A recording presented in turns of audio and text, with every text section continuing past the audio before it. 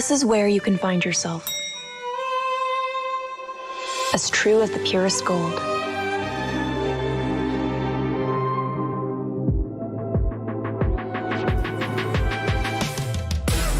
Be forever young. Be lavish. Be timeless. I am 24K, bling like no other. Halo para pengejar. Pak, saya bantuin ya. Kejar ini, kejar itu, kejar. Keep kalem, pasti ada diskonnya. Pesan GrabCar pakai promo Yuk Grab.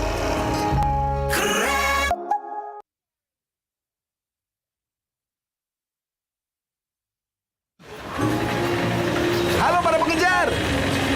Kejar ini, kejar itu, kejar. Keep kalem, nggak ada kata telat. Pesan Grab Bike ada jaminan anti ngaret.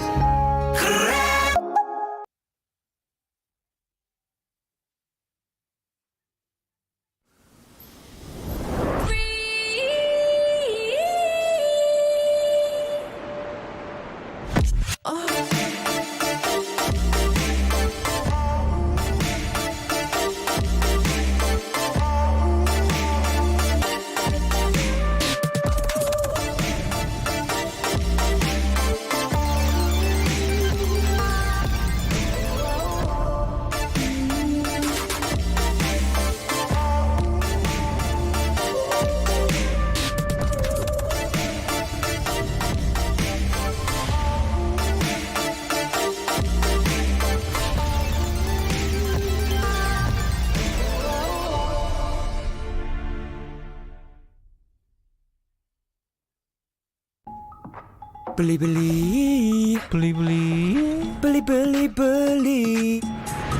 Gratis ongkir, beli. Gratis ongkir. Beli. Download sekarang. Bas TV. Beli. Belanja di Indomaret makin banyak untungnya. Kumpulkan cashback poin jadi untung terus. Makin sering belanja, makin banyak poin yang kamu dapatkan. Dapat diskon, jadi untung terus. Bayar belanjaanmu dengan poin yang kamu punya. Belanja jadi gratis, jadi untung terus. Dan untung terus dapat banyak promo. Jadi member Indomaret Poinku sekarang. Untungnya non-stop.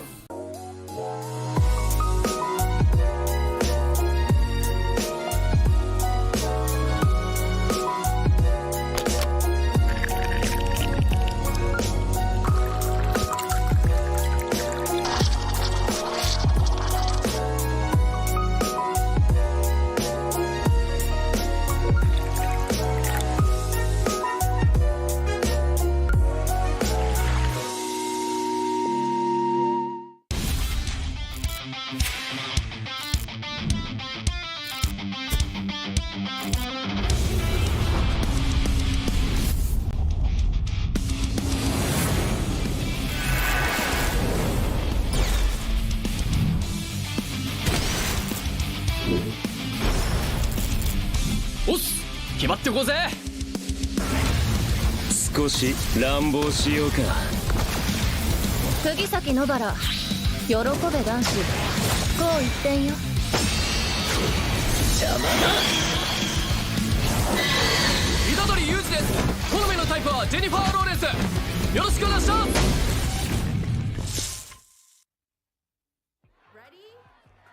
So it all started when I was at a friend's party. Mia, can you send me that? Sure. Everyone keeps asking. Mia, can you send me that? Even my French neighbor. Mia! I mean, all the time. Can you send me that? I'm not making this up. Hey, can you send me that? Everyone. Sure. Samsung Galaxy S23 Series 5G. Get it now. Incredible. Wow. Attention passengers, final call for flight. Wait, is that a phone? Look at the performance, the graphics. That thing's a gaming machine. Hang on. A new challenger. Is that Faker? That man's a gaming legend. Everyone, fasten your seatbelts. And here we go! Samsung Galaxy S23 Series 5G. Get it now.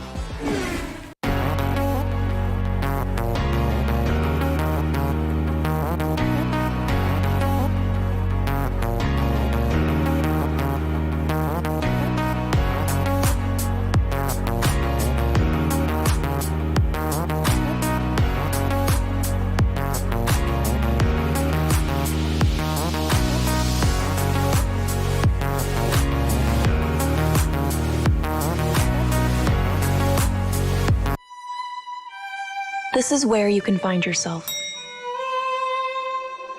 As true as the purest gold.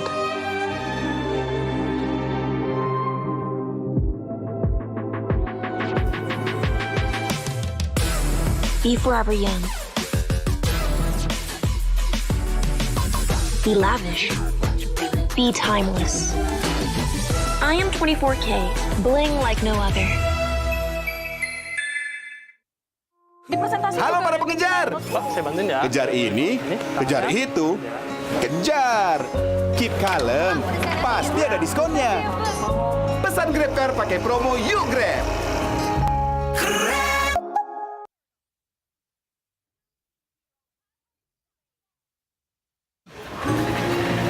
Halo para pengejar. Kejar ini, kejar itu, kejar. Keep kalem, nggak ada kata telat. Pesan Grab Bike ada jaminan anti ngaret.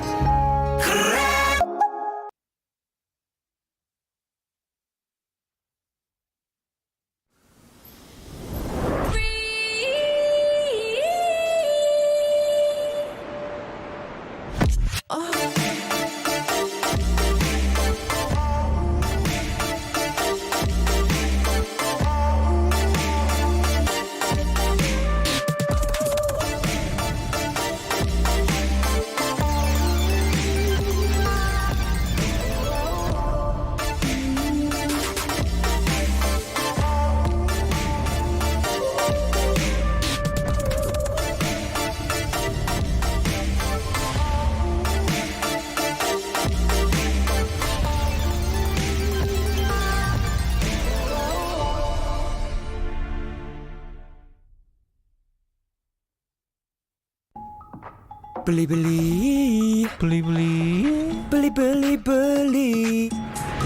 Gratis ongkir. Beli. Gratis ongkir. Beli. Download sekarang. Pasti kuas, pasti beli. Belanja di Indomaret makin banyak untungnya. Kumpulkan cashback poin jadi untung terus. Makin sering belanja, makin banyak poin yang kamu dapatkan. Dapat diskon, jadi untung terus. Bayar belanjaanmu dengan poin yang kamu punya. Belanja jadi gratis, jadi untung terus. Dan untung terus dapat banyak promo. Jadi member Indomaret Poinku sekarang. Untungnya non-stop.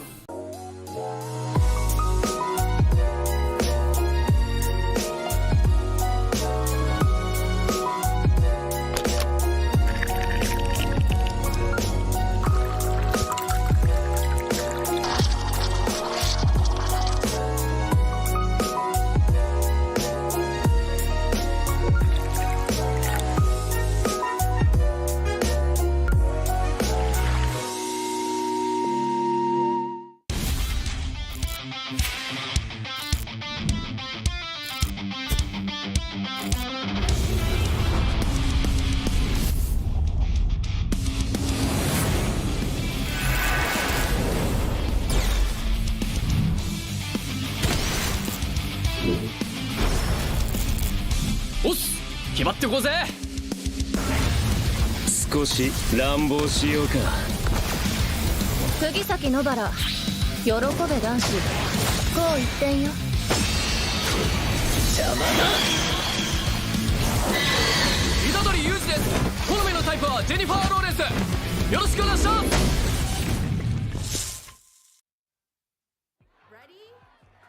So it all started when I was at a friend's party. Mia, can you send me that? Sure. Everyone keeps asking. Mia, can you send me this? Even my French neighbor. I mean, all the time. Can you send me that? I'm not making this up. Hey, can you send me that? Everyone. Sure. Samsung Galaxy S23 Series 5G. Get it now.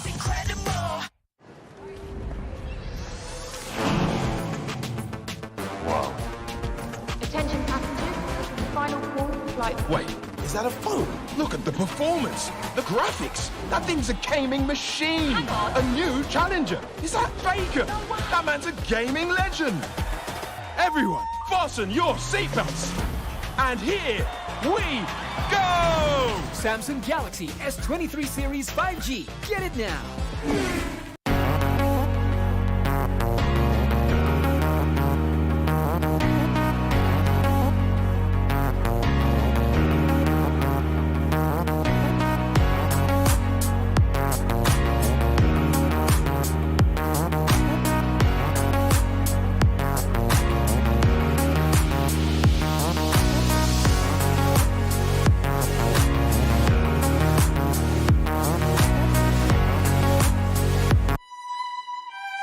This is where you can find yourself. As true as the purest gold.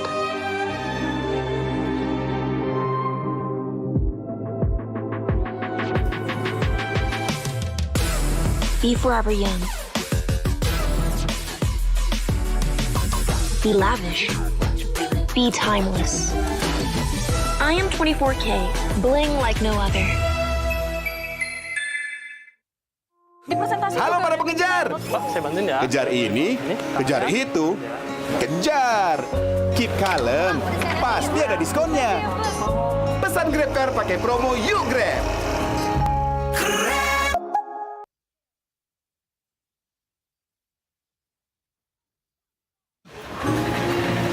Halo para pengejar. Kejar ini, kejar itu, kejar. Keep kalem, nggak ada kata telat. Pesan Grab Bike ada jaminan anti ngaret.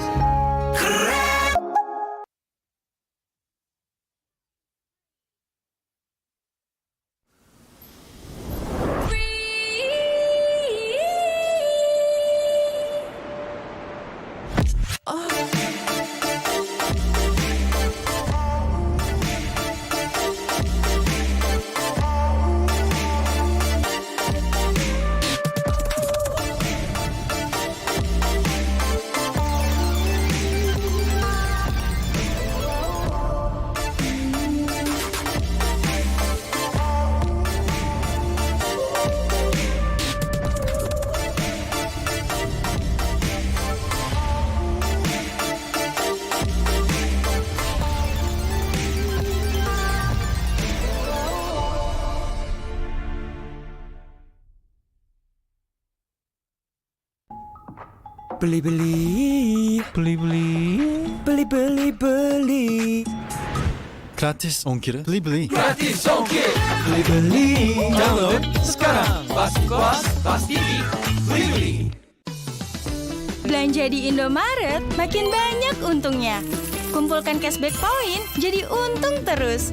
Makin sering belanja, makin banyak poin yang kamu dapatkan. Dapat diskon, jadi untung terus. Bayar belanjaanmu dengan poin yang kamu punya. Belanja jadi gratis, jadi untung terus. Dan untung terus dapat banyak promo. Jadi member Indomaret Poinku sekarang. Untungnya non-stop.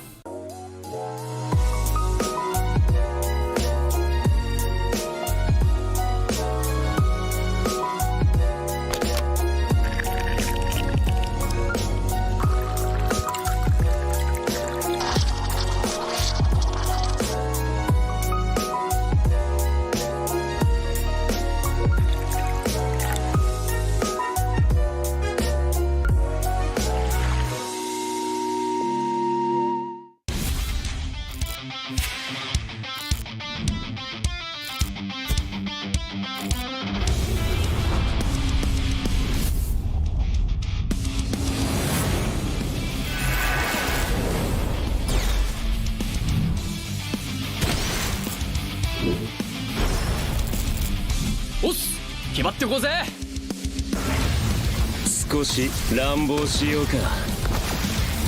釘崎野原、喜べ男子。こう一点よ。邪魔だ。虎杖裕二です。好みのタイプはジェニファー・ローレンス。よろしくお願いします。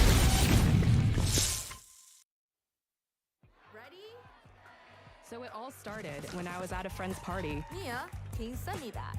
Sure. Everyone keeps asking. Mia, can you send me that? Even my French neighbor. I mean, all the time. Can you send me that? I'm not making this up. Hey, can you send me that? Everyone. Sure. Samsung Galaxy S23 Series 5G. Get it now.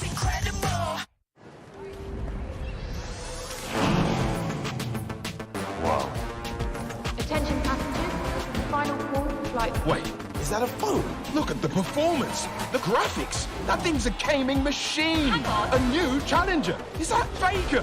That man's a gaming legend. Everyone, fasten your seatbelts.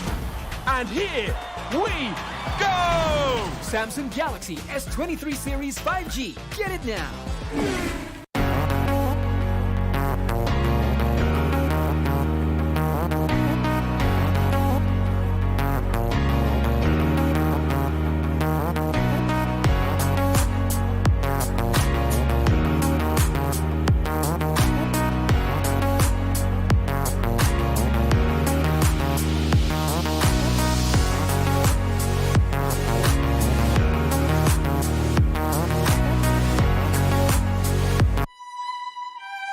This is where you can find yourself.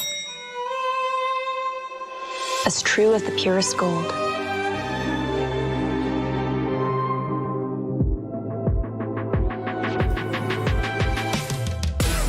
Be forever young. Be lavish. Be timeless. I am 24K, bling like no other. Halo para pengejar. Saya bantuin ya. Kejar ini, kejar itu, kejar. Keep kalem, pasti ada diskonnya. Pesan Grab Car pakai promo Yuk Grab.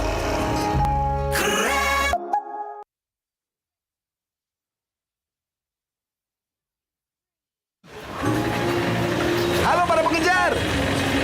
Kejar ini, kejar itu, kejar. Keep kalem, nggak ada kata telat. Pesan Grab Bike ada jaminan anti ngaret.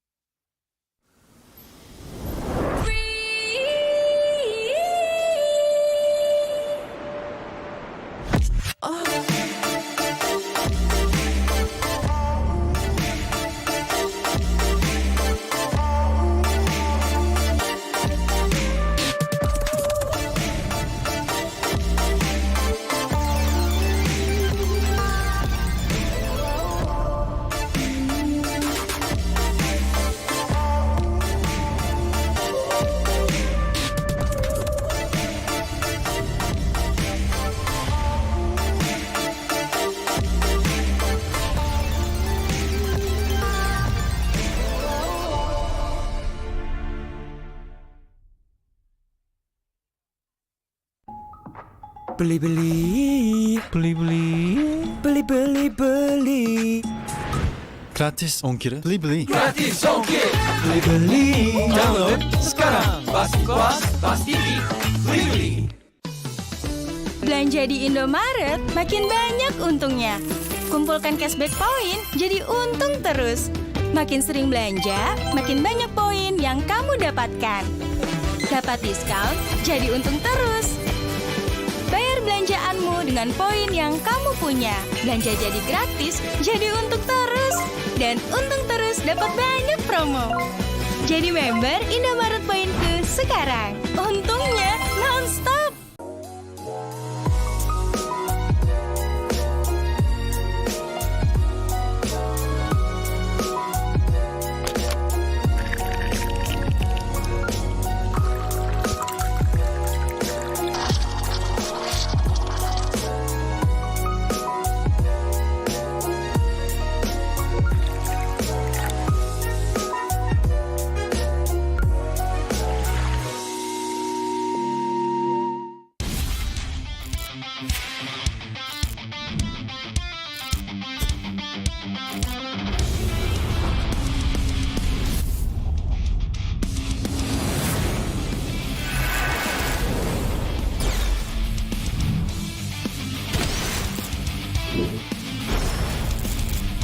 Oss, 決まってこうぜ。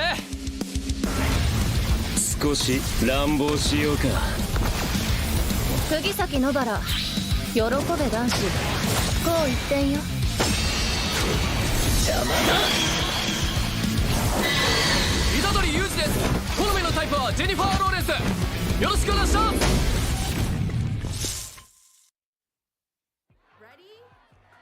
So it all started when I was at a friend's party. Mia, can you send me that?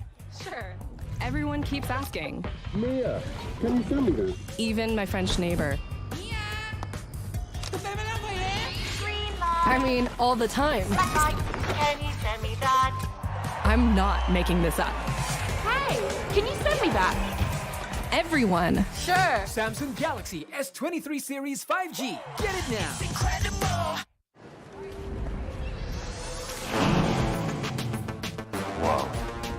Attention passengers, final call for flight. Wait, is that a phone? Look at the performance, the graphics. That thing's a gaming machine. Hang on. A new challenger. Is that Faker? That man's a gaming legend. Everyone, fasten your seatbelts. And here we go! Samsung Galaxy S23 Series 5G. Get it now.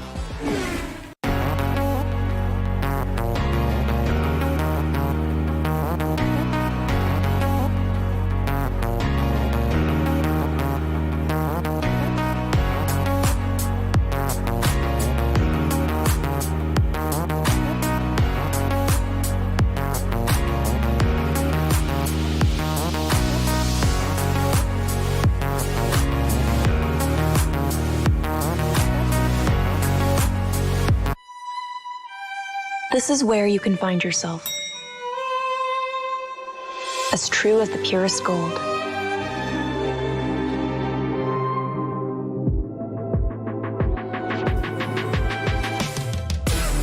Be forever young. Be lavish. Be timeless. I am 24K, bling like no other. Halo para pengejar. Pak, saya bantuin ya. Kejar ini, kejar itu, kejar. Keep kalem, pasti ada diskonnya.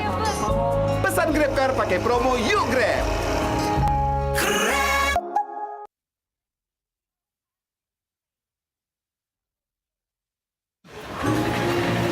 Halo para pengejar. Kejar ini, kejar itu, kejar. Keep kalem, nggak ada kata telat. Pesan Grab Bike ada jaminan anti ngaret.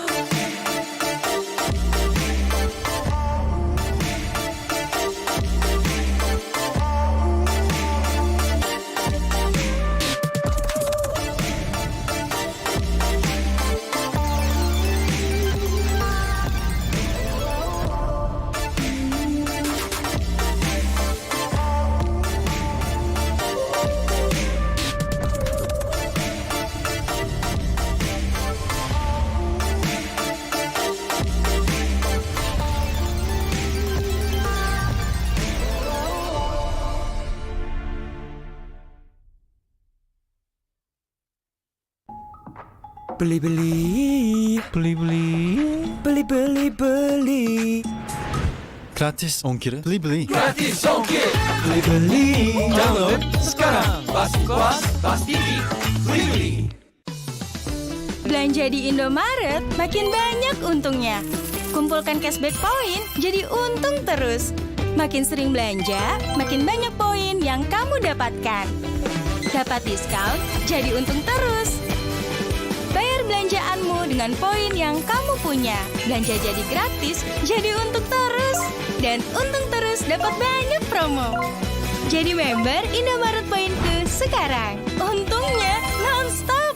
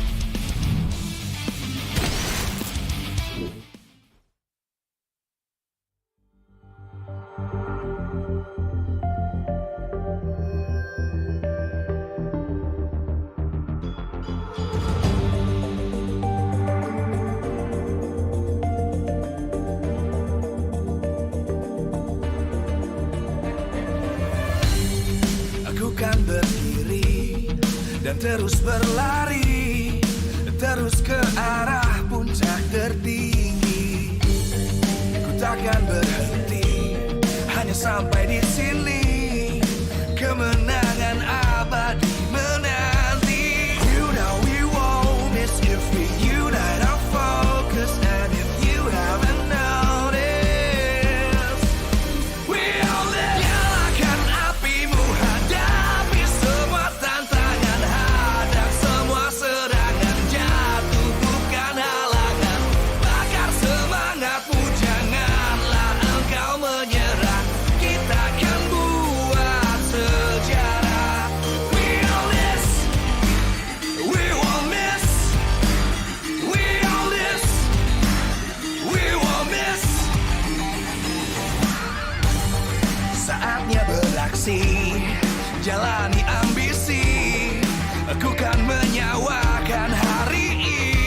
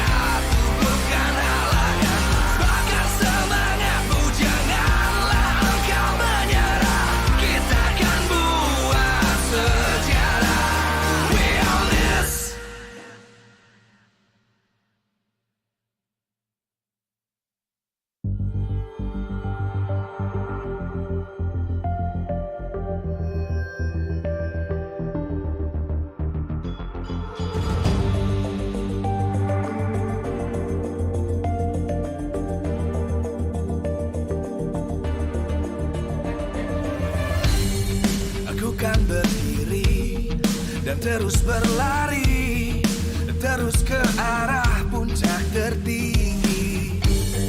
Ku takkan berhenti, hanya sampai di sini.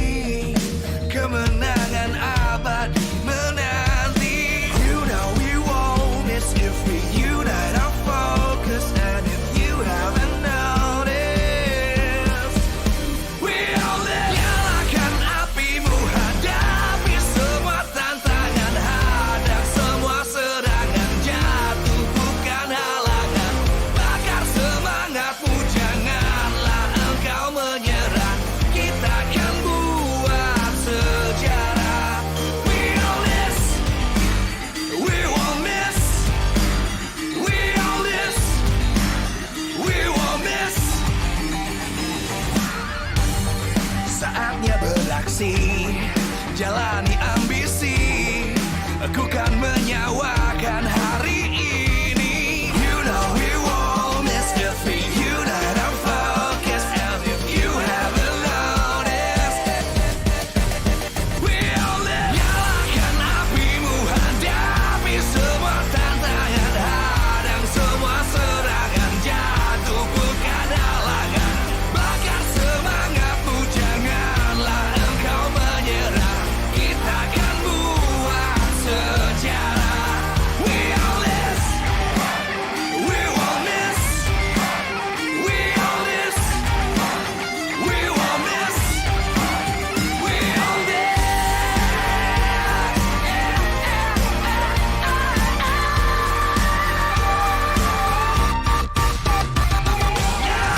Nyalakan apimu, hadapi semua tantangan, hadang semua serangan, jatuh bukan halangan. Bakar semangatmu, janganlah engkau menyerah.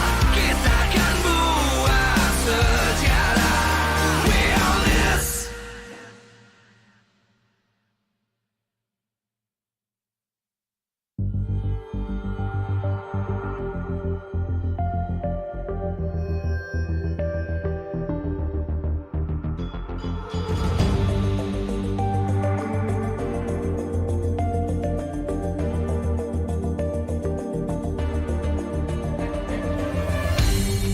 Aku kan berdiri dan terus berlari, terus ke arah puncak tertinggi. Ku takkan berhenti, hanya sampai di sini. Kemenangan abadi menanti. You know we won't miss if we unite our focus. And if you haven't noticed, we all live. Nyalakan apimu, hadapi semua tantangan, hadang semua serangan, jatuh bukan halangan. Bakar semangatmu, janganlah engkau menyerah. Kita akan buat sejarah. We all this, we won't miss. We all this, we won't miss. Saatnya beraksi, jalani ambisi. Aku kan menyawakan hari ini. You know we won't miss if we unite our focus. And if you haven't noticed, we all live. Nyalakan apimu, hadapi semua tantangan, hadang semua serangan, jatuh bukan halangan. Bakar semangatmu, janganlah engkau menyerah. Kita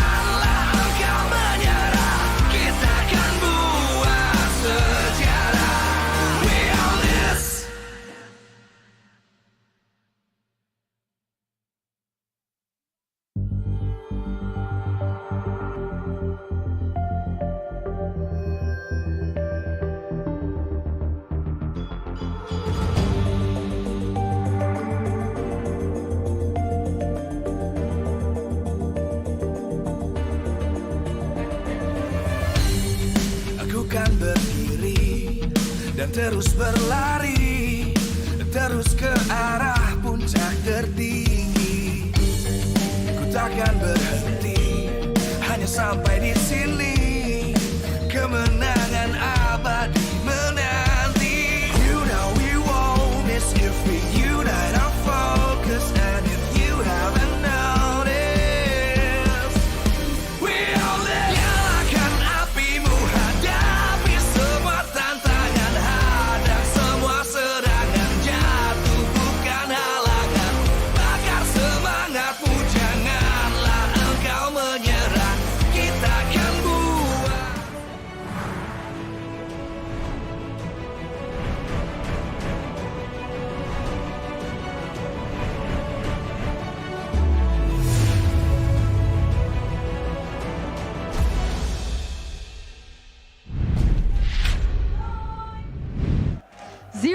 4-4-0.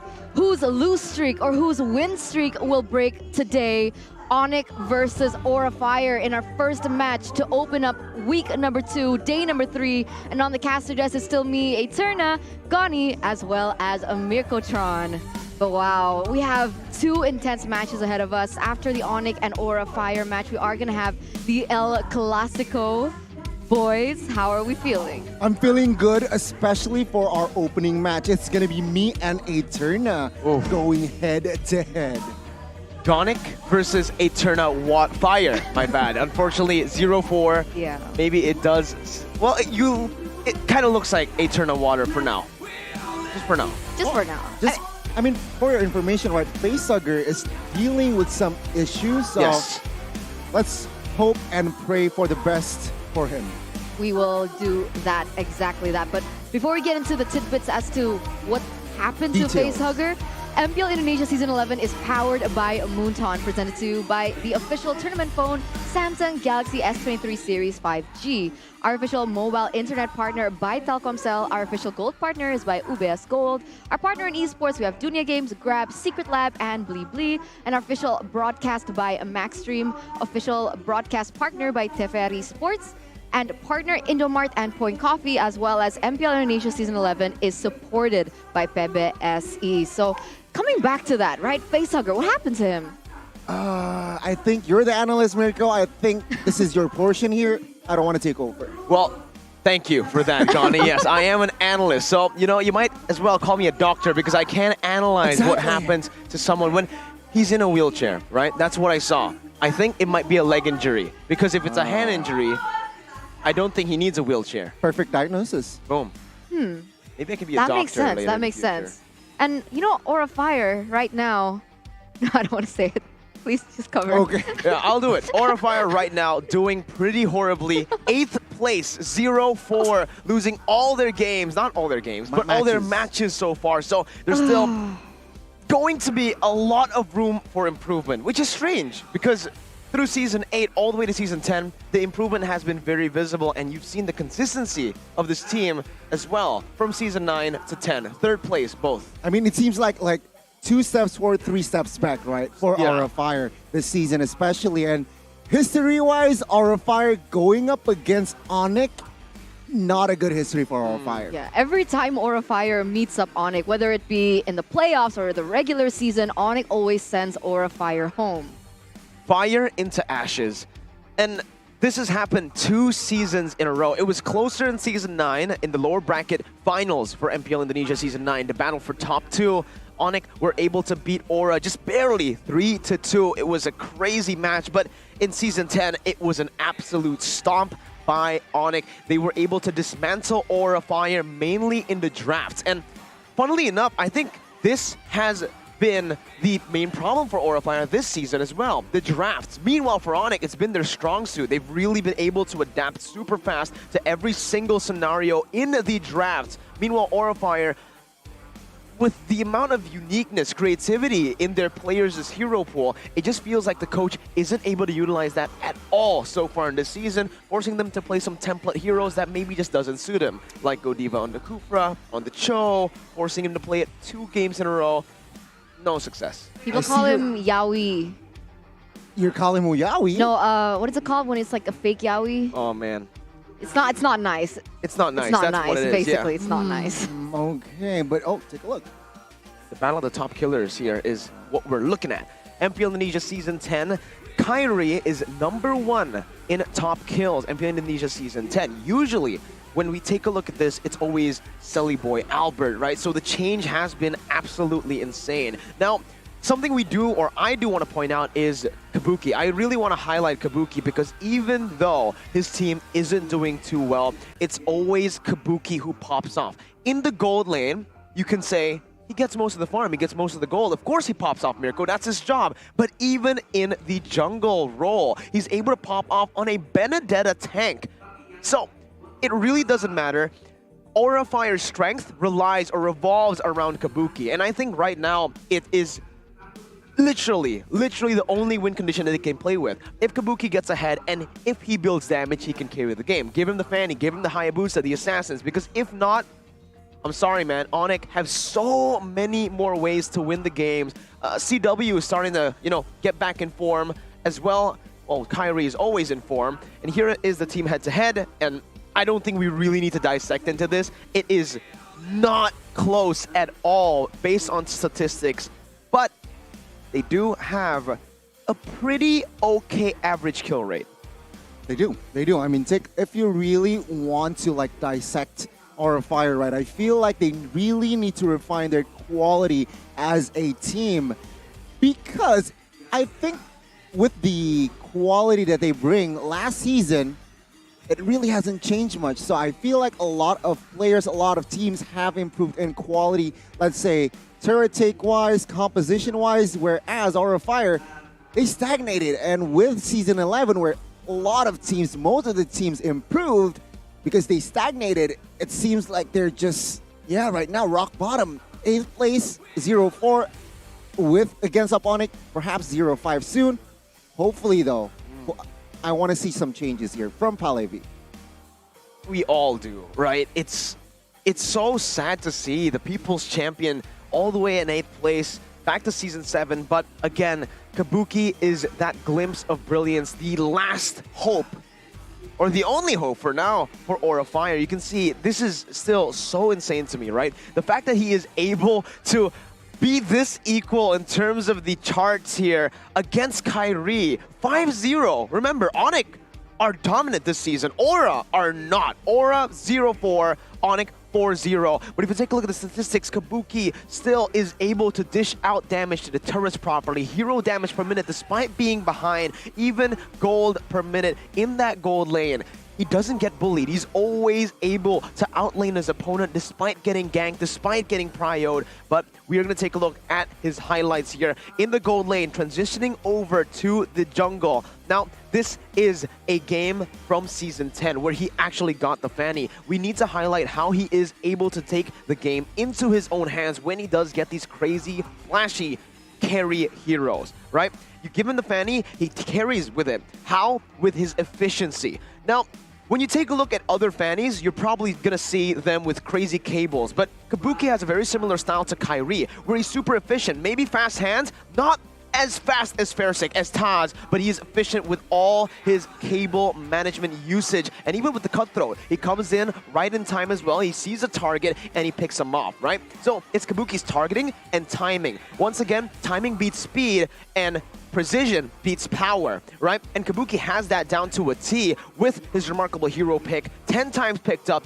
50% win rate in MPL Indonesia Season 9 and Season 10. Remembering again that this is still a very risky move to pull off. 50% win rate means that, it's 50-50, literally. It's literally on the line. Meanwhile, for Kyrie, he is the jungler. Kabuki has to constantly be swapping from jungle to gold. His retries might not be on point, but Kyrie, he has played the jungle role for basically his entire career at this point, and he just knows the utter limits to every little thing, even the Retribution game, because right now, we might as well call him the Retribution King in MPL Indonesia. On top of that, we all just can talk about his Fanny, right? It's super efficient and fast. It's the best of both worlds, which is very rare to see. But ONIC, with Kyrie here, he's able to do it so well. Again, the efficiency is uncanny. If you look at how he positions in the team fight, you can kind of say that he's playing it like a marksman, spacing properly, waiting in the back line, and jumping in right on time. And back again to the immaculate calculation from Kyrie. He steps in onto the turtle, knowing he is going to be able to get the shield, knowing that the retribution is no longer available from the enemy team. He takes it, uses that, and optimizes it to take the kill, buy some time, and even bait Rizal out there. With both of these junglers from both of the teams being able to use the Fanny really well, I'm seeing that perhaps that could be a contested pick here in the upcoming match. Knowing ONIC, I like it can be, right? They like to somehow test their opponents. What can you do best? Leave that hero open, and again, Kyrie can play that Fanny as well. So I'm hoping to see a Fanny contest pick here in our at least opening game. I expect it to, right? Fanny, super prio right now. There's a lot of counters to it though, right? And I think that's where Aura needs to be very, careful with the Fanny pick. Sure, Kabuki is still a good Fanny, but up against Keyboy, who can play the Franco, the Kaja, the Kufra super well, it is a very risky pick to go for. And here it is, the keys to victory for Aura Fire. Presented to you by the Samsung Galaxy S23 Series 5G. Target CW from the early game. Now, this is something that a lot of teams have been doing up against ONIC. Even at M4, we saw how teams were able to beat ONIC was, firstly, shutting down Kyrie in the draft and shutting CW down in the game. Playing strong side to their gold laner, which is going to be quite tough to do, considering Chayed has struggled in all of his matchups so far, laning-wise. He has lost, even on counter picks, right? So it's a very big question mark as to how they're able to pull that off. But on the other side, ONIC, once again, keys to victory here. Prioritize the power heroes from Kyrie and Keyboy. If we're being realistic here, prioritize the power heroes from anyone. You can literally put anyone on these carries, and they can carry the game. That's how scary ONIC is in MPL Indonesia. I completely agree with you. That's just I think, the main concern for Aura Fire, right? I think they need to draft intelligently. Against ONIC is going to be hard. But you know what? From the pictures, I noticed that Dreon is in the pictures. Hinting, is he playing? Oh, what? What do you mean? Is he playing? Let's see. Let's wait and see, right? For the official team lineup. We'll see. Is Dreon playing? Because earlier, there was Rion. Okay, he could play. We'll see. The last Kage, like Mirko mentioned. But I do agree with you. I think in all aspects, Aura Fire is definitely behind on ONIC. You can say statistics, you can say history, you can say player quality, you can say strategy, you can say flexibility. Just in every way possible, ONIC Esports has the benefit.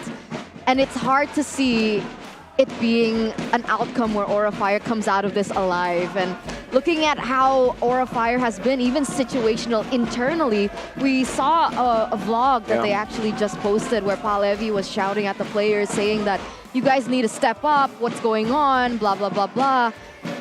And it's not a good look on Aura. And hopefully that doesn't, shrink their fire. It's, again, a very tough pill to swallow for the third place team in MPL Indonesia. But even here, they have an advantage. You can hear it. The crowd going crazy, the Sonic fans here in the building, but they're awesome. They are awesome. Like the Samsung S23 Galaxy 5G. That is also super awesome, guys. You can get a promo deal here if you use installments on this phone. Oh my god. There's so much things that you can check out. But the details, I think we've mentioned it so many times. You guys can check it for yourselves at samsung.com/ID because the specs are just incredible. Very good specs, long-lasting battery life, a very super AMOLED screen, and yeah, just check the sites to order perhaps. Mirko, I know you want that phone. Didn't you get the installment already? I did actually, yeah. We pre-ordered it already, right? We already did. It was on my birthday. Oh, so, happy birthday again. Thank you, man. It's been 3 days, but I still get it's fine. I'll take the wishes. Yesterday was Skylar's birthday, so he got a lot of wishes too. But now, again, our focus is mainly on ONIC and Aura. Man, Aura, big concern. What lineup are they going to bring into the stage right here? And now we're going to see the official starting lineup for Aura Fire. It seems like Hai, Kabuki, Chayet, Fluffy, and Facehugger with Hai going into the gold lane? Oh, no. He's still a roamer. Sorry. I shocked myself there. But that's the same lineup that they pulled out yesterday. As for the side of ONIC Esports, you're right. Drian is going to be replacing Sans in that mid lane. The last Kage participating in this match. Is that a respect or a disrespect here? Putting the last Kage against an Aura Fire. Against the Aura Fire. But we'll see. Let's welcome ONIC Esports on to the stage without Sans, with Drian leading the pack. They are the defending champions of MPL ID, and they're looking to go all the way. The last Kage debuting in Season 11. And boy, it's looking scary. It is really looking scary again. With Drian, it adds more creativity when you expect them to have, at least a hero pool where you can capitalize on in the draft. They bring in Drian, and now all hell breaks loose in the mid lane. Well, we'll see. Will the Red Dragons can go up to the challenge as they will enter the stage? Oh, will they be able to come out alive, honestly? A lot of people are expecting this to be a bloodbath, a massacre. And it could be the case if things have not changed since their last performance around this season. Then the outcome should be clear. The outcome should be ONIC Esports being able to continue their win streak and Aura Fire going further down in the standings. Again, it's going to be very, very tough to pull off here up against the defending champions. They have lost all their matches so far, and it's a massive obstacle right in front of them, in their faces, with Coach CL and Palevi walking up on the stage. And Yeb, and the man himself, the myth, the legend, Adi. The one and only Adi. Adi debuting in ONIC, right? Well, not debuting towards the stage, but debuting season, rather. Yeah. I think it's looking good. It's looking great, right? For an good start. Aura Fire, though, Palevi, you mentioned how is it in the locker room? Hopefully, morale is still up.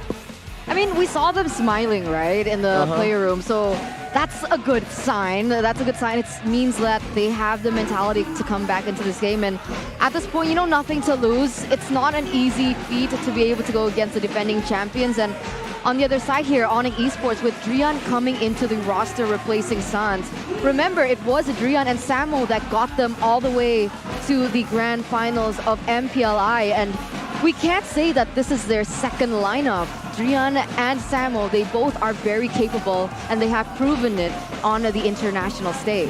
I think with ONIC, you can basically say they have two main lineups, right? Full 5 members who can really take the game, play it in their own way, which is interesting, which is crazy, because usually the identity sticks with the team, not with the roster playing.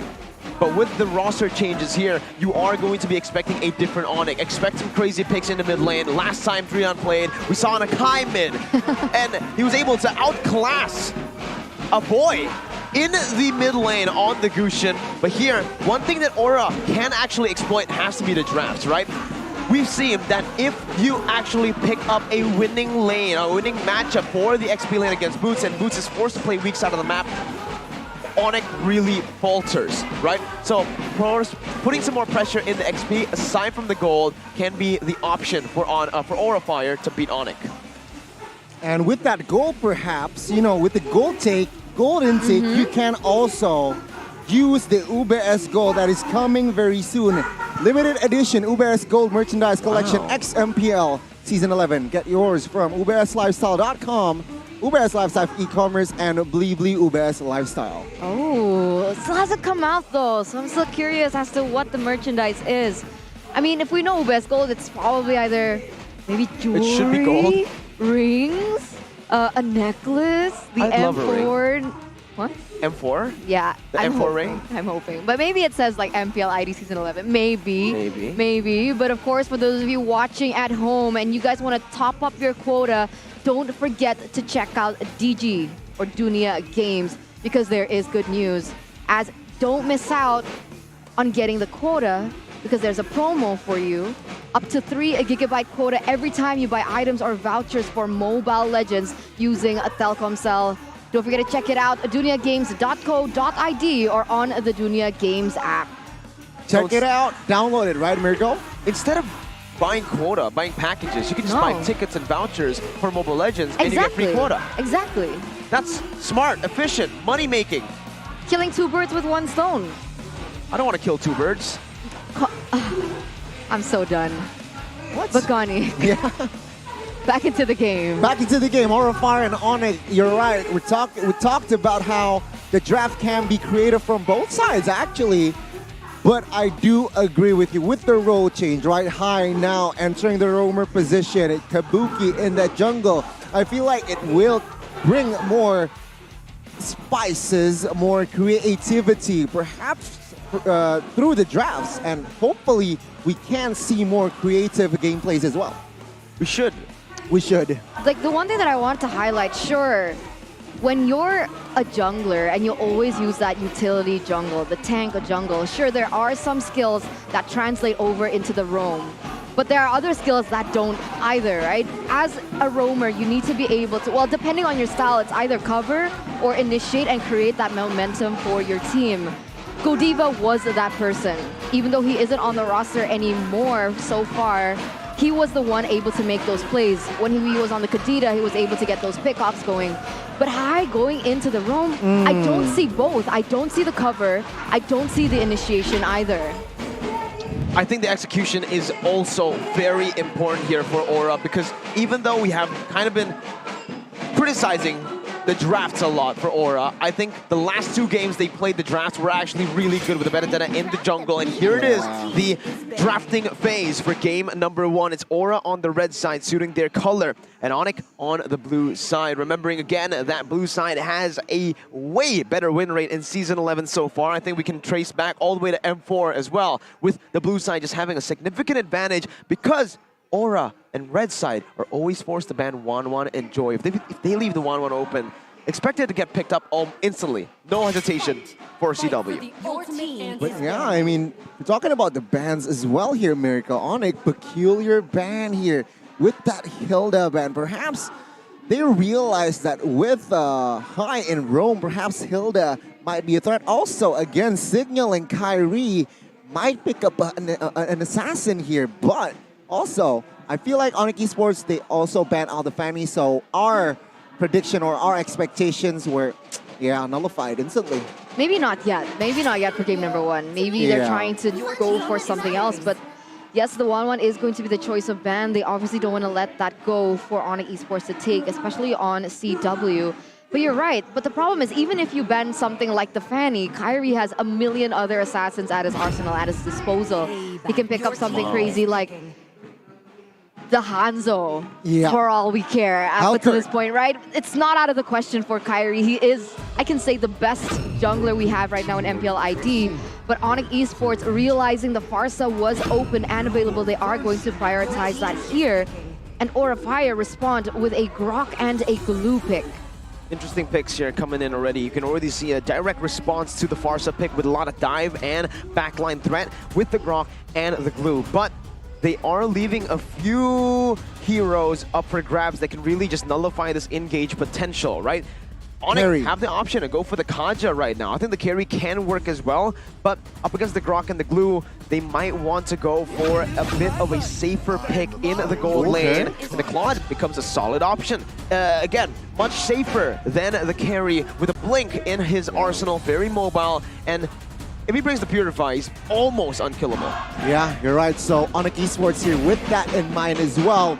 We are gonna expect ONIC Esports to, I think, pop off from mid-game towards the late here. Seeing Pharsa, seeing Claude, they might want to just sustain their early game. Neutral objectives, let's see. Will Horrifire take advantage of that? It seems like with that heat pick, Horrifire with Grok tends to play more early game. Perhaps a clash of playstyles already from the drafts. But I don't know if I like this Eve pick, right? This is a Eve pick into a Pharsa and a Kaja pick. Yeah. As we all know, the Kaja can cancel the real-world manipulation from the Eve, and the Pharsa outranges the Eve. And it also I wouldn't say outscales, but out-rotates. Out-damages for sure, because Pharsa is a source of burst and not more of like DPS like the Eve, Yeah. but I'm more worried about that early game rotation here. But For mobile. coming to the second phase of the draft ban and picks, we do see a Terizla being banned from the side of Aura Fire, and Beatrix have opted to take away the Beatrix. I think it's a very good second phase so far for Aura Fire. Honestly, at this point, might as well go for another XP ban, but nope, they actually target the Hayabusa. Noticing that the Hilda has been banned out, ONIC want to pick up an assassin in that jungle. But back to the point that I made earlier before the draft even started, Aura might want to get a winning lane for themselves with Fluffy in the XP, right? They've already picked up Glue, a very good laner. So now banning heroes that can actually out-trade the Glue, like the Terizla, is a solid option. ONIC still will have that last pick in terms of the XP compared to Aura, but I think what I want to highlight here is the fact that the Glue isn't a flex pick. Yeah. Usually we see it as a flex pick, but here I just don't see it happening. I don't see Kabuki on the Grok jungle. It just doesn't really suit him. And because of that, ONIC, they utilize that same thought to go just for the gold lane bans, knowing that Chayed usually, even in winning matchups, loses in the gold lane. They take away the winning matchups, and now he is forced to either pick a carry, a Melissa probably, maybe. Nope, they go for the carry. Again, losing matchup here for the carry because of how much single target lockdown and poke that ONIC have. Yeah, I mean, let's not forget the feathered airstrike as well, right? Outranges carry heavily, and that's one of the main concern here to activate that carry. Let's see though, I feel like with enough peels such as Glue and Grok, it might work, but it's gonna be tougher, right? Remember, Wild Charge can cancel out that feather airstrike, so that's should be the main objective from High if he is to play that Grok. So yeah, Wild Charge on towards the feather airstrike should be the #1 prio, but ONIC Esports seems like Dyroth, a good trade. I feel like Dyroth 1v1 in lane against the Glue good. should win. Let's see here, the last and final pick, a Paquito. Paquito. Wow, Okay. another bruiser in the mix. Paquito is going to be the choice of pick here for ONIC Esports, assuming that it is going to be in the jungle. So Kyrie on the Paquito. We saw this Paquito in the jungle yesterday. How did that go? It went really well, right? Because ONIC were able to snowball with it. And I think right now, if you take a look at ONIC's composition, it's all built to snowball. Better mid-pressure with the Kanja Farsa combo. Against the Grok, against the Eve, Grok has pressure when it comes to wave clear, but it's still going to be Farsa and Kanja mostly dominating that mid control. And obviously with the mobility that Farsa has, it's going to be them putting more pressure on the board in the sidelines and even in the enemy jungle, which is the concern right now because Aura haven't picked up a jungler and most of the jungle picks have been banned. He's going to go for the default Benedetta here, and this is a problem too. Wow. They always are able to get the lead early on with a Benedetta, Demon Slayer, but Kabuki never goes damage. He always goes tank. I want to see him go damage. That's the thing, right? If he does go to a tank build, looking at the composition from Aura Fire, I don't feel like there's enough damage. You've DPS. Exactly. Right?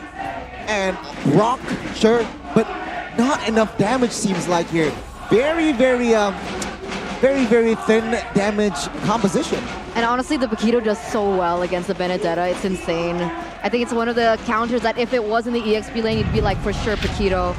And in the jungle, I don't think there's not going to be much of a difference. Well, of course, the other members have a say in those team fights, especially in that first 5 minutes when the first turtle spawns.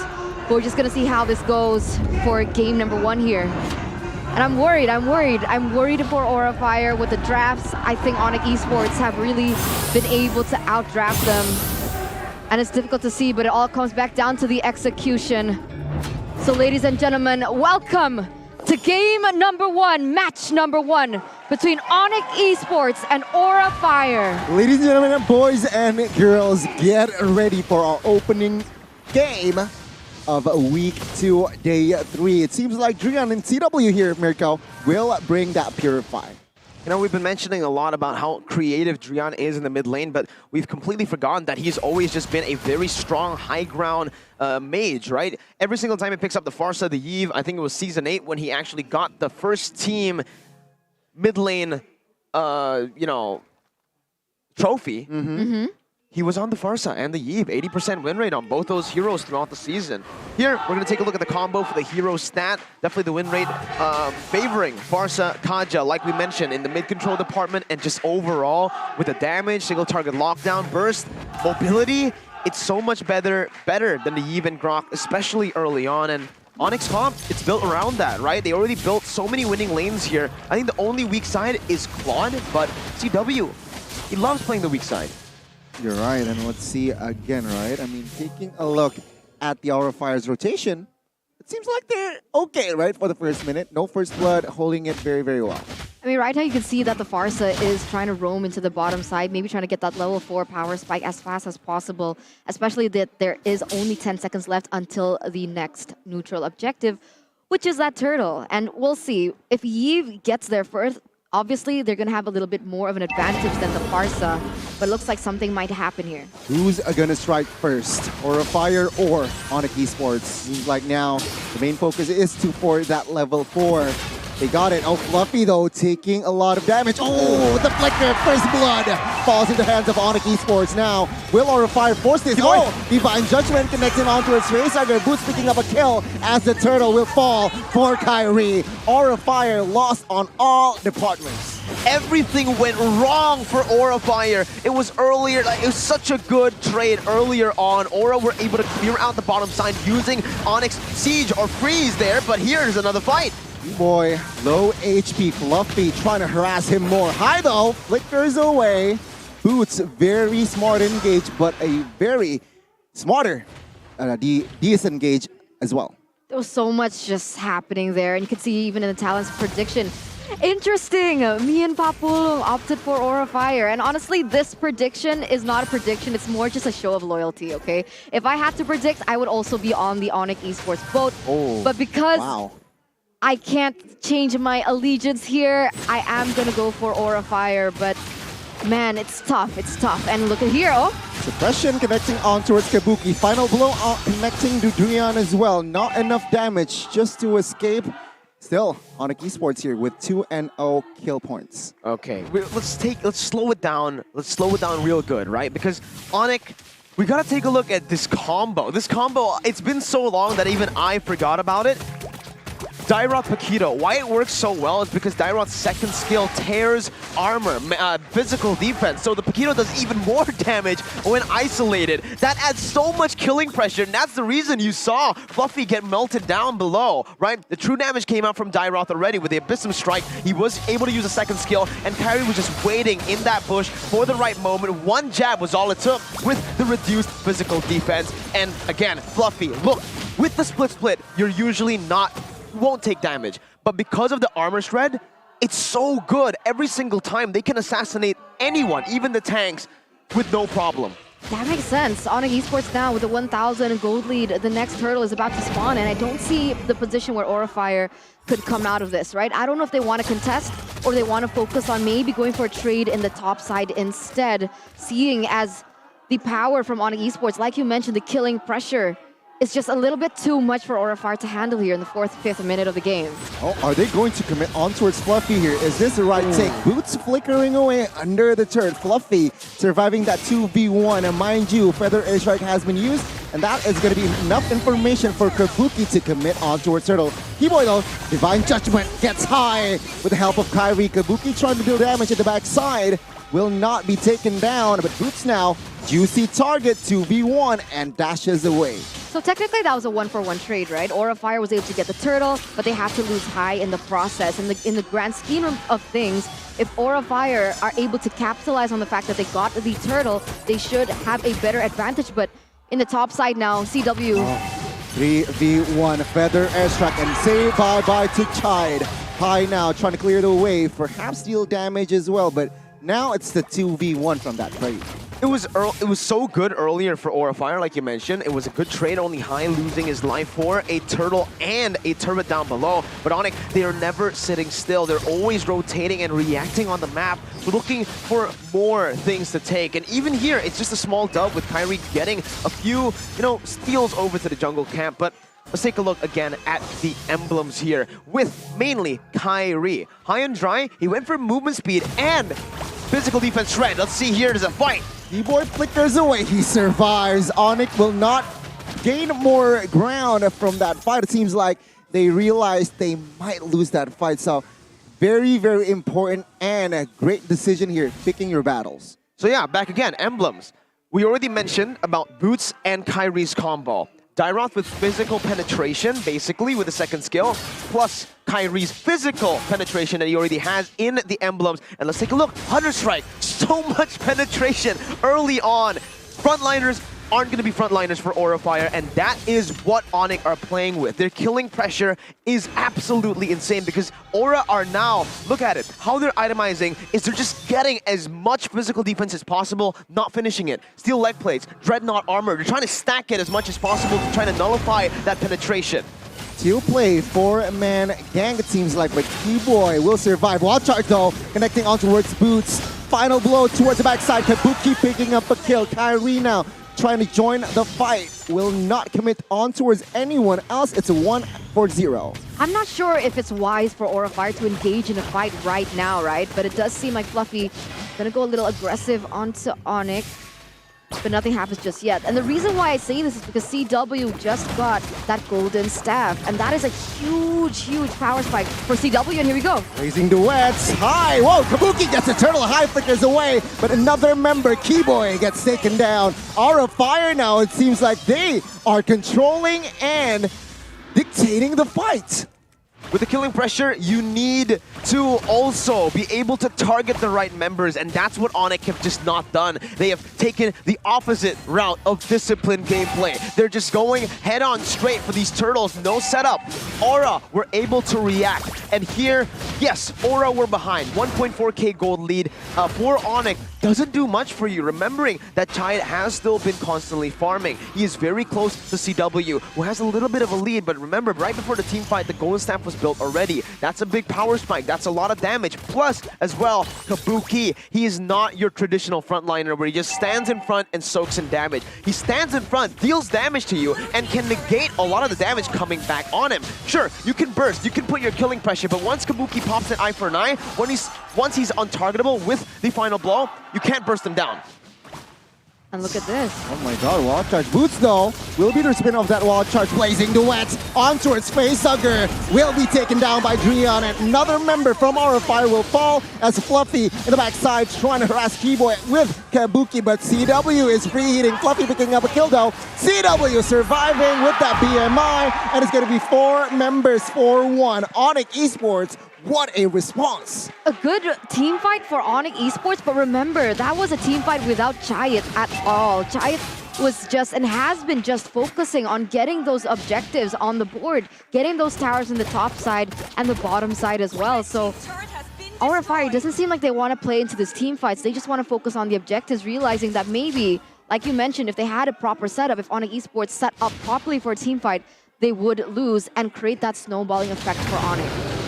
And to add on to that, right, they're still trying to play around the killing pressure a whole lot. The Hunter Strike is already built up from Boots as well, so not only does he have penetration, Kyrie has penetration, and CW is about to build some penetration as well later on in the game with the Malefic Roar. Now what Aura Fire needs to do is, exactly like you mentioned, they need to play with Chayat. I'm not too sure why they actually went for that fight with no neutral objectives on the board, no reason to fight with them having a lead, but I guess you could just say it's Aura Fire playing their style. Chaos, fighting here and there, but without proper setup, they are going to lose in these skirmishes, remembering that their frontliners aren't truly frontliners with the amount of penetration that ONIC have. We saw Keyboy, once he targets the right member, he goes onto the back line, Facehugger gets suppressed.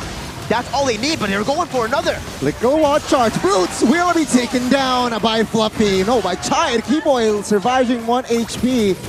Kabuki will secure the Lord. Chai running away the backside as well, but Kai will die in the process. Now Fluffy is stuck, but will mount Kyrie in the process. Kabuki and Facehugger will not be able to do damage. Is now looking for a re-engage. 4-man, will they commit to this? Aura Fire still holding on, but it's going to be 1-for-1, and Aura Fire gets the Lord. Yeah, Aura Fire were able to get the Lord in everything that was happening.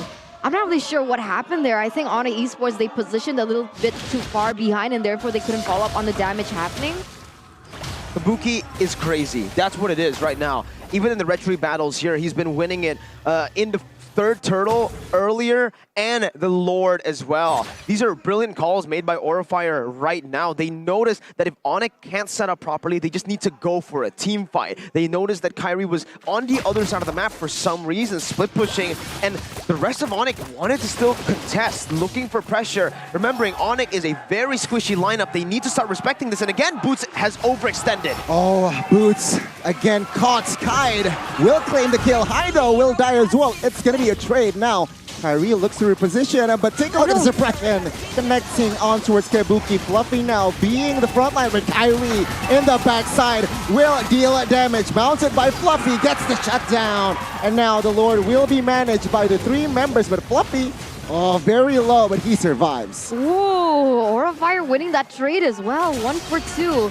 And they were able to take down Kyrie and Boots in the process. Aurafire have actually taken back that gold gap with 1,400. They're going to get a tower in the bottom side as well, and that was best case scenario for Aurafire. I think there's just a lack of respect here from ONIC. It's so weird, right? Boots is playing the Dairoth like a Uranus. As a frontliner, again, overextending, and sure, you can do that all you want, but Aurafire, even though they're 0-4, they are still a team in the MPL that can capitalize on these mistakes, and that's what they've been doing, just capitalizing on ONIC's mistakes. You know what? I beg to differ. I feel like this is Aurafire at their best. You know, showing their quality. See, they're so proactive. Now, they're looking for another play. Fluffy trying to find a member. ONIC with the read. Oh, Keyboy, Flicker, Divine Judgment. Take a look at the damage. High falls. And now it's a 5v4. Boots gets taken down now. 4v4. Fluffy, will you escape? No Flicker for him, and Blazing. Duets gets the kill. Now, will they go for the double as Kabuki now in a very peculiar position? ONIC Esports still with winning the trade. Run, Kabuki, run! Kyrie was so scary. They're waiting in the bush, just waiting for the right moment to strike. But in the end, ONIC Esports were able to get the favorable trade, a 2-for-1. But remember, Hai was taken out, but he still should be back up in time for the next neutral objective. And that's what I find really interesting about ONIC Esports. Usually when they go for pickoffs like that, or when they go for team fights, they usually do it at the proper timing to land something bigger, like going for a tower or a turtle or a lord, but it doesn't seem like that's been the case right now. But both of these teams already on the next lord. Lord dance.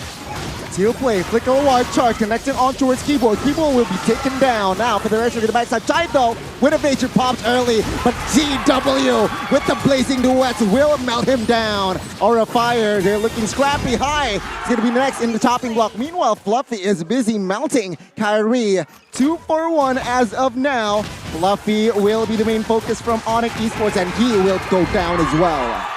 As simple as that, as Adi likes to mention a whole lot. ONIC, if they respect the damage, their frontliners, if they respect Aurafire, they'll be able to get the dub with their significantly advantageous composition. Once again, they waited for the right moment, and here you're seeing the discipline. Kabuki gonna get shredded. Blazing duets. Kabuki will pop that immortal, but he will go down. The hands of Boots. Lord will be secured. And this is the yellow porcupines at their best.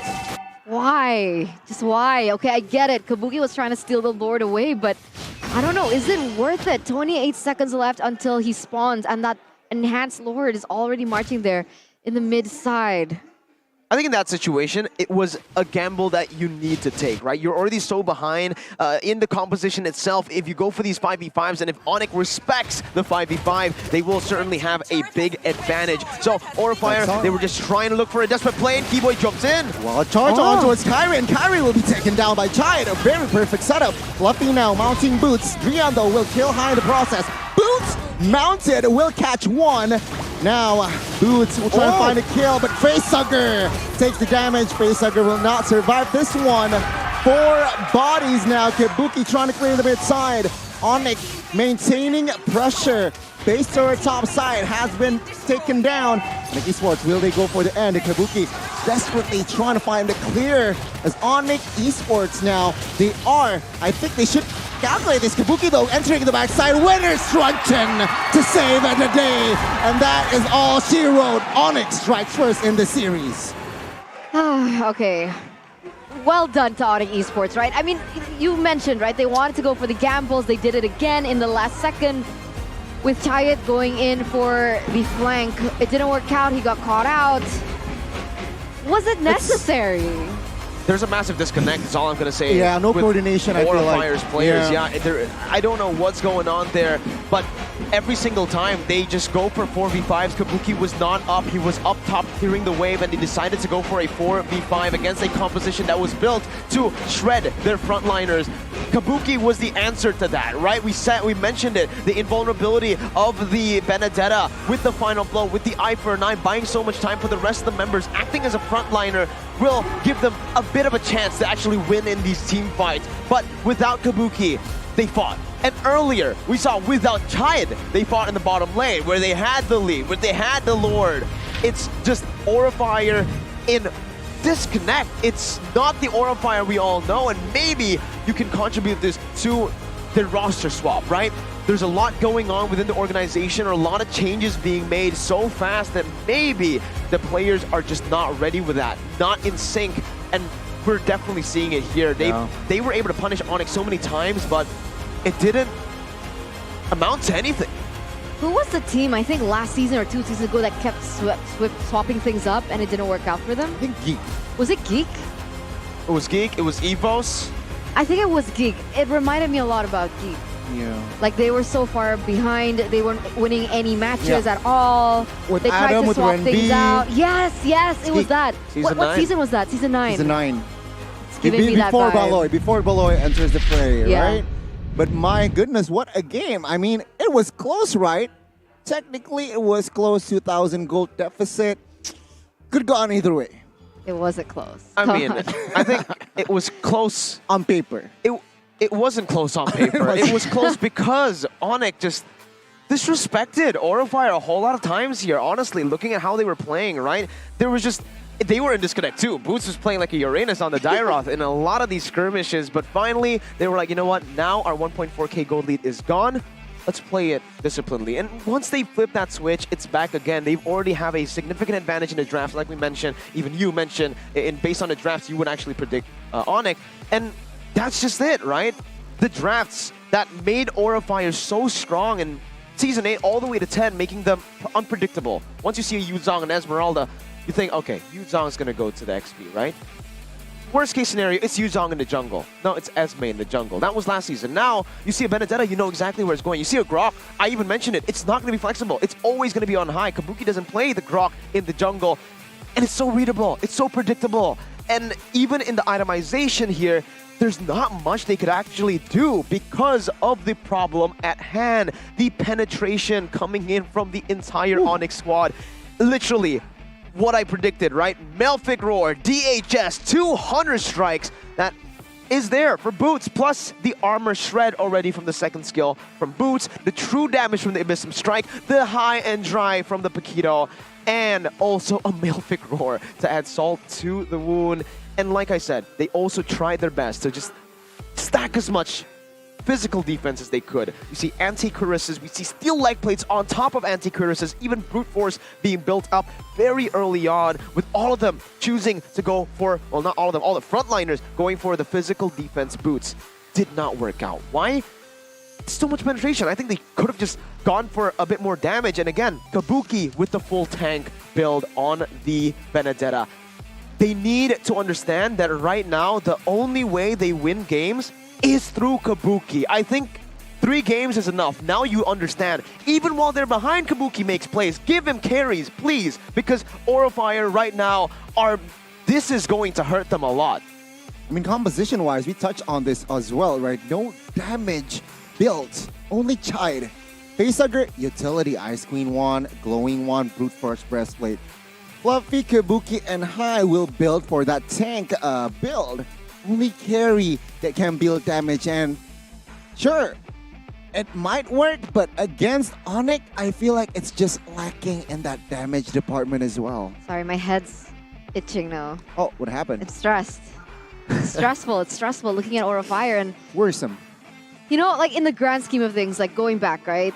What has changed this season for Aura Fire? Tezet left. But what I'm hearing is Facehugger has been the one that's drafting for them. So how big of an impact did Tezet have? And is the change because Tezet left? Or because maybe CL came in? Like, what's going on? We need to know, because now with this change in rosters as well, what we thought was already a very significant limited hero pool has shrunken even further. And if you mentioned that the main anchor for Aura Fire is Kabuki right now, Spanish heroes, what can he play in the jungle? Fanny, Benedetta, what else can he play? So far, just that. Paquito, That's maybe. it. Paquito. Maybe Cho?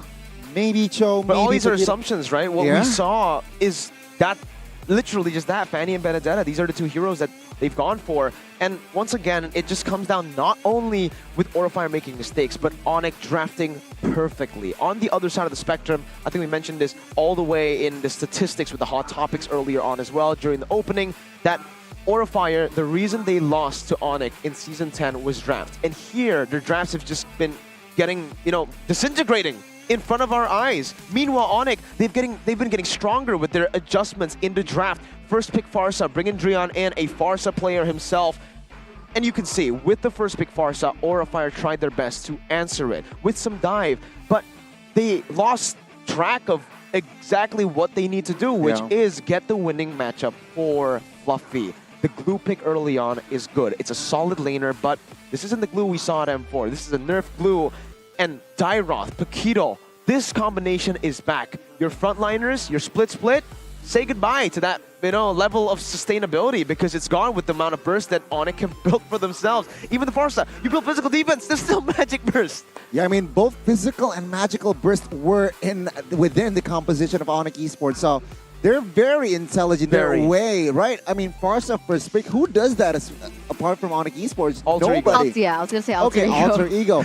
But letting go of Grok and Glue, wow. It was a risky take, right? But now we're also going to take a look at the gold curve that happened in that game. Man, it's, again, just such a steady rise early on. They were able to utilize their killing pressure really well. Then you see that slump where it became equal a bit, right? That was when Boots got caught like twice because he was overextending, and it gave the lead back to Aura Fire. But back again to the draft, they're not really going to be able to capitalize on Kabuki getting a lot of these kills in those skirmishes. I think he got 2 kills, right? He was 2-0. He got the turtle steal. He had a lead against Kyrie, but Benedetta full tank. You are a good frontliner. You can buy a lot of time, but with Chayat in the back line, so easily caught by all the dive, all the damage output, even the range from Farsa. That's why I didn't really like the carry, right? Even in the drafts, we mentioned the carry pick here, a bit iffy because they countered themselves with a lot of range already. This is your MVP, though, presented to you by the Samsung Galaxy S23 Series 5G, the best weak side gold laner that we have in MPL Indonesia. CW, no resources spent in the gold lane, no problem. 6-0-11. Wow, good opening match for him, right? 6-0-11, 81% KP. And yeah, standard build, right? Corrosion, DHS, Golden Staff, Malefic, and of course, Wind of Nature. So yeah, again, CW displayed a perfect lane and perfect endgame as well. And that's the thing, right? Because if I had to choose between the carry and the Claude, not looking at composition of the others, right? I would totally go for carry any day. In lane. Because of the true damage, right? But in a situation where you're a carry and everything is just against you and piled against you, you have the outrange from the Farsa and everyone else just going on to you, picking something like the Claude was definitely a good step in the right direction for ONIC Esports, as we also take a look at the heat map for the first 5 to 10 minutes. Well, honestly, looking at the heat map here, it's basically kind of the standard way that gold laners have been playing. Once it hits 5 minutes, there's no more gold minions coming in your lane. There's no reason to stay put in your lane. So especially on someone like a Claude, you want to get as much gold as possible across the map, moving back and forth. Now, let's take a look at, again, how ONIC were able to win. Every single time, this moment right here was when Keyboy flickered forward to get the Divine Judgment onto Facehugger, not letting that backline work. And again, massive disconnect. We are seeing Chayat in the top side of the map going for it, right? And they decide to fight without their main damage dealer. Here was the moment where well, Boots overextended a bit, got punished, and in these skirmishes, it's just the same story over and over.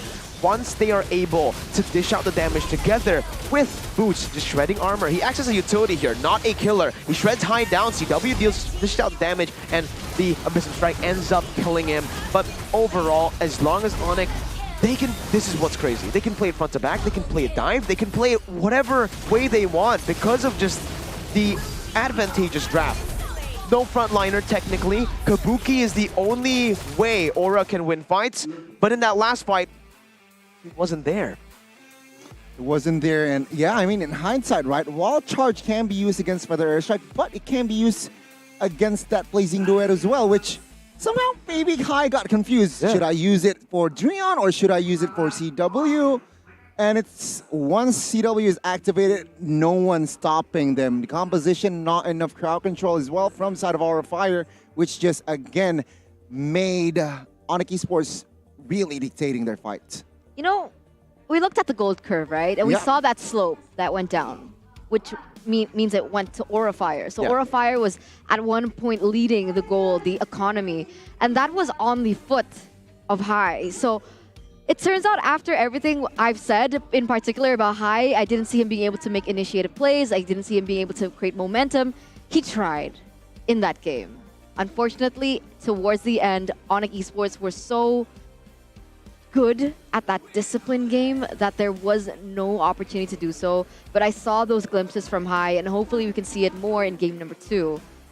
Because I really need to grab some food first. Why?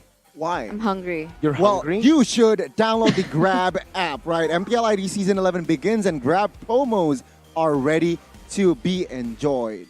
50% discount if you guys want to get some Grab food with the MPL ID X Grab promo code. If you guys want to get some transportation, you want to hop on a bike or want to get in a car because it's raining, like every day it's raining here in Jakarta, you guys can get a 90% discount. 90? 19. 90. 90. No, 90% as the win rate for ONIC, not 19% as the win rate for Aura. Shush! Where is my dignity? Is molding, but it's fine because you guys can enjoy Eterna molding with the food you grab from Grab. And if you guys want to win MLBB Hero Skins, get ready for the Grab Challenge on March 18th. For more details, check grb.to/MPL or scan the QR code below here. Yep. And if you guys are at home, sure. Okay. And if you guys got the food and we're not available to you guys, as in we're not live, maybe after the second match, you guys have an option to download MaxStream. You guys what can. Is that? What? What is MaxStream? You don't know what MaxStream is? No. Guys, Tell us. It's an app that combines many OTT and channels, so you don't have to switch between apps. And in MaxStream, there are a lot of channels that you can enjoy without paying extra. You can watch TV series like Love Coach with Rachel. You is like that the one Rachel? with Rachel? Yeah. Oh, wow. Yeah, you like One? Is that the one with One? One! The world champion? Yeah! Oh my goodness. Yeah, you can check that out. So don't forget to download the MaxStream app, guys. Again, right, you can't watch everything without switching. So nope. In one screen, there's everything. There's everything. Everything you want, everything you need. Right? All your wants and needs, MaxStream has got you. But there's one thing that a MaxStream doesn't have that you need. Okay, tell me. what? Tell us. Your caffeine. Ooh. But what we have, I mean, what I meant to say is we have coffee underneath your table. So like, look. On that note, right? Yeah, just check it out now. Do we actually though? What coffee is that? What is that? It's Points coffee. You gotta, okay, sell it to me. It's Why the do I best need to drink coffee. Point Good coffee? How good is it? You know Taste what? it. You know what? I'm just gonna, here. Well, let me just take it all the way from the right. Oh my God. No What do you think? explanation needed, right? Are these Indonesian coffee beans? Yep. It tastes very Indonesian. It's amazing and also pandan, right? You know what? Because it's so good, Gani, here. Have mine. Yeah. It spawned down below. You know why it tastes so good? Why? Because it's 100% Indonesian coffee beans brewed directly with an international standard coffee machine through Point Coffee X MPL Season 11. You guys can enjoy a 40% discount coupon for Indomart Point Q app from Palm Sugar Latte. We have cookies and cream. We have the pandan coffee that you guys just mentioned and drank and enjoyed yourselves. And you guys can get the promo code Point Coffee MPL. For more information, visit @Point Coffee ID. coffee. On point. We drank her coffee. Okay, you guys talk now because I want to enjoy my coffee. Now we are fully energized for game number 2. I'm ready. Can you wait though? I can't wait. God, he can't wait, bang, bang. It seems the players Let's go. can't wait to jump in to the Land of Dawn Yeah. as well. With Fluffy, he is still very excited for the game, just like us. The fans here as well in the building are pretty excited themselves, Gotti. Ooh, let's go to the drafting phase then for game 2 between Aura Fire and as well as ONIC. It seems like now Aura will have the first pick. So ONIC will stand in the red side. Oh. All right, the Valentina is going to be the choice of ban as well as the Kadita by Aura Fire. And this is interesting, right? Because two Really seasons ago, the only team that would have banned the Kadita is anyone who goes against Aura Fire because there's Godiva. But look, no Godiva, and now everyone else can play the Kadita. So that's going to be taken away by Keyboy, for Keyboy in particular, because Keyboy has just been a crazy monster on the Kadita. The Glue gets banned as well, and on the other side here, second pick, obviously, with the Joy, as well as the Wanwan ban and the Fanny, for respect for Kabuki. Very interesting, right? I mean, yeah, Aura Fire here. What will they prio? Farsa. Farsa? What? Eve, no? Well, maybe they can go for the Eve, but then it just leaves the Farsa open. We saw the Eve pick. Faramis is a good option to take. Also true. But if they actually wanted to go for the Faramis, why ban the Glue, right? I think it just really hints at the fact that maybe they just want to go for the Farsa. And here, oh, look, it's R7. ONIC Yeb's draft. Adi managed the game. ONIC strong like RRQ Season 9. So when Adi is in the analyst desk, or analyst position, the team gets really strong, right? Here, I like his drafts. Yeah, you like his drafts? Me too. And Eterna just predicted Palevi and CL's draft with the Faramis. But again, it's the Farsa responded back into it, right? And the Grok as well. AoE, AoE. What does the Cult Altar do? You clump up the whole team for AoE damage to come through.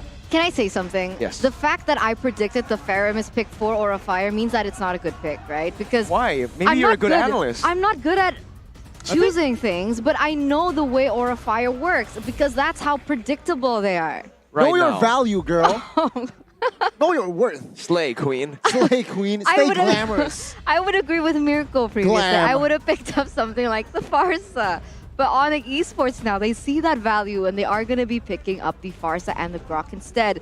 And knowing Aura Fire, they're going to pick the Eve, but I hope they don't.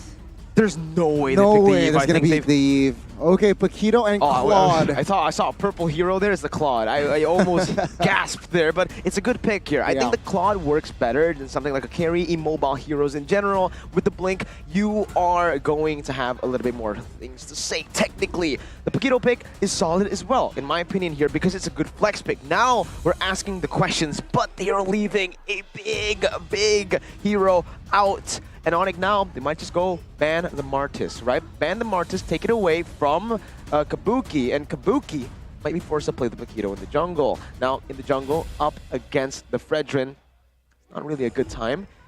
And honestly, knowing this, ONIC can also go for the Dyrot ban. They can just take it away. No killing pressure, penetration. Wow, right? Atlas ban comes through. I don't know about that. Well, as of yet, though, Aura Fire now, what will they ban out? I mean, with the Atlas being banned away for Aura Fire, now Aura, maybe they want to go for... What's good against Claude in lane? Beatrix ban again? Beatrix Brody or Ling. That makes sense. That does make sense, right? If you're a mobile hero, the only other hero that can be more mobile to chase you down is most probably the Ling, and Kyrie plays a mean Ling. Now, it really kind of hints at the fact that maybe Aura isn't comfortable on Hilda, because usually you'd be kind of happy with the enemy team going for an assassin. And here, it also shows how literally ONIC are the opposite of Aura. Fredrin, if any other team picks it, you know it's going jungle. But ONIC picks it up. We've seen him on the XP Fredrin. We've seen him on the Grok XP as well. So it's such a hard draft to go up against, and you can already see ONIC, they're banning the Masha. So there's even more questions now. They're like, hey, is that for the matchup against the Fredrin? Is that a matchup for a hero that they have yet to choose? Because the Grok is going to go into the roam, and There's a lot of questions, basically, is my point. there are. Aura Fire now, they're gonna start prioritizing the bans onto Kyrie once again with the Hayabusa being banned out. And out of all the assassins, I think the Hayabusa has got to be one that he's mastered the most. And ONIC Esports, there you go, the Beatrix being picked up. A good laner against the Claude, especially before that level 4 spike. And even after, she can always build the wand to discount the damage of the Blazing Duet because he goes all in with that ultimate. Now, Aura Fire, they are caught in a position. Which winning side do they want to play around? I'm going to try to predict exactly what's going on. ONIC want to pick up Terizla now that it's not banned out. Fredrin in the jungle and Cult Altar. Boom. Yeah, that's bad. Don't let him into my zone, right? And Aura Fire here, at this point, I think pick an XP laner. Yu Zhong is a very good option to take here. They go for the Lapu instead. It is a solid XP laner to take, and they go for the Lolita up against the Beatrix. But again, backline, Cult Altar, if they really want to go at it, and if they want to bully the Lapu, thinking of something like the Terizla really can work. I like the Terizla, you're right. I mean, adding more also AoE, right? But because it seems like from Aura Fire, a lot of AoEs. Claude, Paquito, Lapu, a lot of like, team fight-wise, they're a very strong composition. So ONIC, they need to be careful here. They need to someone that can peel and as well as give good spacing for their composition for Pharsa and Beatrix. If not, Aura Fire can just force every team fight and win those fights. And there you go, the response. Yu Zhong, a very good team fight hero. Yeah, good AoE. And he's good in lane. Pretty good, yeah, winning matchup. So those two assassin bans just went out the window. But like, which lane does Aura Fire win in this composition? I am looking at it very carefully. It's hard, right? Because the Claude against the Beatrix, there is a window opportunity where the Claude can have a little bit of an advantage, but that's assuming that the Claude doesn't get just completely obliterated and completely bullied from that early game, especially with the fact that ONIC Esports has the Pharsa as well as the Grok in that mid lane to clear early and rotate much faster in the early game. Well, let's see. Will ONIC Esports win 2-0 in this series, or will Aura Fire, with this composition, force a game 3? Ladies and gentlemen, welcome to the Land of Dawn to witness perhaps potentially the conclusion of this series. It's a very good assessment, actually, Eterna. Like you mentioned, the winning lanes for Aura, the lanes you can actually say are winning lanes are very execution-based too. So it's literally going to come down to how Aura plays these lane matchups. Kabuki, I love the change already. The fact that they picked up the Paquito here shows that they understand Kabuki needs to carry. On the high and dry as well, this is a very carryable hero. He-Boy almost just steals that away, but it's both teams just playing it very, very slow. Drian in the mid lane, mobility being the big key to victory for game number 1. I think it's a proper response to. The reason they pick up the Faramis here is because the Faramis can actually match the wave clear and mobility from the Pharsa. We'll see. Execution-based, right? Right now, we can see that the Lolita High is actually going to start prioritizing that bottom lane, trying to help the Claude get to that power spike a little bit faster, realizing that he is going against CW. But look at the aggression as well, the response coming in from Facehugger. Good response, honestly, right? Not much to do for Aura Fire here. They don't have a lot of kill pressure, but on the other side, remember, again, Lapu starts at level 4. 1 to 3, you're pretty much not in the game. And ONIC Esports seems to be playing around that, right? Yeah. They're trying to play for their strong side, and they are going to be able to get a lot of gold onto boots as well. But it seems like Kabuki, Facehugger trying to help clear out that lane. But you're right, for the first few moments of the game, it seems like Aura Fire might be able to utilize that top side. That first blood can be costly here for the side of Lapu. You're right. I mean, Yu Zhong, once he gets it rolling. It's going to be hard here now for Aura Fire to perhaps make a play from that Lapu. The first turtle though, now turtle dance. Let's see, Kyrie, 4 members is in the vicinity. Meanwhile, Aura Fire responds with 4 as well. High now, will try to open. Grievous Spider on towards the backside, but Cole Ultra in the front side will not help. Kyrie will secure the first turtle now. Kabuki, though, gets taken down. Drian also traded back high. Will be next on the chopping block. It's a 3-4-1 trade, basically. I love the Kabuki. I love that Kabuki picked up something like the Paquito. I agree with you, Mirko, in that sense. More kill pressure definitely for their team. But the problem is when they go for those 5v5 around the turtle, he's susceptible to the CC coming in from Keyboy, which is exactly what Keyboy did. Picking up something like the Martis would have been a little bit more safe. But looking at the Talon's prediction now, nothing really has changed from game number 1. And, you know, you guys are right. And it's not looking too good for Aura Fire as well here in game number 2. ONIC Esports leading with a 1,700 gold lead despite being able to lose that top side. But I think Fluffy now already level 5. That explains it. Yeah, and to add on to your point, right, you mentioned that Kabuki, this matchup is just not a really good matchup against something like the Grok, but even against the Fredrin. This is why I gasped in the draft as well, and they're going for another. Hi, will be taken down. Kyrie will pick up that kill.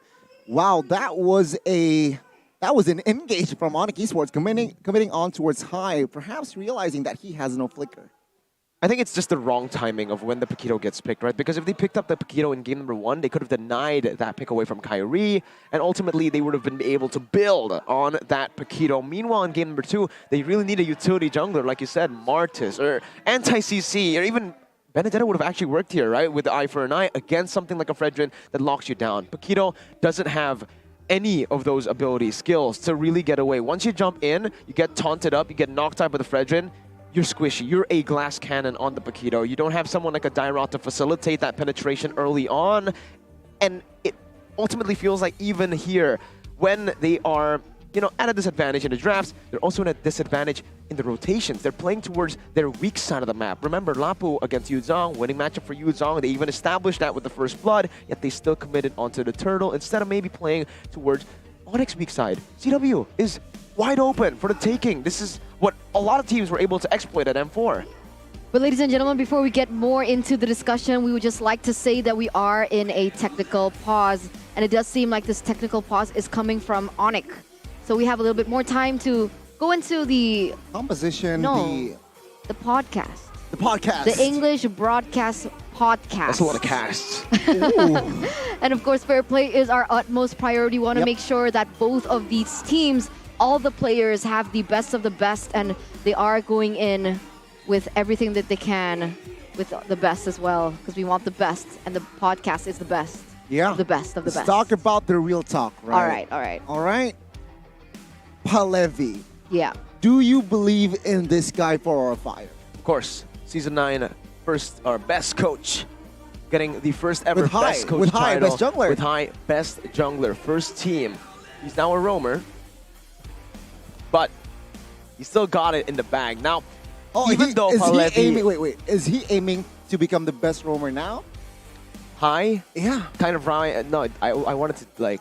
I thought in my head that it rhymed with Yaoi for some reason. And then I thought about it. I'm like, no, it doesn't. What? So no, High doesn't rhyme with Yaoi, and maybe the playstyle differs a bit, where High can utilize his creativity. I think that's what he can really utilize in the roaming position, as opposed to Godiva, who's pretty predictable in the drafts, right? Kadita banned out. Ruby. Rob, maybe. Yeah. Cho. Kufra, right? Yeah, Kufra sometimes. Again, signature picks has to be Kadita Ruby. We've seen him on the Mincetar back then, but it hasn't really worked out too much. He's actually picked up the Martis in the roam. Also true. Before it was cool. It's not cool today. It's a jungler now, not a roamer. Well, nobody picked the Martis is what I meant. Keyboy has no medicine in English comment. Is he sick? Is he sick though? That's the real question. I don't think so. I think what they meant to say is you can't fight him, right? Okay. There's no medicine for Keyboy. He is the sickness for Aura. Wow. Not for ONIC. He is the power of ONIC, but he is a big negative for Aura. Okay. You don't want to face this guy. I'm gonna throw a statement. a statement. Just say, do you agree or not? Okay. Keyboy is the best roamer in the league. Disagree. Whoa. Oh. Disagree. Who's there? Who are you? In the league. In this league. In this league. Yeah, in the league. Okay, stop thinking about Yaoi, purple hair. Sorry. Oh, Yaoi. But I would say Key. I would agree. Well, No, I'm joking. But I still think Keyboy is a bit more creative. There's a whole lot to his game as opposed to Key. I think the Kadita diff is a big comparison. It's full period. Next statement, right? All right. Persic is better than Taz. Disagree. Now. Massive disagree. Oh, yeah, right? Yeah, okay. I'm just throwing out statements. All right? I'm just throwing out statements. Aura Fire will win. Agree, disagree. Let's get back into the game, ladies and gentlemen. Troubleshooting here. Oh, This is M4 MPL. Date X. MPL Date. There you go. That's No, where he did it's check at. for both. Oh, there's a check for both? There's a Yeah. cross on the screen, though. Oh, there's a cross because it was done. It's done. Ah, it's There another you go. list. It's done. Yeah, see? So they went on a date at M4, and now they're on a date Aw. here at MPL. Again, Keyboy has no medicine. That guy. That guy. That guy. You know him?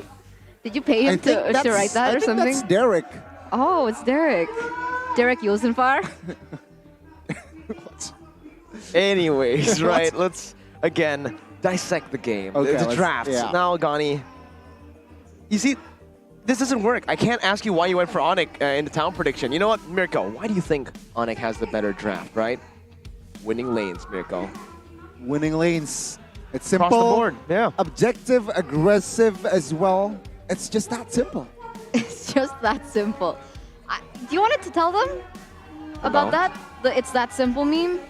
Oh, it's that simple. Ladies and gentlemen, if you guys don't know, There the you man, go. the myth, the legend himself, Adi, was questioned by the media right after his game against Blacklist International. Why didn't you ban the Estes? When As was long as you that? play objectively, it's that simple. It's that simple. So now everyone uses It's That Simple, but it seems like we are going straight back into the game, but Fluffy already going in. Kyrie now being the recipient of a lot of damage. Still surviving. Julian covering from the backside with that feather airstrike. Turtle now is up high. Needs to recall that's a man advantage from ONIC. Boots with that black dragon form will able to zone away Lapu Lapu. So another clean objective take from the side of the yellow porcupines. Not much to do with your aura in that particular situation, right? There's just so much thrown at you. You tried your best to burst Kyrie down, but he's able to utilize his passive on these neutral objectives. So he gets back to like almost full HP and takes it for basically nothing because he is also in the lead, one level against Kabuki. And this is something we just really need to highlight, right? CW in the winning lane, or the losing lane actually, is always winning. He's a very good weak side player, and ONIC can utilize it as a strong side with the roam. But their airstrike hasn't popped. That's information high now. Trying to jump in. Chait, though, will be able to clear, but now looking for an engage perhaps. Facehugger is there. No commitments from both teams. But in the sense, even though you mentioned that maybe CW is in a losing lane, it doesn't appear that CW... No, it doesn't appear that Chait has the same amount of flexibility when it comes to dishing out the damage because he has to go in for that full going in with the Blazing Duet. And the problem is the damage take that he's receiving from Drian is so much that he's barely able to dish out the damage. And if we take a look at the items here, Beatrix already with the BOD. It's super smart there. Actually, he did not finish his boots. This is something that we've seen from Kyrie, and we can see CW trying to do the same thing in the gold lane, right? Not finishing up the boots, just getting the first little boot before he goes for the actual real boots. Then he buys the BOD, and he actually also picks up a little bit of penetration there, right? So it's a really good build, honestly, is what I'm trying to say. And with the gold lead that he has and the team has, just look at Kyrie and Kabuki. This is just the matchup that we were talking about. Jungle matchup very heavily favoring Kyrie, and also CW using his siege potential to move up top with the Bennett now that the gold buff minions have disappeared from lane. The next neutral objective has been secured. But I guess, ONIC Esports with the 4,000 gold lead now. What will they do? Turtle Dance, will Kabuki commit on towards this one? ONIC Esports looking for the setup. Drian with the feather airstrike as well. But Keyboy will flicker away as Kyrie secures the neutral objective. Cold Altar has been popped, but now Fluffy in a no man's land will try to find a kill on towards Keyboy. No way. Does not get it. As now Fluffy looks for an escape. Drian will secure the kill. Fluffy gets taken down and also high there. So 2 for 0 trade for ONIC Esports. And now they're just snowballing up until this point, right? 4,000 gold lead.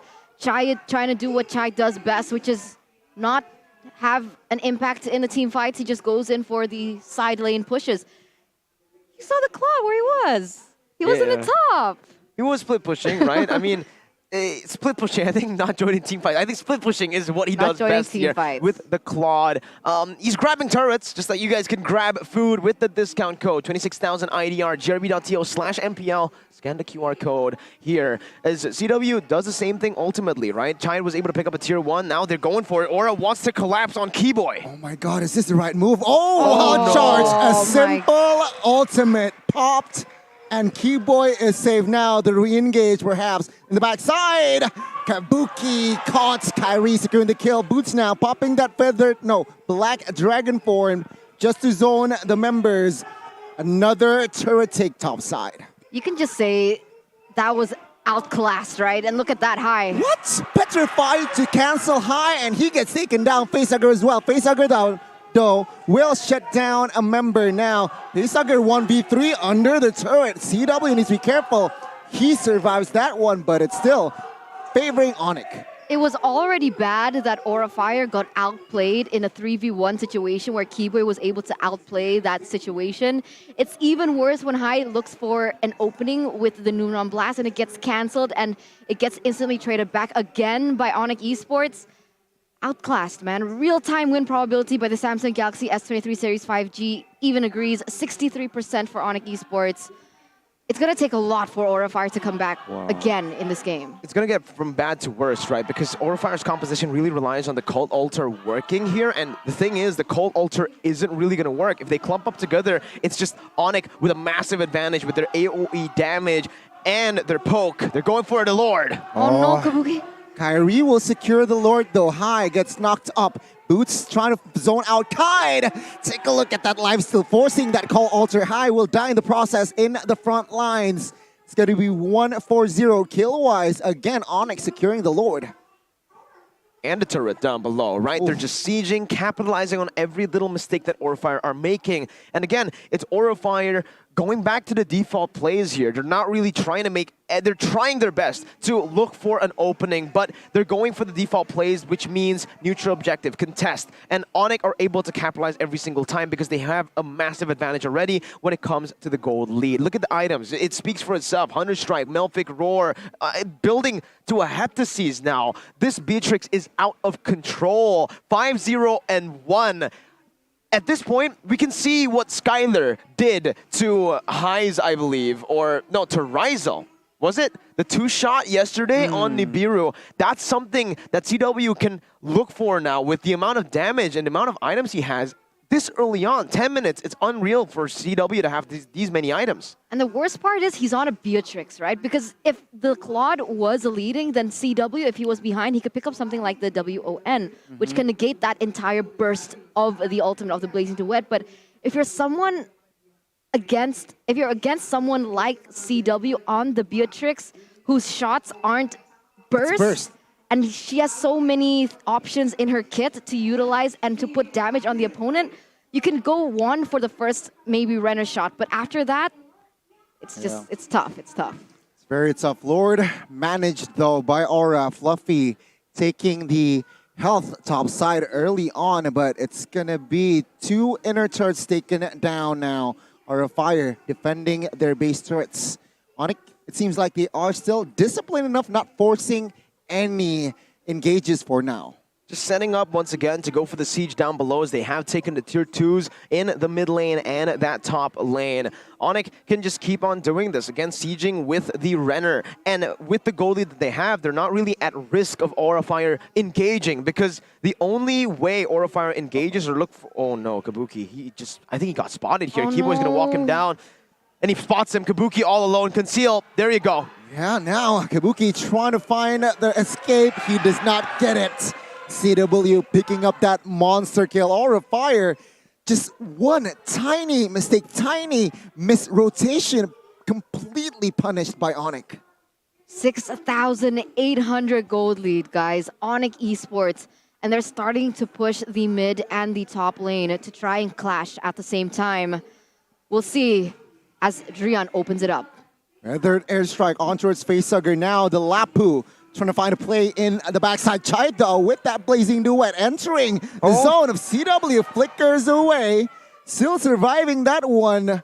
Aura Fire, they have their power spikes in season like. They have to understand here that even though ONIC have a massive advantage, 6.5k gold lead, that Aura Fire can still come back. They are a team that can rely on that late game damage from Chayed, and with him opting to go for the win of nature, it means that he is going to be he can make these risky plays happen in the back line. The reason he hasn't been joining team fights is to reach that power spike. And now he has finally gotten that power spike. It's just now up to ONIC as to how they try to bait that win of nature out. Because if Aura Fire can utilize that, and if Chai can actually deal the damage properly into the back line, just as I say that, CW picks up a Haas Claws and Drian picks up a win in the Winter Truncheon. So already an answer instantly.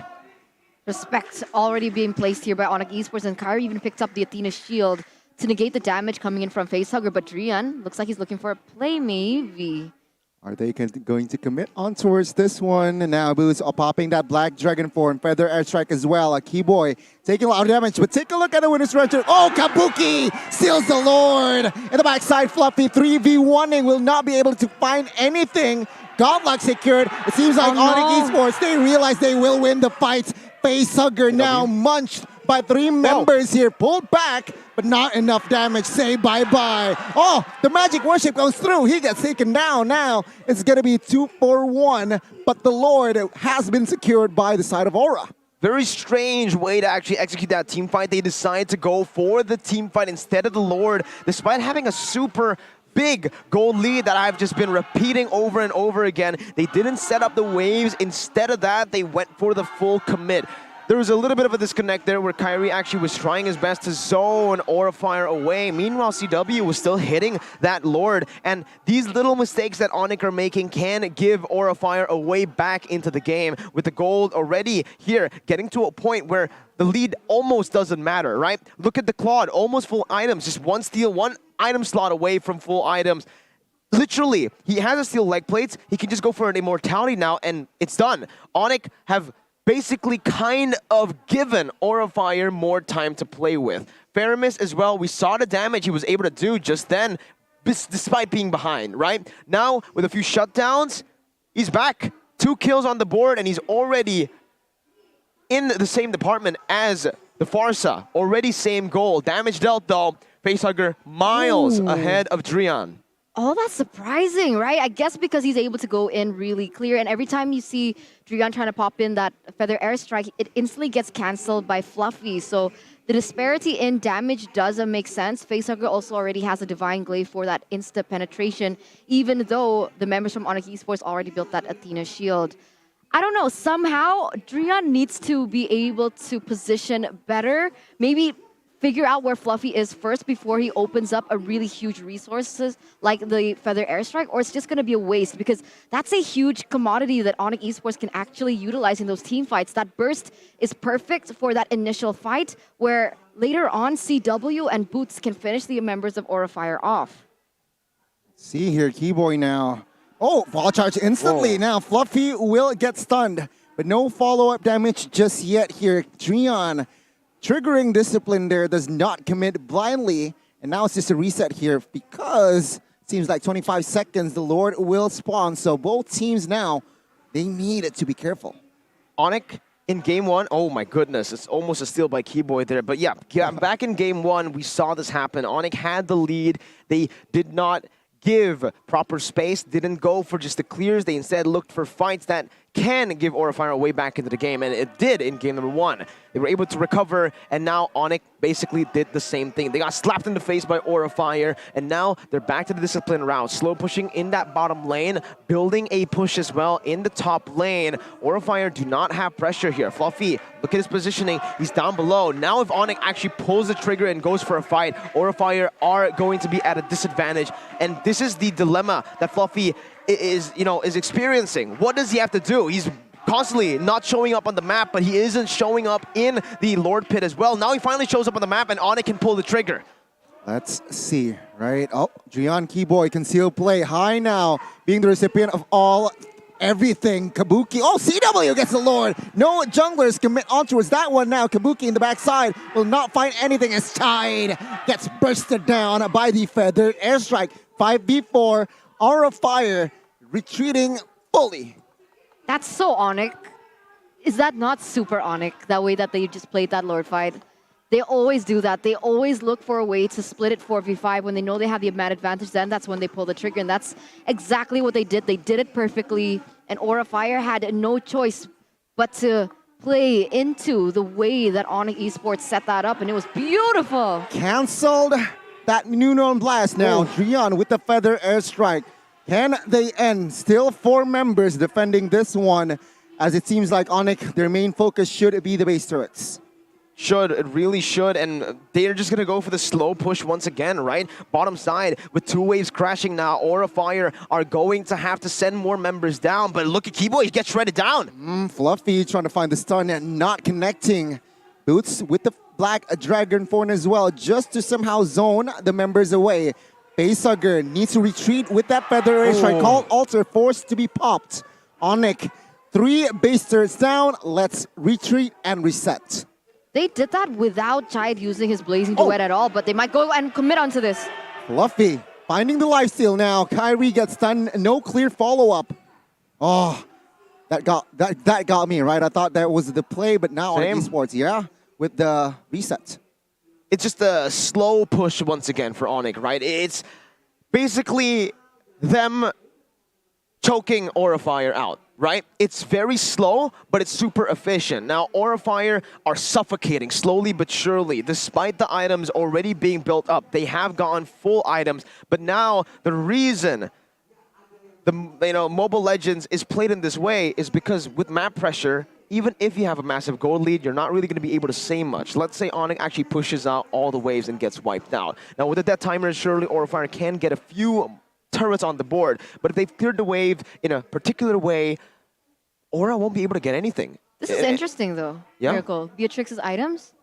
It's pretty interesting, right? I mean, just sold for the 1? Yeah, he sold the boots for the Wind of Nature. So with added sustain as well, with the Haas Claws and the Wind of Nature, you can basically hit a minion once, I believe, and get to full HP. Also, that's really a really good item up against the backline presence or backline pressure that Aura Fire has. But again, my high. Still has the Immortal though, but now, is that the right engage? High now chunked with that information. ONIC can take and set the Lord fight properly. Aura Fire, what was High doing there? 20 minutes already has elapsed, and we're getting to that point where a single team fight is going to matter. The death timers are insane. A single mistake is going to cost you. And ONIC Esports, they're going to go straight in for the Lord. Yeah, Chide now, interesting, in the front side, Blazing Duets wildly. Lord, let's see who gets it. Retribution battle, it's going to be Kabuki finding 1. Now Kai gets taken down. Now ONIC forcing that fight. Gets the stun though. Is this enough? A lot of Immortals bought, and as well as the winner, Stretch and Drian finding Kabuki in the process. 4 members still on that manhunt. 2 for 1 for that Lord. Keyboy though will survive for now, but whose team won that trade? Aura Fire, for sure. They buy more time to stay in this game, but ONIC can actually choose to push in this mid lane, maybe going for an end with the Lord down below, so don't count them out just yet. Don't count them out just yet now. 4 members rotating towards the mid side. Feather airstrike popped. High trying to cancel that out. Fluffy finding 2. No follow-up though. CW deals massive damage. Facehugger gets taken down by Kyrie. They're looking for the end. Fluffy, no Immortal. High gets taken down. ONIC, are they looking for the end? No minions in the mid. Drian, no Immortal. Raised by Raise is Chide with that Blazing Duet. Not enough damage, it seems like, to melt the members from ONIC. Oh, wow. I was on the edge of my seat. I would have thought ONIC Esports would be able to cancel that. I mean, to end that. But now they got to think about the Lord that's marching down in the bottom side. They made a gamble, and they are going to be able to clear it as fast as possible. But man, what was that play by Chide? He was the first person to go in, the first person to get taken out. But he got taken down, and now ONIC Esports, they might want to go for this once again. Wild Charge not connecting, but take a look at the backside. Kyrie and Kabuki 3v1ing, say bye-bye. Chai with the Blazing Duet. will not find anything. It's actually Facehugger picking up a kill. Now Chai with the BMI exiting that premises. CW will survive as it's just now ONIC Esports will end the game. And it seems like There's no ONIC, minions. there are no minions. Still surviving. Aura Fire is now still in the game. Oh, it could be delaying the inevitable, but we're going to take that, right? The real-time win probability still in favor of ONIC Esports by the Samsung Galaxy S23 Series 5G, 74%. But somehow, Aura Fire is still able to stay in the game after ONIC Esports have pushed 3 times. And you can start to see that ONIC Esports, they're getting pressure to end the game as soon as possible. Crazy defense here from Aura Fire. Wow. Able to, again, go against the odds despite them being so behind. Look at the kill score, 21-3. Look at the gold lead. Look at everything, right? They are able to push ONIC back here and there always. And still, it's ONIC with a 6,000 gold lead, but at this point of the game, the gold lead is gone. 0. It does not matter at all. What matters is the map pressure. But with ONIC playing the way they are, the map pressure doesn't really matter. Not going to go for the mini waves. They're just going to go for fights, 50-50s across the board in the Lord Pit. And that's the same tactic that Bigatron likes to use, and Bigatron usually are the ones to get the upper hand, especially when with this Lord take. And you can see here Aura Fire, they're going to go straight in for the Lord. But Kyrie, ONIC, they're going to have something to say about this. They set this up properly here, Aura Fire. Are they going to commit to this though? Let's see, ONIC trying to gain more ground in that Lord dance, but no commitments. Lord will be resetted now. ONIC still with the somehow lead. Keyboy's so annoying, but look at this conceal play. Conceal play. Will they commit on towards this one? Fluffy now. Which could be the target, but again, no proper engage, so no commitment. There's not much to commit to right now, right? Again, ONIC are finally going back to their roots here, clearing out the ways, properly setting up before they actually go for the Lord. The Lord dance is truly a Lord dance now, as opposed to the 50-50 commitments that ONIC have just been going for. Now, you can already see top side, slow pushing, Lapu in the bottom lane. If they want to go for a fight, it might just be right now, but it should just be ONIC moving back and forth, waiting for that slow push that they built up in the top lane to finally crash into the base before pulling the trigger, ultimately to get the full free enhanced or evolved Lord at this point of the game. Lapu clearing top side. That's going to be information for ONIC to just go fight perhaps. But no, nobody's pulling the trigger. As now, yeah, there you go. Wild charge, Black Dragon form, Cold Altar popped with that feather airstrike. No casualties here as Chide is surviving that one with his truncheon now popped from Jian. Stun though connecting. Kyrie falls, and this is huge. Aura Fire, the Red Dragons are responding back. Oh, it seems like Boots here might be caught. Fluffy goes in once again. Oh, with the Furious Dive connecting onto it. See, that was huge. Fluffy trying to find the kill. 4 members is gonna be enough for Aura Fire to commit to this Lord. My goodness, ONIC, they pull the trigger on the Roamer here, and Aura Fire instantly understands that they have utilized all, if not most, of their resources onto the Roamer. Kabuki 1-7-1, but it doesn't matter at this point of the game. He deals exactly the same amount of damage because we've gone to a 25-minute game somehow in this series.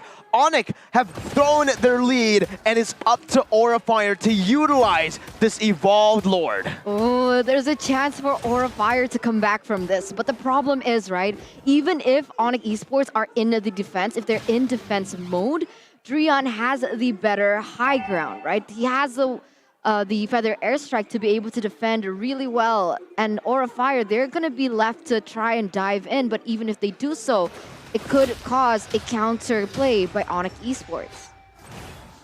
It's crazy. If you take a look at the items, again, it's just everyone, even the roamers. 25 minutes in the game, and everyone has full items. The immortalities here are basically the only thing we should focus on because these are constantly going to be swapped in. But wait, there's a very interesting item change from CW. He actually got the DHS now. He sold the Blade of Heptaseas, and this is a very good move in the later stage of the game up against Aura Fire's tankier frontline members.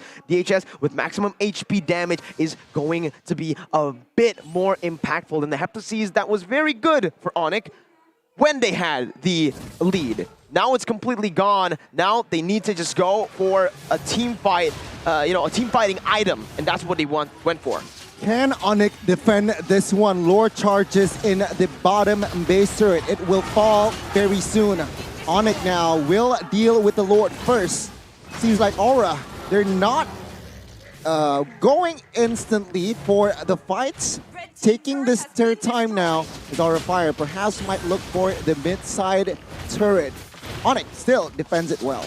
They have really good high ground and they have really good wave clear, right? Okay, Aura Fire, because of the Hansler, they are going to get an inhibitor turret in the bottom side and a second tier turret. But if Aura Fire commits too hard onto this, it could be as easy for ONIC Esports to turn it back around. And look at Keyboy already just trying to play around with Aura Fire, looking for a proper engage. Fluffy trying to find the cheeky flank, cancelled out by Kyrie.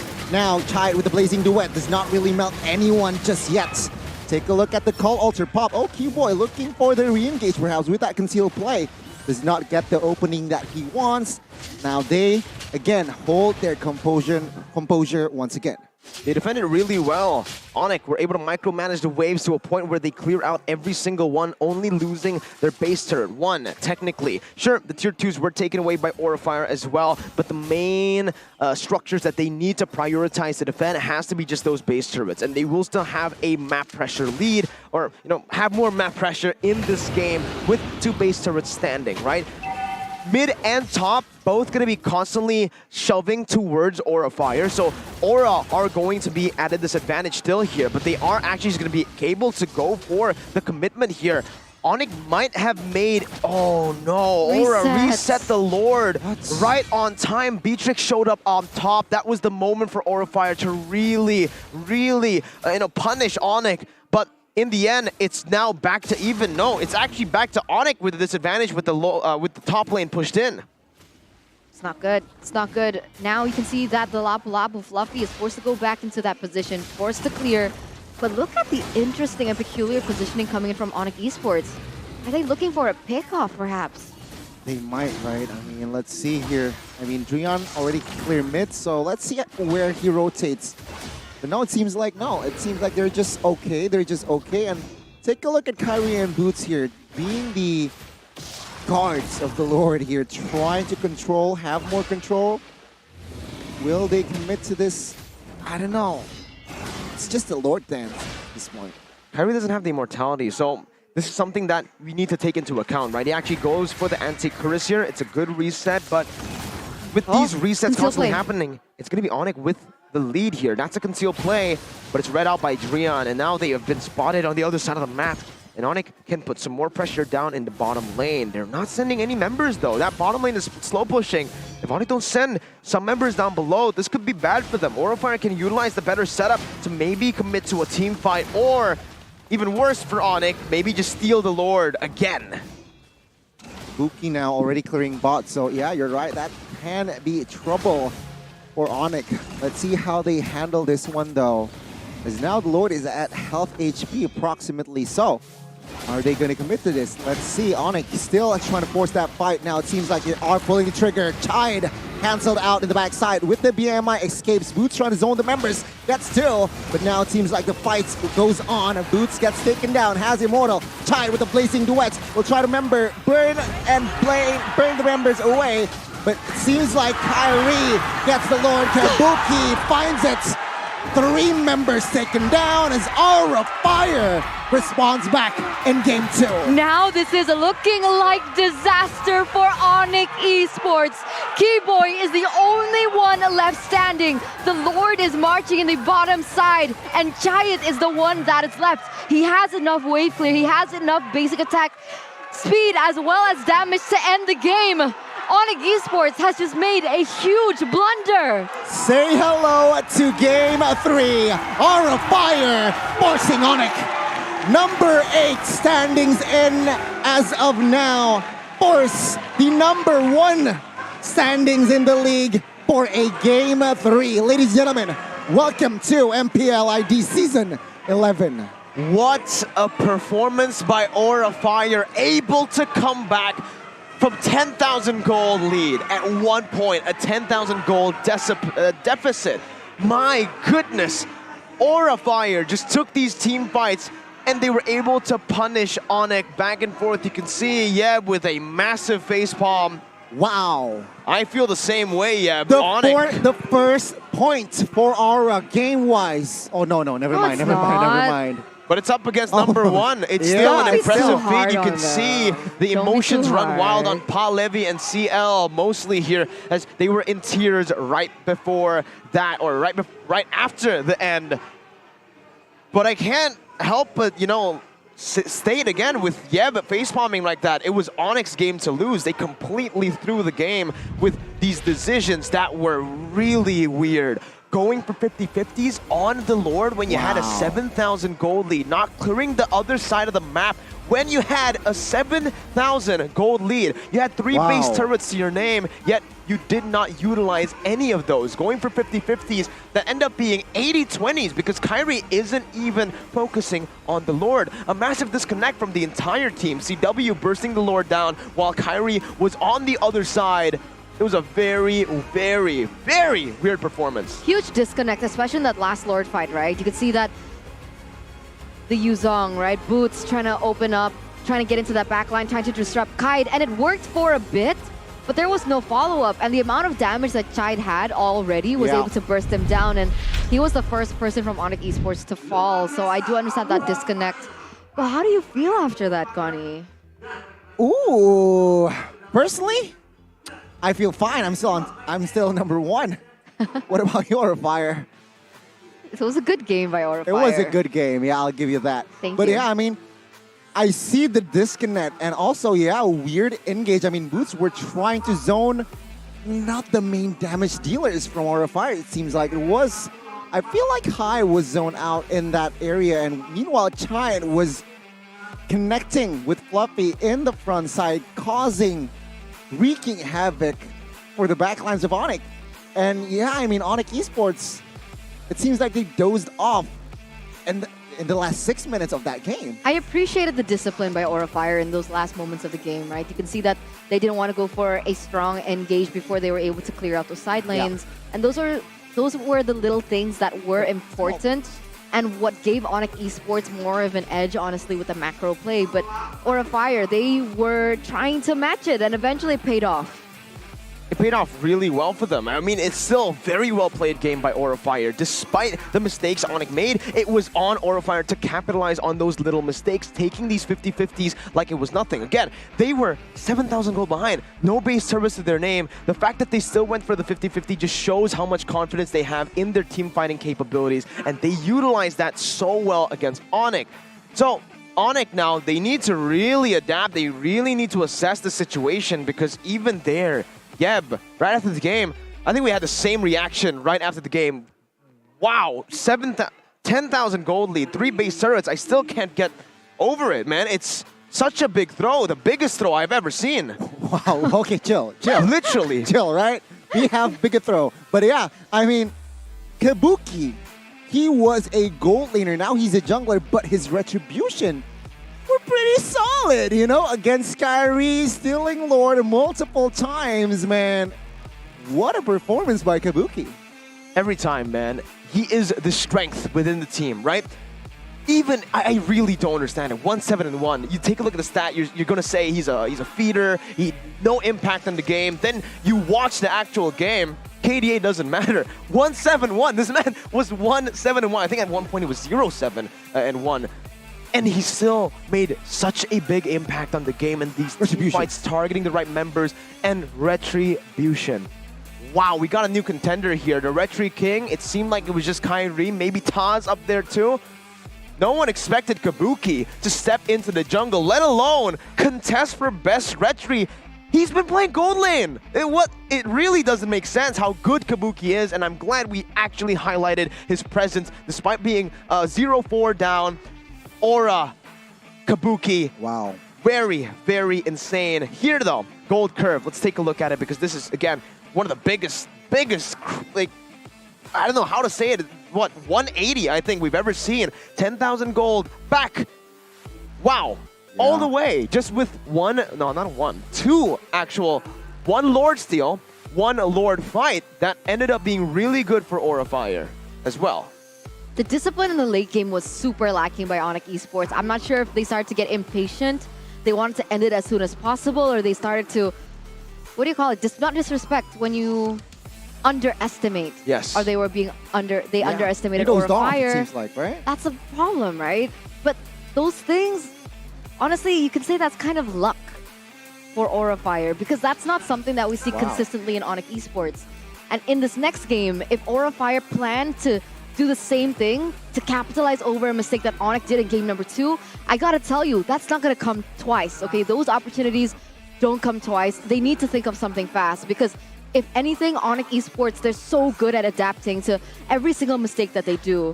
And I'm scared, I'm worried for game number 3. I mean, you mentioned about the switch from ONIC Esports, right, Miracle? The switch that they have, sometimes the on switch to just suddenly be disciplined. And this is going to be your MVP here, Facehugger 544. What do you think? I personally feel Kabuki should get the MVP. But even if he had an accident, remember? But he's still able to get MVP. That's so cute. Yeah, you do We play love Mobile Legends Facehugger. with your hands. And Really? your MVP presented to you by the Samsung Galaxy S23 Series 5G. Despite that injury, that's definitely hurting him in the legs. Yes, he was able to perform. And I think Kabuki, definitely, there's an argument to be made for Kabuki to get MVP, but I think Facehugger just stayed consistent throughout the game. Even when they were losing, remember, he was dealing more damage than Drian on the Fairness, who is much more vulnerable, Eterna, than the Farsa. It's kind of crazy. One could argue, but we can. I mean, there were so many times that the Feather Airstrike got cancelled, right? I think maybe we will see that in the highlights here by the Samsung Galaxy S23 Series 5G. Let's take a look at it again. 15-3. Again, it's insane that they were able to even come back from this, right? And this was the team fight here. Kyrie more, focused on the team fight. Lord. Meanwhile, Aura Fire, they go for the Lord. Completely one voice. The disconnect that we saw from game number 1 from their communication was not present here at all in the later stage of the game.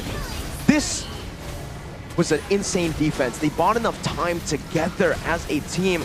21-3, even though 2 members were taken down, Fluffy, before he died, he cleared out the waves, and this is exactly what we mentioned even in the game, right? Wave manipulation is so important because even if you win these team fights without the mini waves, you're not going to be able to end. Aura Fire, once again, in this team fight, are able to target ONIC members perfectly. Sure, CW didn't die up until that very last moment. He was 12-0-6, but just him being zoned away from the Lord, just Kyrie being zoned away from the Lord is enough. And like you mentioned, Boots was targeting the other side. So Kabuki, great targeting, but also great decision making because he was targeting Kabuki at the start of the team fight. Then he maneuvers back, adapting, knowing that the Lord was low, faster than Kyrie, who was still trying to save his gold laner, CW, to actually win out in the team fight. So, 2 decisions being made. Kyrie with a safer stance, and Kabuki with an all-out stance. Okay, we'll see what exactly reparations that both of these teams can have, because remember, 1-1 means we are going to go for a break before we see the results of this best of 3. Ladies and gentlemen, we'll see you after the break. Me, Eterna, Gani, as well as Mirko. See you in a bit.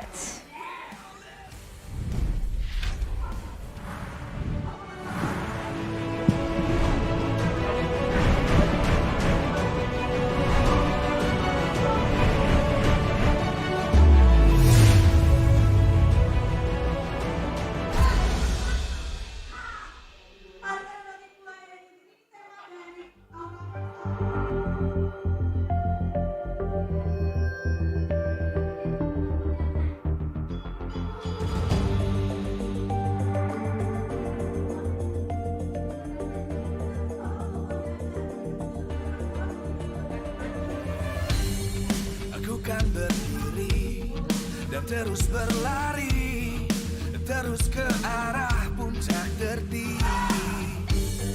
Ku takkan berhenti hanya sampai di sini.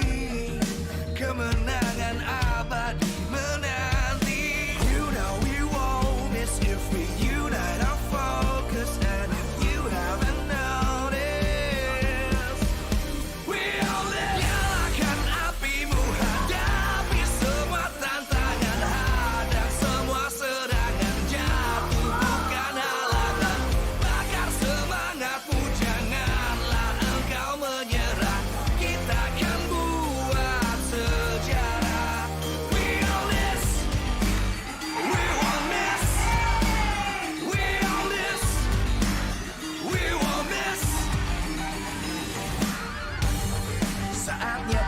beraksi, jalani ambisi.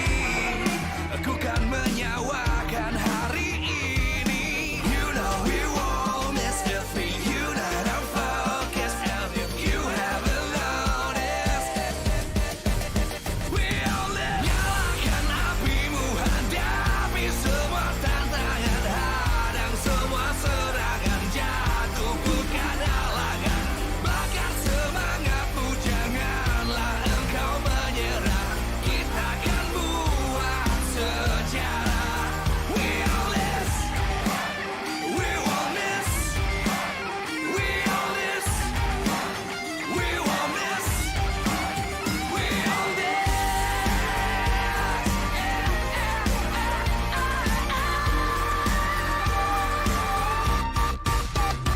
Nyalakan apimu, hadapi semua tantangan, hadang semua serangan, jatuh bukan halangan. Bakar semangatmu, janganlah engkau menyerah. Kita akan buat sejarah.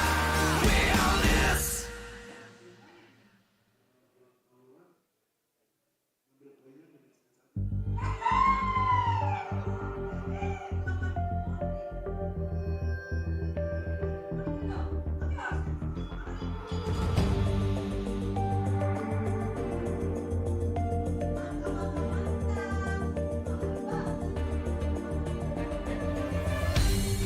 Aku kan berdiri dan terus berlari, terus ke arah puncak tertinggi. Ku takkan berhenti, hanya sampai di sini. Kemenangan abadi menanti. You know we won't miss if we unite our focus. And if you haven't noticed, we all live. Nyalakan apimu, hadapi semua tantangan, hadang semua serangan, jatuh bukan halangan. Bakar semangatmu, janganlah engkau menyerah. Kita akan buat sejarah. We all this, we won't miss.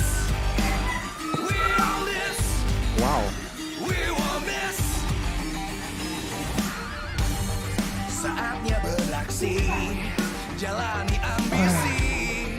Aku kan menyawakan hari ini. You know we won't miss if we unite our focus. And if you Wow. Level. Mana ya tuh orang? nyalakan apimu, hadapi semua tantangan, hadang semua serangan, jatuh bukan halangan. Bakar semangatmu, janganlah engkau menyerah. Kita akan buat sejarah. We all this, we won't miss. We all this, we won't miss. We all this.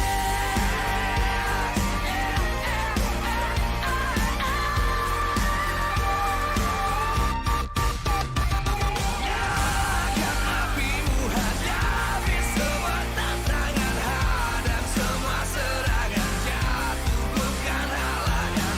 Bakar semangatmu, jangan.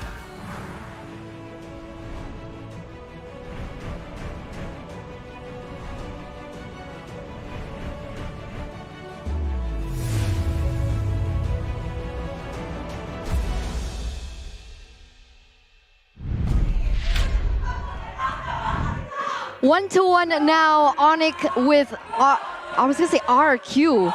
What? That was it's later. Aura Fire. It looks That like was RQ. later. Sorry, It's 1-1. It's I'm basically the Royal Derby. I'm so excited. I'm so excited for the El Clasico, so I got a little bit ahead of myself. But yes, Aura Fire against ONIC now 1-1.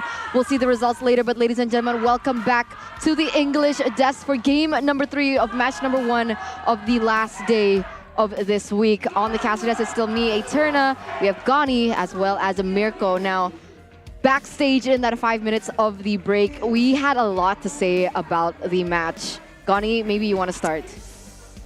Yeah, I'm disappointed seeing their performance. Well, I think their last 10 minutes, as you said, right? They were just, like I said, dozed off.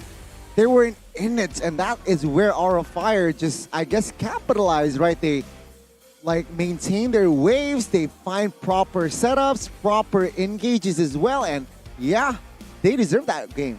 They do. They definitely deserve that game, right? I mean, they made the right steps to actually accumulate or get all the way back to the comeback that they obviously did. But Eterna, I want to watch, but the tickets for the MPL Arena is sold out. Where do I watch? I have a really good solution for you here. I'll give you a Cinepolis voucher. Wow. Yep. You can, guys, also for those of you at home, if you guys have something, you don't have something to do, I'll you give guys you a can go ahead. Cinepolis Oh, thank voucher. you. Thank you. Because at Cinepolis, there's a discount of 20,000 exclusively for MPL ID fans. All you need to do is use the promo code CineXMPL to get the discount when purchasing on the Cinepolis website and app. So what are you waiting for? Gani, go ahead. Mirko, go ahead. Me too. I'll go ahead as well to go and watch there because of that crazy 20,000 discount. Come on, it's basically free. And don't forget, when you're watching at Cinepolis, it's a 7.1 visual and audio all around you quality. Wait, this is a free movie voucher. It's I just a free noticed. movie voucher. Oh my goodness. Here, I'll give you Get two. your tickets now. For your girlfriend as well. Wow. Here, for your daughter. Okay. We're Sigma casters. Who is my daughter? Soon. Soon. This expires on the Mirko's 28th getting of married. February, so I don't think I'm going to have a daughter by that time, Gani. Why not? But maths. Maths. But yeah, back to the game here. ONIC Yeb showed his disappointment as well after that game. So let's see how can they bounce back. Like I mentioned before, right? That opportunity doesn't come twice for Aura Fire. This actually gives them a little bit more time to stay in the series and to give them more time to go back to the roots and to think about what they did. I think the drafts were where it all kind of snowballed for Aura Fire. ONIC Esports definitely had the better draft, right? Like I said, it was a huge and rare opportunity for Aura Fire to be able to win that. And I think Aura Fire needs to start there. Palevi, up that drafting game. I mean, Faramis for Farsa and Grok, it doesn't feel like a fair trade. You're right, it really doesn't, right? It really doesn't. But here we can see the support from both Aura and ONIC. Wow. Aura keep support. We're gonna keep supporting Aura, and there you go. That's an Aura fams in the building, Gani. Wow, I'm scared now. But yeah, I mean, props to Facehugger as well. I mean, throughout his injury, I feel like he can withstand the pain and pressure, but still perform, especially when we're talking about the second game. But now focus on towards the draft. ONIC now will have the blue side back, and they are already respecting the MVP from game 2. They ban out that Faramis. Faramis taken off the board, the Fanny as well, and Aura Fire with the second pick. They are going to ban out the Wanwan and should it be the Joy next. But this is the thing, right? So far, the twist is whoever gets first pick gets the dub. And ONIC Esports, they don't want to be pinned in the same situation that Aura Fire was pinned in game number 2. They ban out the Faramis, perhaps hinting that they want to be picking up the Glue first pick. That might just be the case here, you know, ONIC with the Faramis and the Fanny, it's still them respecting Aura. And, you know, Donnie, the trend is still here, it's still present. First pick, 100% win rate today. It was at a very high win rate. Well, it is still in a very high win rate in Season 11, and maybe that's why, right? They were able to secure the heroes much earlier. And here, Aura, with the second pick, they got to make some real adjustments, right? With the second pick, what you do have, the advantage you do have is the last pick in the first phase and the second phase. Utilize this to get the winning lanes in both of your gold and XP lanes, right? Especially XP here. You really need to utilize that or put Chayed on these bullies, the Brody, the killing pressure heroes to really punish the weak side of the map that ONIC has, well, It's been exploited way before, and it can happen again. ONIC, though, with the first pick Farsa, they haven't changed here. Still picking it up for themselves. All right, you can see Aura Fire instantly go for the Glue. And this is what we need to talk about, right? The Farsa. Why has it been such a priority for the past 2 days? We see Alter Ego also picking up in the first phase as well, and now ONIC Esports are doing the same thing. And this is it, right? Farsa has so much potential. I think the Yves was the Farsa was overlooked so much because of the prio onto the Yves, but what the Farsa can give over the Yves is that mobility. But Aura Fire now, because of this, they are going to be able to pick up the Claude like they did in game number 2. And ONIC Esports, though, they could still respond the same way. They can pick up something like the Beatrix, who is so good against the Claude in lane. I would say pick up the Brody, right? Now that Aura has revealed the gold laner, you need to just bully that Brody or that Claude out of existence, but they go for another choice here. A good choice, a better choice, in my opinion, compared to the Beatrix. If you really want to bully the Claude and if you want to have a say as to how the Claude actually engages in these team fights, that Spear of Misery, the knockback, the range you have, the global presence, and even your wave clear can really be a big problem for the Claude. Also, it's safe to say that it was CW pioneering this Moskov trend back in M4. So not even M4, season 8 or 9 against Fanny. Season 10, even we saw him a couple of times on Moscow. So I think he's comfortable with that hero against the Claude. Makes sense. And wow, what a response. An early Atlas pick. Honestly, I like it, right? Because one, it's really good to cancel the real world, sorry, not the real world manipulation, the Feather Airstrike. But two, because Paquito and Moskov are really low-ranged heroes, they like to go for the dive in. They like to go in for that aggressive take. The Atlas could be the perfect counter setup for the aggression coming in from ONIC Esports. Or a Fire, though, they don't want to be able to lose that EXP lane. I think you mentioned this earlier, right? The way that ONIC Esports usually win is to give Boots that winning lane. With the glue pickup, they don't want to lose that. They don't want to give it to Boots. And so banning the Terizla, really good option here. It's already really good, though, for ONIC because they have kind of, picked up a flex pick, right? Now, if they actually do flex this Paquito into the XP lane, it's definitely not going to be a good matchup against the glue. But it does give ONIC more opportunities to try to deal with the Claude, maybe with an assassin in the jungle now that they, Aura have already picked up the Atlas, right? Hilda, not going to be a problem for them. And ONIC are just trying their best. Wow, good read by Aura there, noticing exactly the same thing we're noticing, right? They ban out the Ling as well. So that's two heroes that are pretty good up against the composition of Aura Fire, especially the Ling, because it can match the mobility of the Claude, chasing him down constantly. ONIC taking away the Yves. So, Faramis and now Yves. Usually, Face Sigurd goes for Lilia. Let's see if he's learned a few new heroes. Yeah, you're right? I mean, Valentina, Yves, Faramis banned out. What will he choose? He might opt for that Lilia pick, and there you go, the Lilia pick on cue. ONIC now, with this in mind, I mean, they need to consider Aura Fire. Their composition has a lot of AoEs, right? Lilia add that burst as well. So they really need to be careful here. Paquito, when engaging against the Angry Glooms and the slow effects, that might be tough. And this also kind of equalizes the playing field, right? Sure, the Farsa has better mobility than the Lilia, but Lilia has way better fast clear than the Farsa. So it levels that lane, but the other lanes, that's what I'm still concerned about. ONIC Esports, now, what are they going to be able to pick up? Are they going to put the Paquito in the jungle like they did before, or are they going to pick up something crazy like the Hayabusa that has a no counter so far in the composition that Aura Fire has brought? And they do exactly that with an addition with the Cho as well. An interesting choice. I like it, though. Okay, the Cho. Yeah, again, this is what I kind of expected with the Hayabusa pickup now and the Cho. There's still something like a Martis that can be picked up, and now we're really seeing Kabuki's hero pool being fleshed out, right? I love it.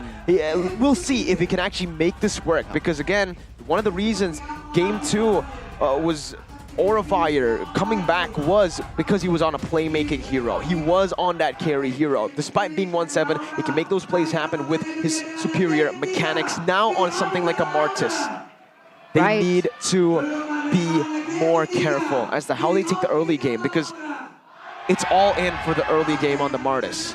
But remember, this is exactly what we wanted in game number 2, right? Choose something like the Martis against something like the Paquito, but against the Hayabusa, that's where things get a little bit more tricky.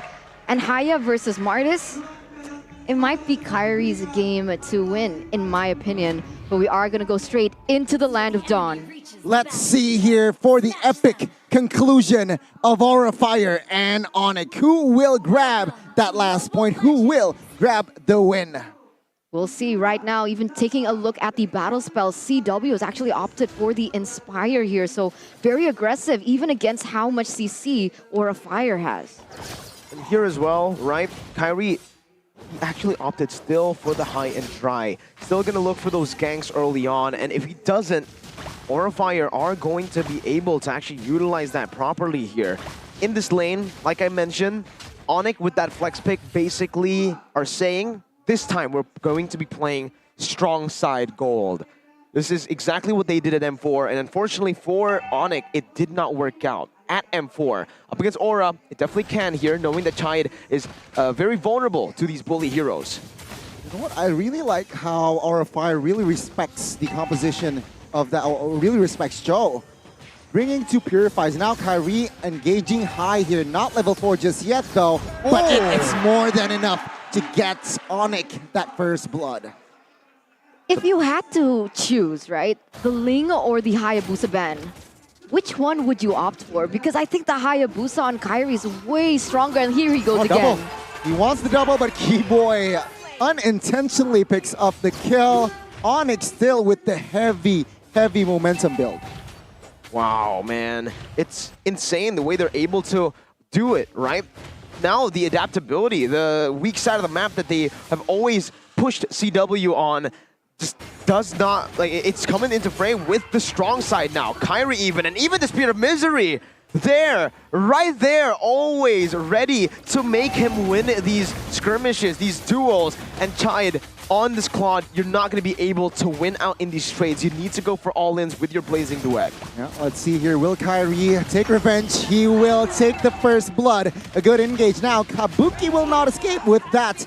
Wave Dragon connecting very on point. The Aura Fire will not have the manpower to fight back. Fluffy used as a flicker. High though. Pop that. Fatal links onto its Keyboy again. Not enough source of damage. ONIC winning that trade. ONIC Esports, they're angry, and Facehugger gonna get the brunt of all of that anger. Goodness me. Whoa, Fluffy in under the turret. Boots, what the heck? Now High though will catch Boots. Will he survive? 1 HP. There you go. Facehugger securing the kill. What the heck is going on? Chide will be able to juke that one. Drion now on the manhunt. Oh, the juke of the day falls to Chide there. Keyboy with that Way of Dragon just on towards Kabuki though. But what a juke. What a beautiful play from Chide, the man that we've been doubting. But here, it's still Kyrie who secures the purple buff with the help of the Roamer High. Whoa! Yeah, he gets taken down there. I mean, what a read by Chide on towards the last Kage. Oh, this is looking brutal for Aura Fire now, right? ONIC Esports, they're so angry in this game. They're looking for trades all around the map, and they're outclassing Aura Fire once again. But this is exactly the same thing that happened in game number 2, but Aura Fire were able to still win it out. So, Town's prediction is still exactly the same for 3 games straight. We'll see what happens as Aura Fire there gets caught once again by Kyrie. Being the recipient of that shadow kill here, but now Keyboy moves onto his Facehugger, still has that Purify. Chaito will pop that Blazing Duet. Also, just to clear, no casualties on the board. Again, man, Kyrie on a signature pick is just absolutely phenomenal. No misses so far in the mechanical plays as well as he goes in up top. Oh my god, CW now mounted, but Fluffy takes a lot of damage. High though, will find CW Facehugger claiming that kill. Kabuki, is he overextending? Kabuki will not escape that one. My god, Kyrie catches one, shadow kill, triple kill in the 4th minute of the game. The yellow porcupines in game number 3 are not messing around, and another kill might happen here top side. Keyboy finding that one. This is a 9-2 game here in the first 5 minutes of the game. Wow. And it's already this bad for Aura Fire. They went a little too aggressive onto ONIC Esports, and ONIC were able to capitalize it with the amount of kill pressure that they have. and they were able to get another turtle for free with that in mind as well. And CW already has that golden staff, and that is another pickup that ONIC Esports can utilize here. And we're not even in the mid-game yet. What's interesting is the way ONIC are actually utilizing CW here. The gold minions haven't actually, you know... Oh my god, wait. Aura are actually committing onto Boots. Oh my god, what a flicker! What a read by Boots. High. Yes, he wasted 2 resources on that plane. ONIC grabbing the mid-base turret. That is going to hurt Aura Fire. Yeah, again, back to my point. CW lane swapping with Boots very early on, before the 5th minute, will basically mean that Boots has gone a bit more gold than Fluffy, and for CW, he's gotten a little bit more experience than Chayat. He has a level lead, and this is actually a pretty good play because they've already taken a turret down below. Feather Airstrike combined with Way of Dragon. Julian will pick up that kill. Keyboy now will find the Jet Kundo again, perhaps. But Fluffy trying to zone the members. Boots in the backside. But take a look at Kyrie finding the kill. Take a look at CW as well, finding another kill in the backside. Chai surviving that one as Kyrie will die in the process. Kabuki low HP will survive as Boots were got played by Aura Fire. Okay, he got a little too aggressive in that last part, right? I think he saw that he was really low, but of course, the Fatal Link's still gonna be able to CC him down and get the kill over. But overall, ONIC Esports, incredible so far. And we do have a fun fact here by Grab. The second game that Aura versus ONIC becomes the longest game in Season 11 with a total of 31 minutes. Snooze into that game. That's where ONIC Esports kind of fell back. It's not ouch, you said it yourself. I'm just repeating your words. I wouldn't have said it if you didn't. But now ONIC Esports with a 4,000 gold lead, they need to not make the same mistakes that they did though, right? I think it wasn't that necessary for Boots to go in for that aggressive kill onto Aura Fire, seeing as how far they are ahead. I think it was super necessary. They need to establish dominance in this game with their brawls. And with the turtle, that's another step for the dominance that they are already creating. Once again, look at their composition. It's built around snowballing, momentum. With that, okay, that one, yeah, Boots died, so the momentum wasn't created, but it's confidence still. Overconfidence maybe in game number 2. Yeah, I mean, Kyrie is 2 levels above Kabuki, so I'm sure that shows confidence right now on Esports with the 5,000 goalie Kyrie. Moving on towards Fluffy here, just teasing him a little. Let's see though, 2 minutes. Oh my god, topside Keyboy trying to find perhaps an opening. But my goodness, how ONIC is very different in game 2. I think it's the same ONIC, honestly. Just the way that they're playing is a bit more disciplined. Oh, Black Shoes Force there. Feather Airstrike. A lot of damage. Kabuki, though, in the flanking position. Trying perhaps to find an opening. Fluffy now trying to open the map. We'll pop that split on towards Keyboy, but no commitments again from both teams. Still, both teams playing it really slow. ONIC now understanding that there are no neutral objectives will back off, but look at this high. With the perfect match. Trying to buy or get some space for his team towards the purple buff. Kyrie has the red tree. It might just be a 50-50 battle right now.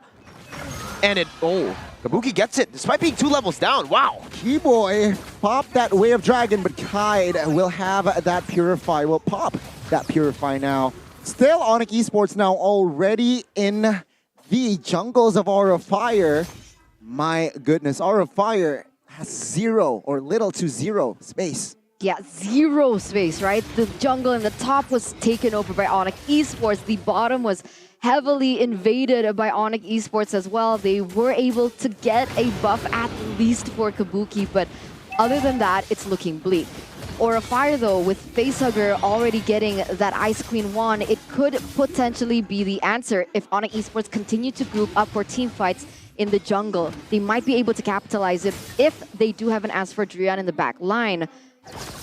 Good Fluffy though, right? Good position, already going in onto Drian, forcing the wings by wings. That's a very valuable resource, but Fluffy is committing onto this all alone, isolated from his own team. Now this might be the trigger that ONIC needed, but goodness, that split is a little bit too fast for ONIC to commit.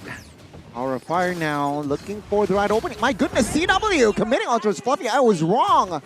Getting the kill. And it's just 5v4. Aura Fire will not contest. Keyboy flickering away. Aura Fire regathering, recollecting, regrouping in the mid side. As on a Kyrie here, Kyrie will just commit on towards the Lord. I mean, to be fair, it did seem like Fluffy was trying to buy some time for ONIC Esports to reset the objective because of the fact that Kabuki was still in the top side. It didn't pay them much success in the grand scheme of things, and the gold gap just keeps getting bigger and bigger. I like the way ONIC are building here. We mentioned about confidence, and Boots is still feeling it. Bloodlust Axe into the Hunter Strike, and then he goes for the utility, right? Up against the glue, you need that utility item. I think he actually got that first. Meanwhile, for the Moskov, he's just been farming freely, getting kills on the board. 2,000 gold lead, the difference there, just between both of the gold laners. And we can already see that Moskov, CW, he's doing a good job with the itemization. He understands that he's so far up ahead, he doesn't need to go for these defensive items just yet. Oh, there you go. There you go. That's a Hodge Claws, though. It's still not something like a Wind of Nature. It's more of an offensive item that helps the Moskov with the lifesteal that's already present with his passive. See the offense. Drion popping that Feather Airstrike onto his Fluffy. Just to zone out again, the Lord is just level 1, so no charges. But top side, also teased by Kyrie, but of course all inner turrets will be taken down. All 3 lanes are collapsing at the same time. ONIC Esports were able to clear really well. It's looking bad for Aura Fire, but let's see their defense once again here. Will they commit to this is the question, right? I mean, all lanes has been managed by Aura Fire technically, so ONIC Esports, they seem to just lower down their pacing here in the mid-game. You know, we're saying this is very repetitive. It is looking bad for Aura, but it did look bad for Aura in Game 2 when they actually got the comeback, right? So Aura Fire somehow, I think they enjoy being just behind here because they are able to look for these 50-50s without risking the lead that they have. And look, it's happening again! Keyboy, slight overcommitment now will be punished, but Facehugger will be executed by Boots. Will be traded back by the roamer though. Now Kyrie with the Quad Shadow trying to find a play. Does not quite connect just yet. Boots again trying perhaps to find the right target. A good disengage from both teams. Like I said, being behind means that if you go for the 50-50, you're not going to lose. If you lose, hey, we're already behind, right? The gold lead is still in ONIC's favor. And if ONIC are not able to close this game off in, what, the next 2 to 3 minutes, Aura Fire can do exactly what they did. Chayat, look at his items. He's been farming really well. Despite him being in the losing lane, picking up the DHS and the Golden Staff is your power spike. The Wind of Nature and the Steel Leg Plate, sure, you could have gone for more damage here, but I think it's proper amounts of respect. You're up against the Hayabusa and the Moskov. You need that physical defense on top of the Wind of Nature, but he's already building towards what I think is the corrosion side, the corrosive side here. So if he does get that, his Blazing Duet will be much better here coming into that later stage because it also adds in the slow. So he's a utility on top of damage, and he doesn't need the sprint as usual. And in addition to that, you can see from the side of Drion, right, he instantly made that Holy Crystal. It's one of the most expensive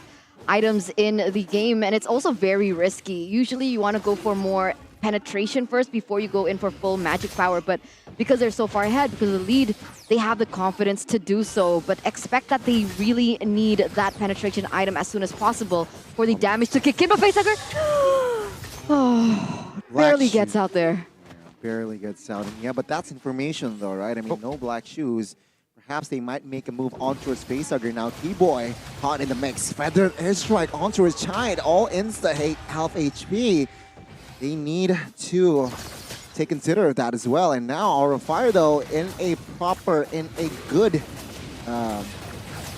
position for commitment on towards Lord. And there you go, Kabuki securing the second Lord. And ONIC, right now, they are looking for the fight, looking for the flank. Fatal Links connects. No follow-up damage just yet. Kyrie, though, connecting the Shadow onto its Kabuki. Still a great disengage from the Aura Fire. Good punishment. Very good maneuvers by Aura Fire. They know that ONIC don't really have that split pushing threat if it's Boots in the side lane. Now, if it's Kyrie, it'll be a different a different situation, right? Because the Hayabusa is a very good split pusher. 1v1s with the high-end drive works out, and that's what I was kind of confused at. If ONIC really didn't want to go for the commitment there, because Kyrie didn't have the purple buff, maybe Kyrie should have been sent into the bottom side so that at least are going to be able to pick up a base turret.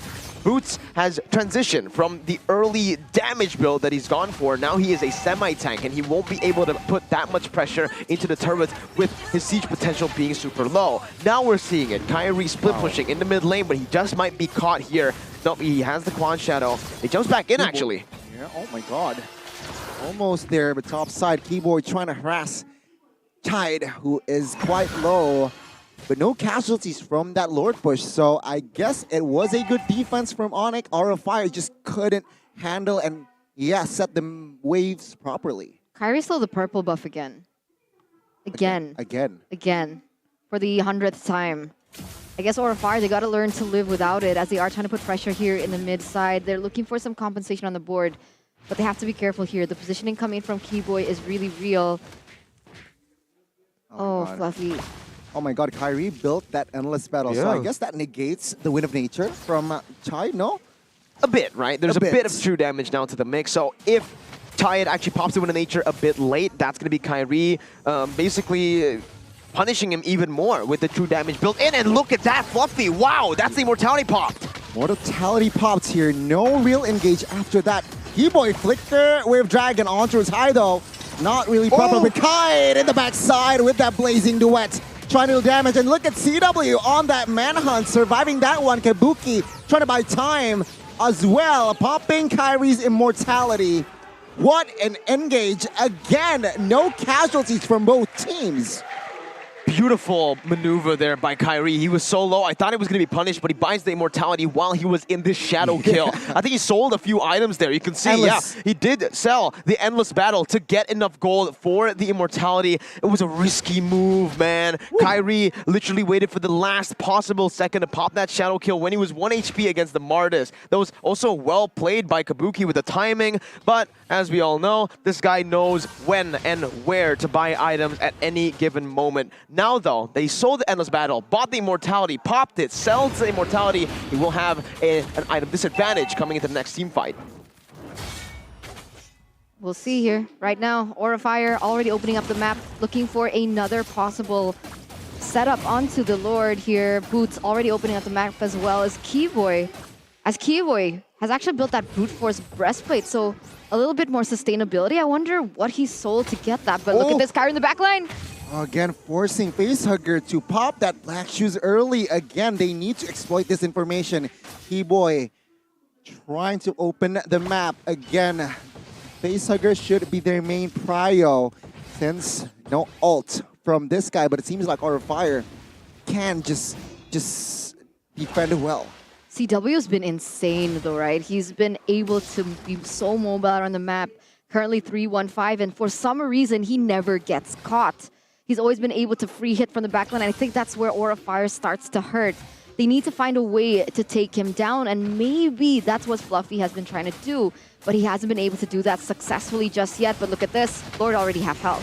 Lord, Aura Fire, they are going to commit on towards this one, but it seems like now Keyboy was caught. Mortality, no. Keyboy gets taken down. Kyrie trying to find the flag in the sides. Lord evolved high, popping that fatal links onto its boots, flickers away. Facehugger though was very low, but Trion will be taken down in the process. Mid laners fall high. Will have that immortal. Kyrie will not be able to find that one. A shadow kill finds the shutdown, finds the double, finds the triple. Kyrie is massive in this game. Wow. What a performance! Eterna caughing Kyrie on his signature pick. He did this at M4 against Echo, and he's doing it against their sister organization, Aura Fire. Now, triple kill with a play that initially looked like Kyrie made a mistake. Every time you think it's a mistake, no, it's calculated by Kyrie, the future himself. Oh, and he's going back in once again onto Kabuki here. Can he end here? Take a look. Oh, he won't overcommit on towards this one. ONIC, what a shadow kill. Wow. CW was there too, okay? I mean, to be fair. So it was CW and Kyrie versus the world, but for sure, nobody doubts the potential that Kyrie has and the impact that he has, especially on the Hayabusa. Which is why I mentioned the Ling compared to the Hayabusa. I'd take the Ling any day. Kyrie's just too fast on the Haya. What is he on, right? I don't know what I choose. I just ban both, right? Ban him. Ban Kyrie. That's what Echo did, and that's how they won. Wait, there's a fight. Way of Dragon connecting onto his Fluffy. He will survive that one, but Fatal Link connects onto it too. Tied, will die though. But now, take a look at the backside. Fluffy will be taken down by Kyrie. More than enough damage was given. Mega kill secured now the Lord. They need to focus on this one. Can Aura Fire defend with 3? ONIC is just too strong for now, as form is temporary, but class is permanent. Maniac! 2-1 with the Maniac. ONIC winning this series 2-1. Incredible performance by the Yellow Porcupines. I love the way that you ended that. What did you say? Form is temporary, Form class is temporary, permanent. Class is permanent, and they truly did show that class in game number 3. They didn't allow Aura to breathe whatsoever, and like I mentioned after game number 2, the opportunity that Aura Fire had, that glimpse of potential that they could have utilized and capitalized over, it doesn't come twice. Kyrie. Hayabusa. Every time. Every single Remember time. Haya M4. Kyrie Haya M4. The best individual performance in a world championship for Mobile Legends of all time. Against Echo, against the world champions. It just got better with age. And now they're doing it. He's doing it here in MPL Indonesia. Very fast. Well, you know, the debate or the points you made in the pause, during the pause, the statements. Well, now there's another statement. Kyrie's the best jungler in the world. Individually. Agree. I could agree. Agree. And goodness, they're still too strong. ONIC giving Aura 0 wins.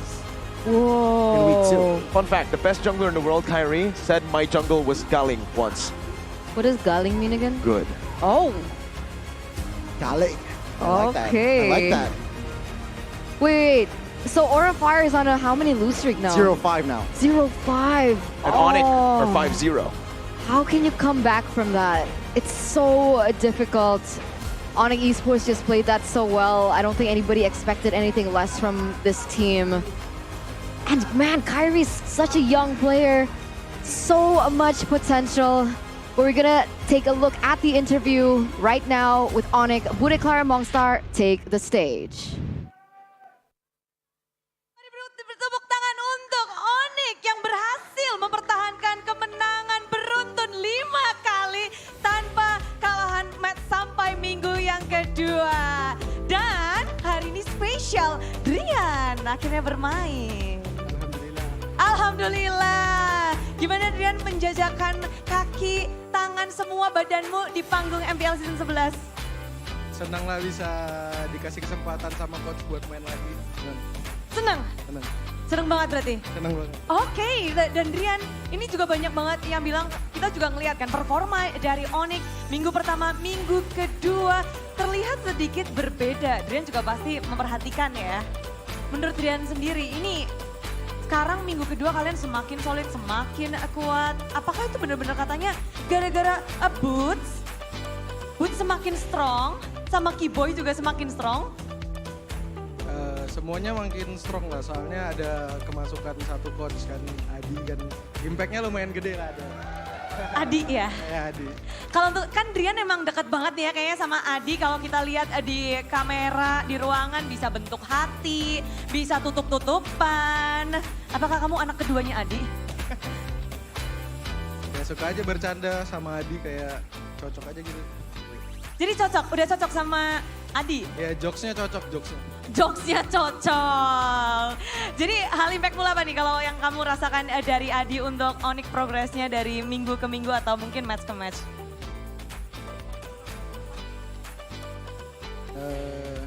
Gede lah, gede.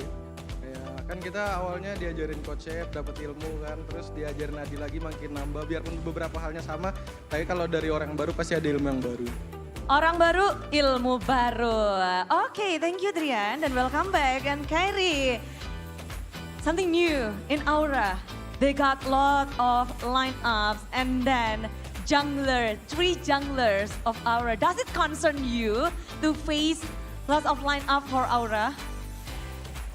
What, sorry, can you repeat it? Aura has 3 junglers, right? Does it concern you with the different lineup, different jungler? I think no, but facing Kabuki was fun. Kabuki was fun. No, fun. Fun, yeah. Because he's good. Oh, he's so good. So, are you expecting Kabuki to play again in leg 2 for your second battle against Aura? What? For the second time, you will face Aura again.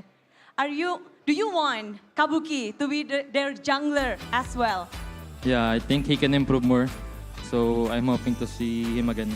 Oh, Kabuki kata Kyrie, dia seneng banget bisa ngelawan kamu dari pertikaiannya juga seru menurut Kyrie dan dia berharap bisa ketemu lagi sama Kabuki di leg yang kedua dan banyak yang bisa dia improve.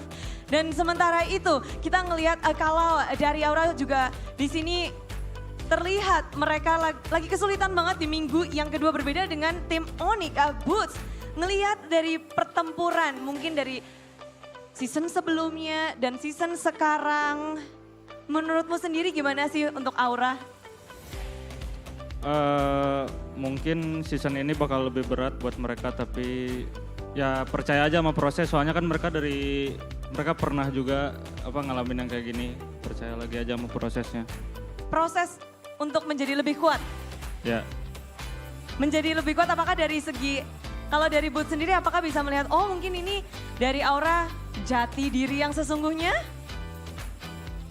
Bukan, jati diri mereka yang kemarin season 8 sama season 9 sama season 10. Season 9 sama season 10. Jati diri seperti apa sih? Mungkin Kiboy bisa menjelaskan ya. Boy. Kalau menurutmu sendiri jati diri apa sih dari Aura Fire yang harus mereka tunjukkan nih di season ini? Sebenarnya sih Aura nggak terlalu banyak berubah, cuma mungkin kayak dia mungkin ada apa? Kayak hilang kepercayaan tim mungkin atau nggak ragu-ragu mainnya. Jadi nggak dapat momennya gitu, momentum. Cuman tadi mereka udah bagus banget sebenarnya. Di game kedua ya? Semua game. Kayak semua game? Mainnya nggak ragu, rapi juga, baru bisa ngebalikin juga kan. Jadi overall bagus sih. Cuman ya belum rezekinya aja. Belum rezekinya aja. Cewek semangatin dong untuk Aura juga karena minggu pertama, minggu kedua ini benar-benar berat banget untuk Aura. Tentunya dari semua tim berharap semua tim bisa memberikan yang terbaik. Paling kalau dari gua pengen ngucapin GWS buat Mang Usep karena Facehugger. Ya, Facehugger. Itu aja sih. GWS. Untuk minggu depan, Aura? Maksudnya kan tadi dia kayak kita lihat dia pakai kursi roda gitu kan. Semoga kedepannya bisa jalan dengan normal lagi. Amin. Kita doakan bersama-sama tentunya dan sekali lagi congratulations untuk tim ONIC. Mama silahkan break it down untuk game dari Aura Fire dan juga ONIC.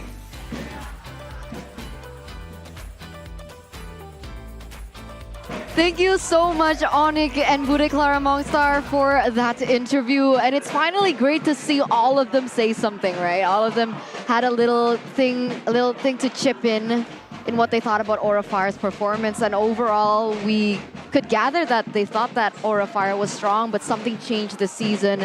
And they were saying something to do with their identity, their confidence in the team and maybe in the coach and just something internally that's going on. They mentioned also, Keyboy mentioned that they saw glimpses that the quality of Aura Fire is there. It's just, I guess, it's just a matter of consistency, right? Can be good. I mean, yeah, we saw Aura Fire and as well as ONIC go to full 3 games. And in this third game, you could see basically Kyrie having a game of his life, right? Just highlights after highlights after highlights. The mechanical display comes in. Kabuki's able to finish him off here, but it's mostly just Kairi. Well, that's the establishment of dominance by Boots, as we mentioned before.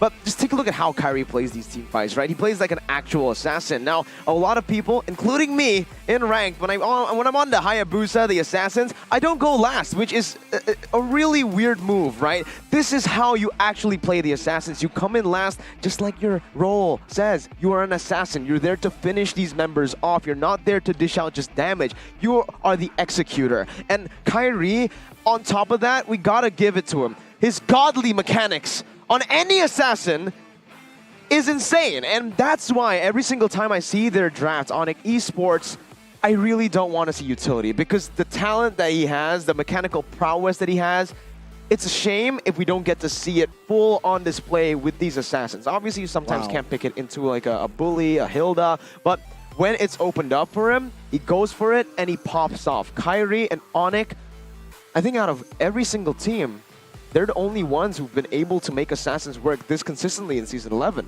Unparalleled so far performance by Kairi, and it just keeps getting better. You know, you thought that he was great last season, and then he comes up in M4 with an incredibly game-changing play, and then he brings that back here, and it's just insane. It's wonderful to see the development on this kid, and he's still so young with so much promise. I love the hunger from this kid. I love the hunger. It's crazy. The consistency as well. It's just all very, very, yeah, it shines. He just shines. It's amazing to see, like you mentioned, so young, yet so hungry and so dedicated. I think the dedication is really what shines from this kid, right? MVP presented to you by the Samsung Galaxy S23 Series 5G. There was no doubt, if it was anyone else, we would riot. It's 12-1-5. It was Kairi Hayabusa. He is the man you see on screen. Hayabusa, that's him with a mask, all right? That's how good he is on the Haya. And here we're going to listen in.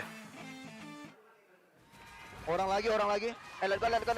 Aman gua aja boleh. Aman gua. Gua live kill. No skill tuh Bennett. Bunuh gua dia. Nah, aman. Nice guys. Nice. Push bawah bisa. Aman. Udah ulti dia. Aman. Kayak konsil.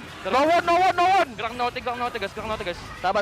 Mati. Nice. No one. Aman. Lihat gua. Gua reset. Ada ban aja guys. Itu gua tarik GV-nya guys. GV guys. Gak ada flicker. Nice. Ayo masih bisa. Gua ada situ aja. Udah skill 2 dia. Aman stun gua. Winter gua. Nice one. Saya ya. Lihat kan? Sabar, gua sambil nyari stack doang nih. Bawah menang guys. Lu kalau mau buka dari bawah itu. Iya, aman. Ayo pukul lordnya. Boleh? Tarik dulu. Dia di L. Udah kelihatan semua. Lihat lagi, dia dapat L nih. Lu mau coba? Coba. Berang. Gerak udah ulti guys, Orang dulu. Gua ulti, Buk. Guys. Gua ulti kena 3. Orang dulu. Naga. Gua depanin, lihat lordnya. Naga mati. Parsa mati. Lord. Orang. Bunuh. Parsa mati. Mati. Jangan lupa speed, Gua bisa. Santai. Gua kejar blok mati sih aman. Slow. Fokus dulu. Gua enak. Gosong. Ada gua jaga guys. Bisa, jangan takut. Gua nge-flank guys. Udah ulti Lilia-nya. No ulti Lilia. Gua ya. Habis sih itu bang. Habis anaknya. Gua cucuk. Orang. Bantai. Lihat gua. Gua sabar. Gua ya. Aman. Bisa balik gua. Slow banget, Cai. Aman tuh itu. Cover cewek aja guys. Gua mau. Ada Kairi.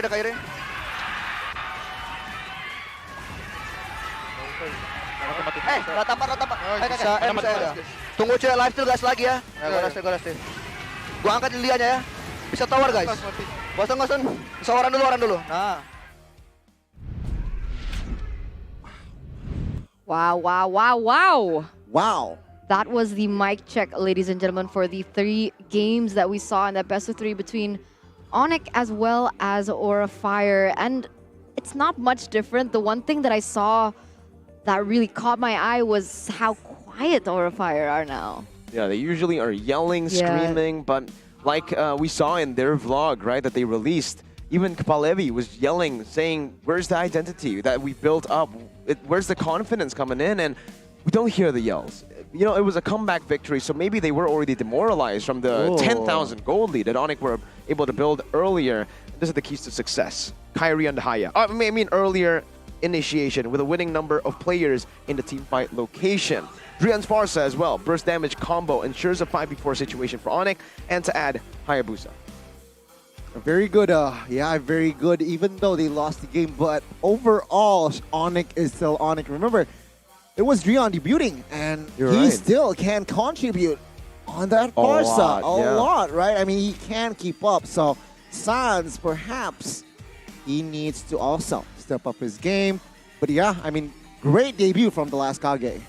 We're gonna give props to the entire team, right? Because Kairi got the MVP. Sure, he carried the game, but it's all up to the team to facilitate him to be that carry, to open up the space, and to waste as much resources as possible from the enemy team so that this assassin can really come up for the cleanup, right? The positioning, the way they played, even with Keyboy making a lot of blunders, he was able to bait out a lot of resources, sometimes even the fatal links. And that gave Kairi so much room to play. No lockdown, CC for the Hayabusa. That's true, and even if he does get caught in the fatal links, he does get cover from his teammates, like we saw with CW as well, right? So that was match number 1. We still have one more match ahead of us. And remember, it's the El Clasico. We'll see you there, but before that, we're gonna head into the break. Me, Eterna, Goni, as well as Mirko. See you after El Clasico.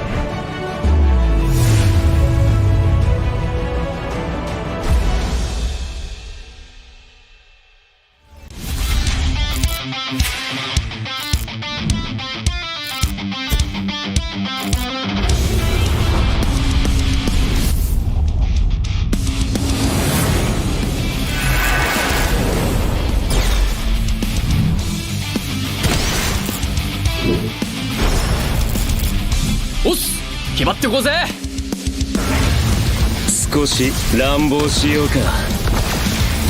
釘崎野原、喜べ男子、こう一点よ。邪魔だ。虎杖裕二です。好みのタイプはジェニファー・ローレンス。よろしくお願いします。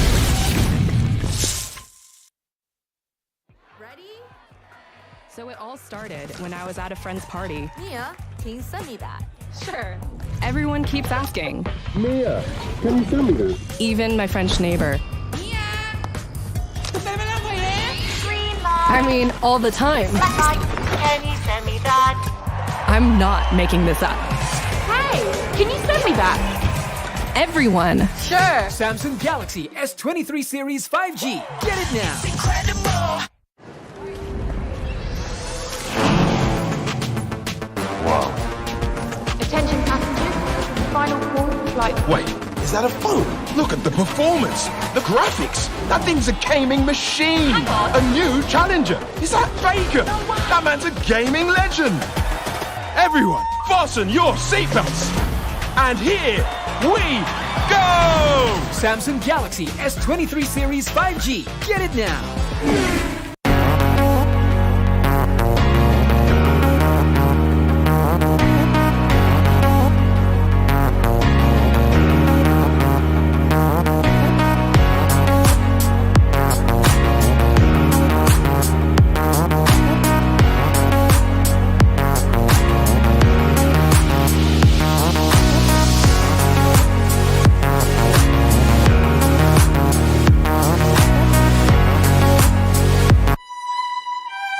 This is where you can find yourself.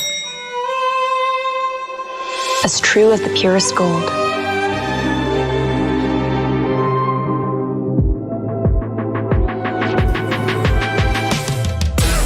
Be forever young. Be lavish. Be timeless. I am 24K, bling like no other. Halo para pengejar. Saya bantuin ya. Kejar ini, kejar itu, kejar. Keep kalem, pasti ada diskonnya. Pesan GrabCar pakai promo Yuk Grab.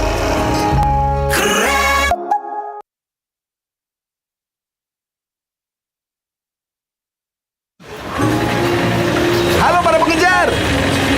Kejar ini, kejar itu, kejar. Keep kalem, nggak ada kata telat. Pesan Grab Bike ada jaminan anti ngaret.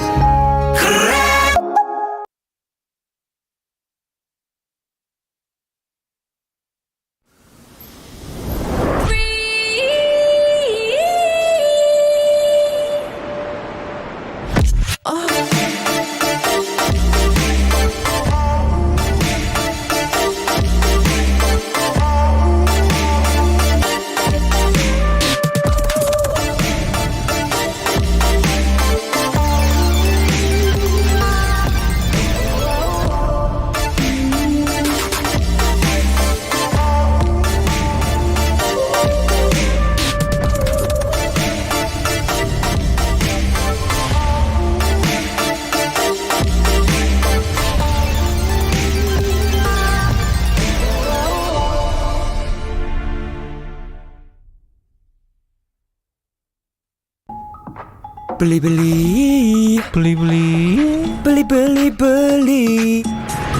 Gratis ongkir. Beli. Gratis ongkir. Beli. Download sekarang. Bas TV. Beli. Belanja di Indomaret makin banyak untungnya. Kumpulkan cashback poin jadi untung terus. Makin sering belanja, makin banyak poin yang kamu dapatkan. Dapat diskon, jadi untung terus. Bayar belanjaanmu dengan poin yang kamu punya. Belanja jadi gratis, jadi untung terus. Dan untung terus dapat banyak promo.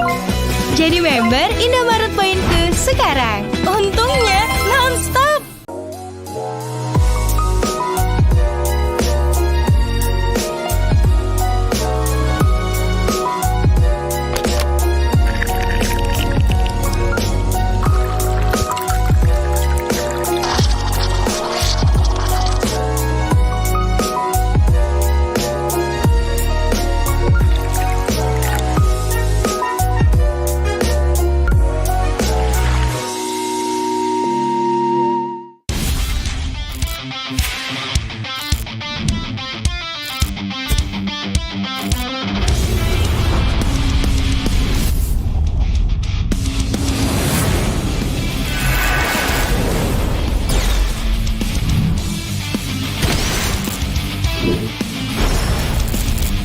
Os!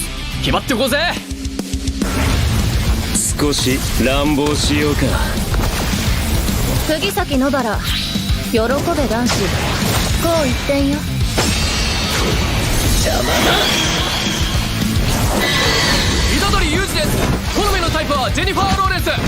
よろしくお願いします。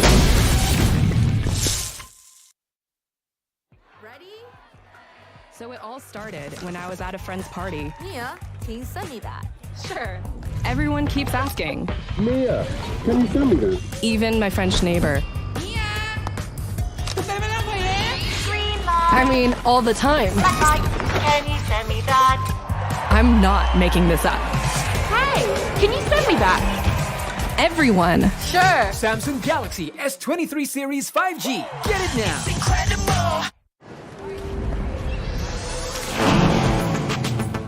Wow. Attention passengers, final call for flight. Wait, is that a phone? Look at the performance, the graphics. That thing's a gaming machine. Hang on. A new challenger. Is that Faker? That man's a gaming legend. Everyone, fasten your seatbelts. And here we go! Samsung Galaxy S23 Series 5G. Get it now.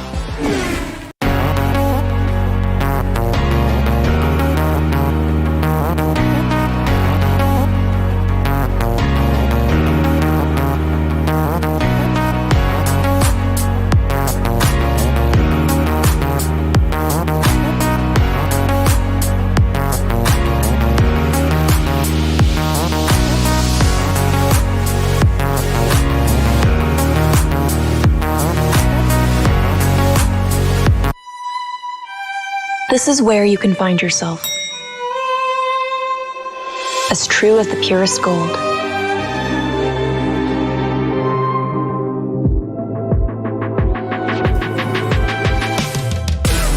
Be forever young. Be lavish. Be timeless. I am 24K, bling like no other. Halo para pengejar. Saya bantuin ya. Kejar ini, kejar itu, kejar. Keep kalem, pasti ada diskonnya. Pesan GrabCar pakai promo Yuk Grab.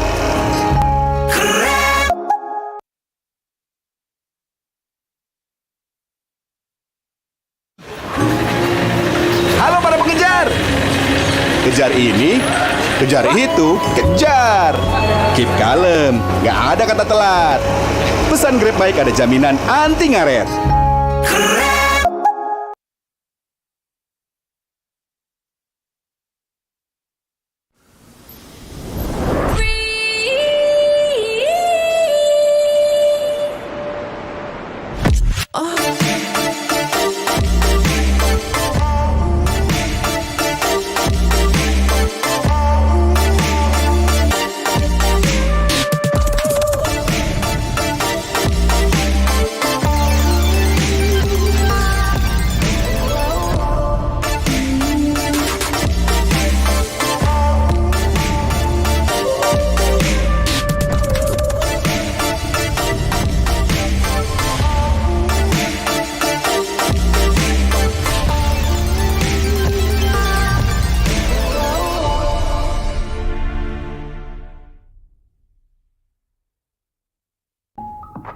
Beli. Gratis ongkir. Beli. Gratis ongkir. Beli. Download sekarang. Pas TV. Beli. Belanja di Indomaret makin banyak untungnya. Kumpulkan cashback poin jadi untung terus. Makin sering belanja, makin banyak poin yang kamu dapatkan. Dapat diskon, jadi untung terus. Bayar belanjaanmu dengan poin yang kamu punya. Belanja jadi gratis, jadi untung terus. Dan untung terus dapat banyak promo. Jadi member Indomaret Poinku sekarang. Untungnya non-stop.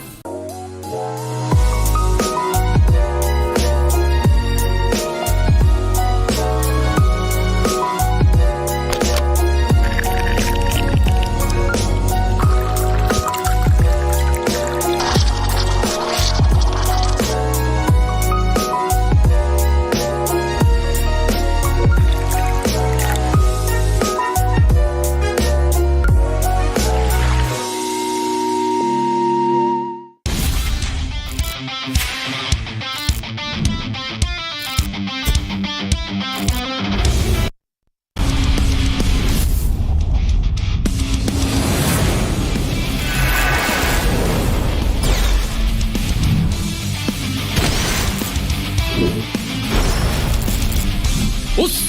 決まってこうぜ。少し乱暴しようか。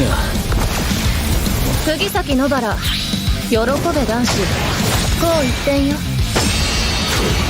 邪魔だ。虎杖裕二です。好みのタイプはジェニファー・ローレンス。よろしくお願いします。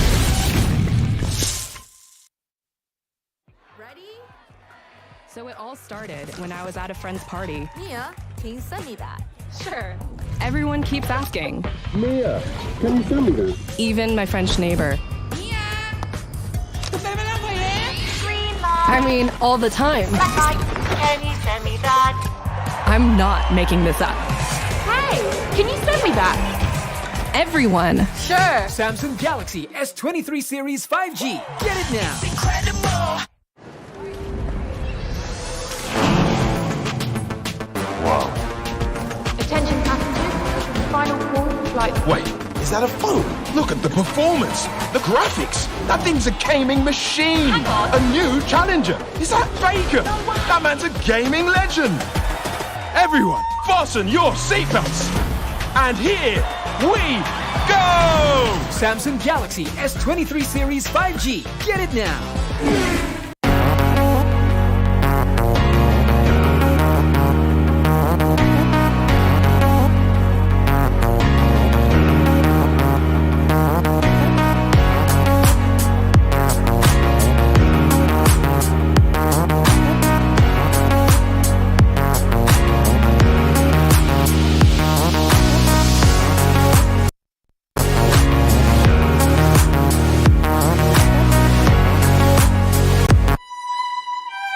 This is where you can find yourself. As true as the purest gold.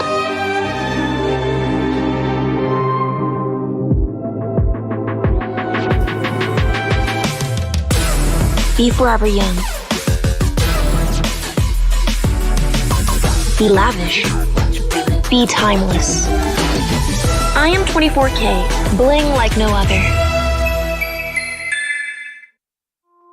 Halo para pengejar. Saya bantuin ya. Kejar ini, kejar itu, kejar. Keep kalem, pasti ada diskonnya. Pesan Grab Car pakai promo Yuk Grab.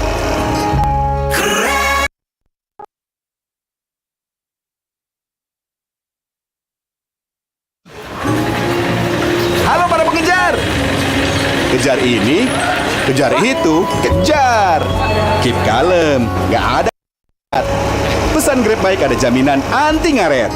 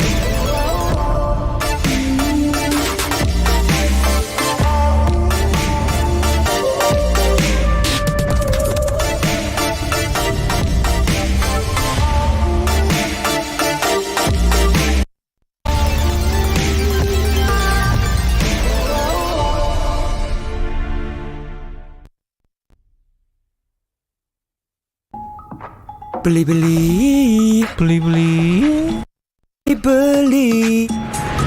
Gratis ongkir. Beli. Gratis ongkir. Beli. Download sekarang. Bas TV. Belanja di Indomaret makin banyak untungnya. Kumpulkan cashback poin jadi untung terus. Makin sering belanja, makin banyak poin yang kamu dapatkan. Dapat diskon, jadi untung terus. Belanjaanmu yang kamu punya. Belanja jadi gratis, jadi untung terus. Dan untung terus dapat banyak promo. Poinku sekarang. Untungnya non-stop.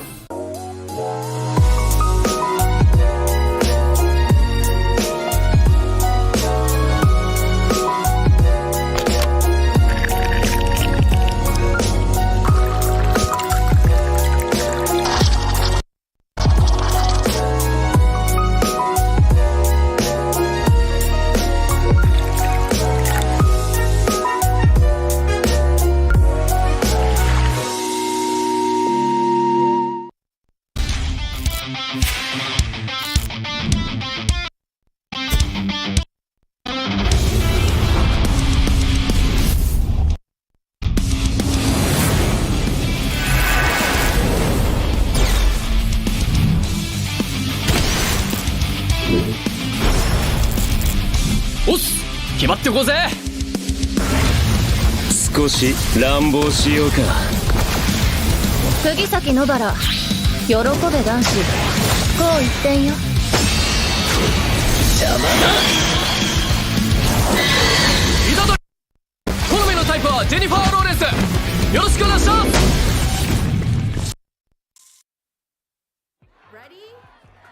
So it all started when I was at a friend's party. Mia, can you send me that?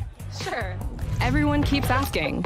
Mia, can you send me that? Even my French neighbor. I mean, all the time. Can you send me that? I'm not making this up.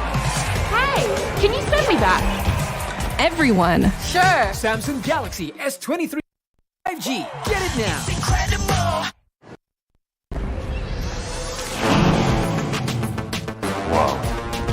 Attention, final call, flight. Wait, is that a phone? Look at the performance, the graphics. That thing's a gaming machine. A new challenger. Is that? That man's a gaming legend. Everyone, fasten your seatbelts. And here we go. Samsung Galaxy S23 Series 5G. Get it now.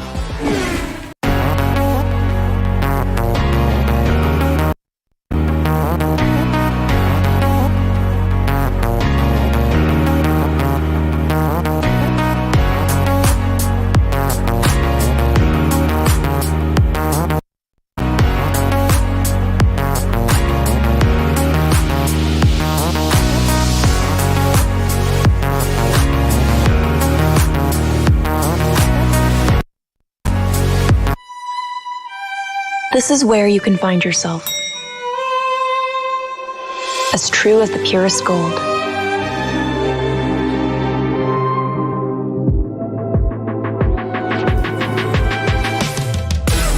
Be forever young. Be lavish. Be. I am 24K, bling like no other. Halo para pengejar. Saya bantuin ya. Kejar ini, kejar itu, kejar. Keep kalem, pasti ada diskonnya. Pesan promo yuk Grab.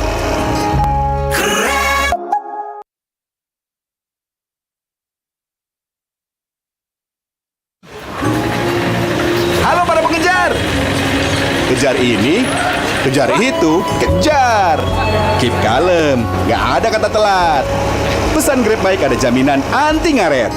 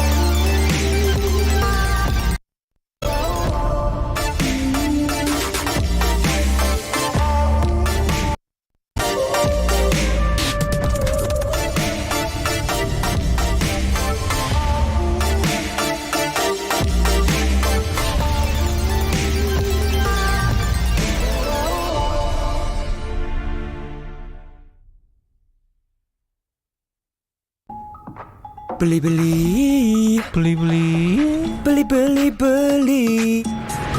Gratis ongkir. Beli. Gratis ongkir. Beli. Download sekarang. Bas TV. Beli. Belanja di Indomaret makin banyak untungnya. Cashback poin jadi untung terus. Makin banyak poin yang kamu dapatkan. Dapat diskon jadi untung terus. Bayar belanja dengan poin yang kamu punya. Belanja jadi gratis, untung terus. Dan untung terus dapat banyak promo. Jadi member Indomaret Poinku sekarang. Untungnya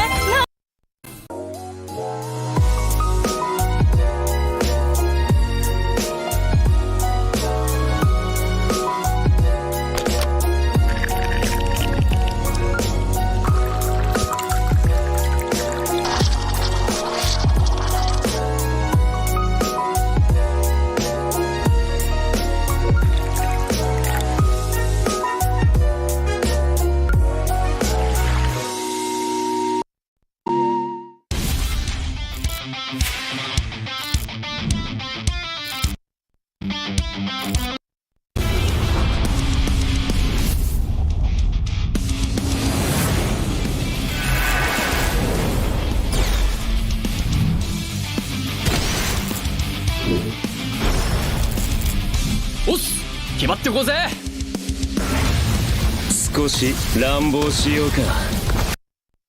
釘崎野原、喜べ男子。こう一点よ。邪魔だ。虎杖裕二です。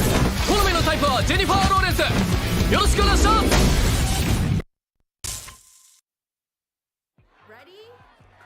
So it all started when I was at a friend's party. Mia, can you Sure. Everyone keeps asking. Mia, can you send me this? Even my French neighbor. I mean, all the time. Can you send me that? Not making this up.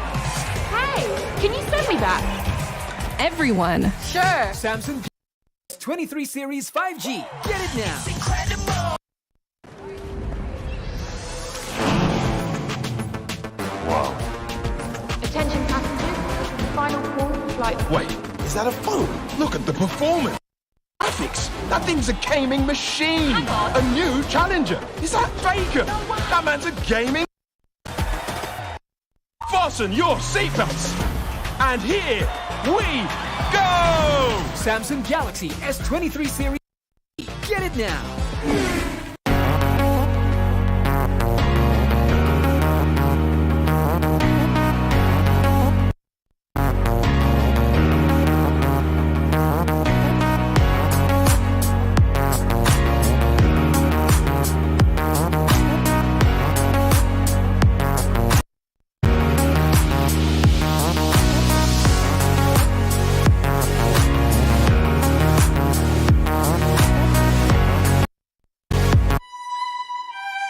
This is where you can find yourself.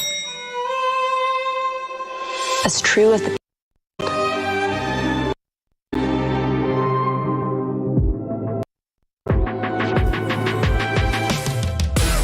Be forever young.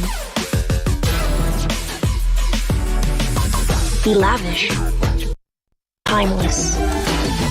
I am 24K.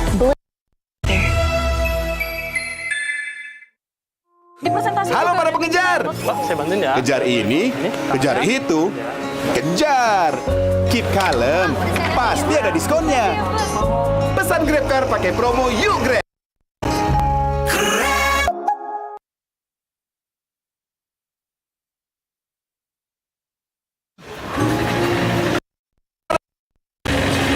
Kejar ini, kejar. Keep kalem, nggak ada. Pesan Grab baik ada jaminan anti ngaret.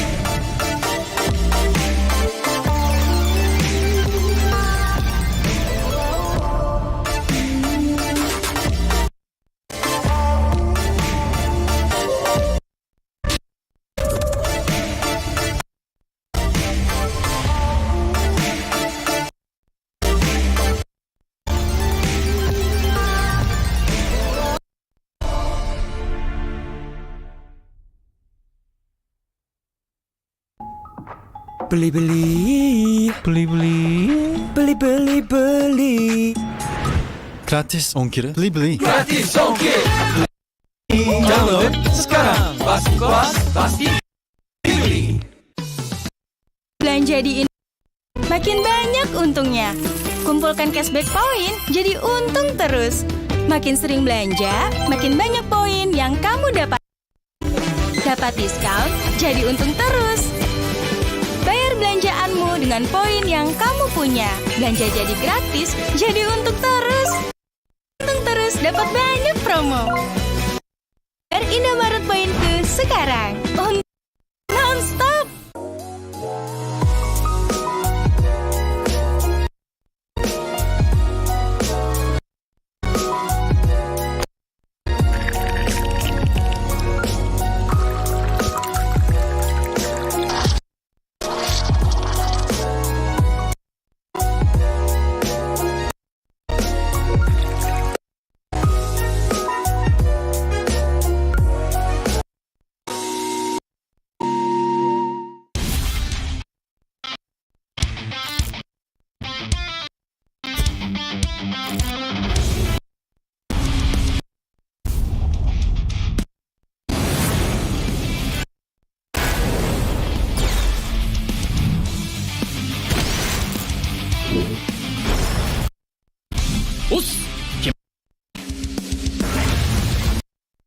Lambo 釘崎野原喜べ男子こう一点よ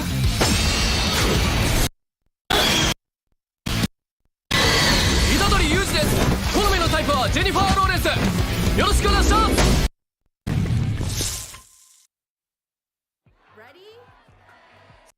Started when I was at a friend's party. Can you send me that? Sure. Everyone keeps asking. Mia, can you send me this?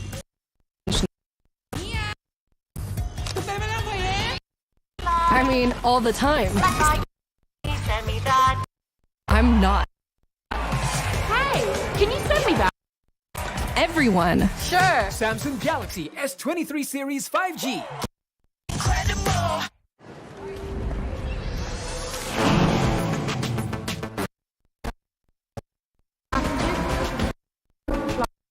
Is that the performance? The gaming a new challenger. Is that fake? That man's a game.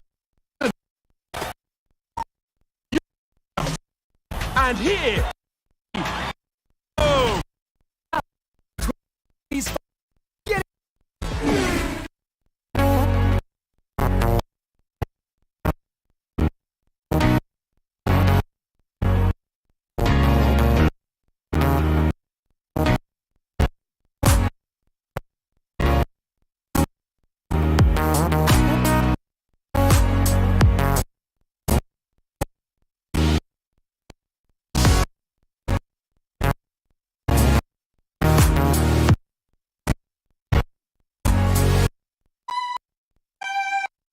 you can find yourself. Gold.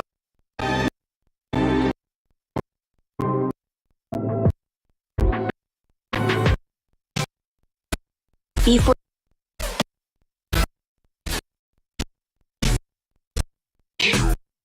be I can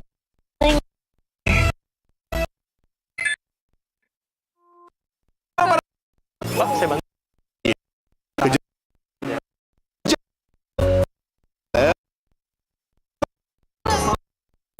Pakai pro.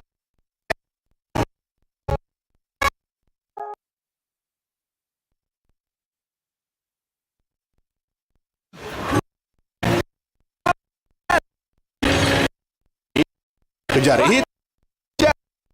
Keep. Karet.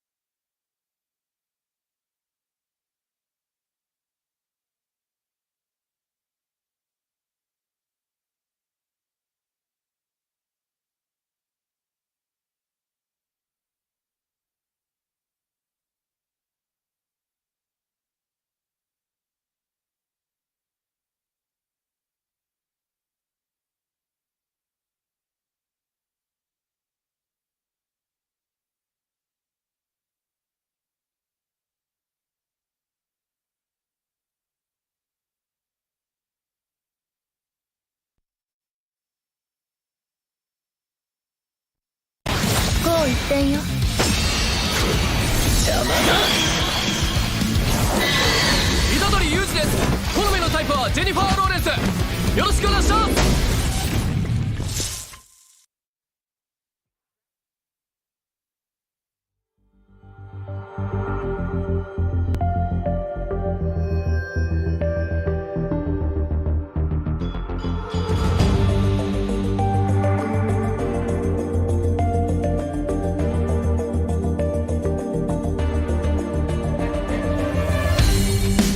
Kan berdiri dan terus berlari, terus ke arah puncak tertinggi.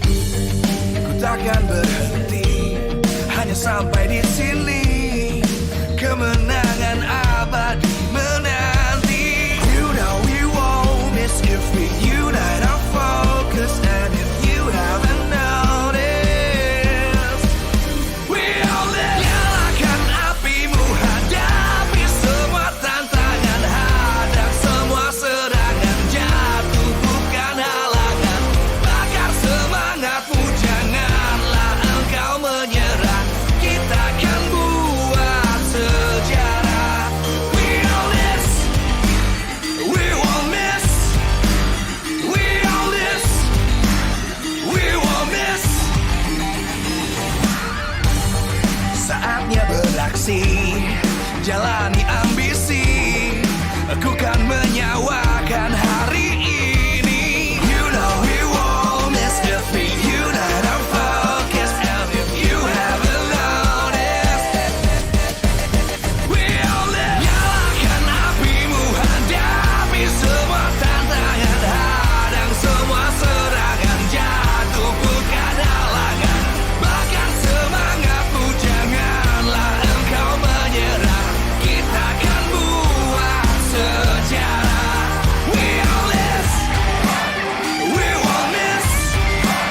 We all this, we won't miss. We all this.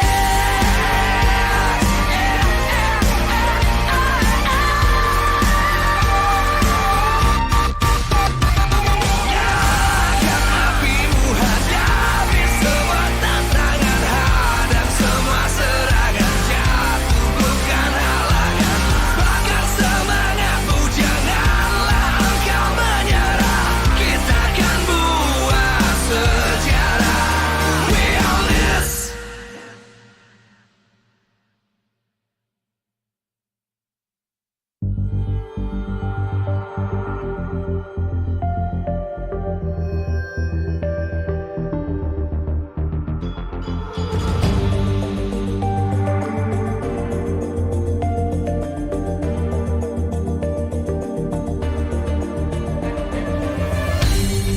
Aku kan berdiri dan terus berlari, terus ke arah puncak tertinggi. Ku takkan berhenti, hanya sampai di sini. Kemenangan abadi menanti. You know we won't miss if we unite our focus. And if you haven't noticed, we all live. Nyalakan apimu, hadapi semua tantangan, hadang semua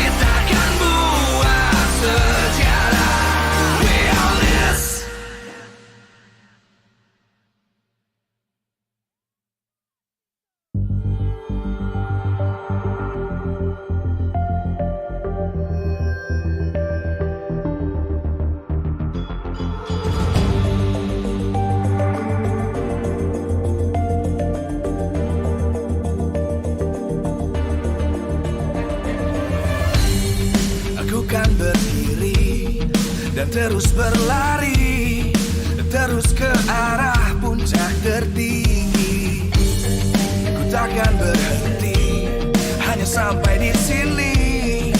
Kemenangan abadi menanti. You know we won't miss if we unite our focus. And if you haven't noticed, we all live. Nyalakan apimu, hadapi semua tantangan, hadang semua serangan, jatuh bukan halangan. Bakar semangatmu, janganlah engkau menyerah. Kita akan buat sejarah.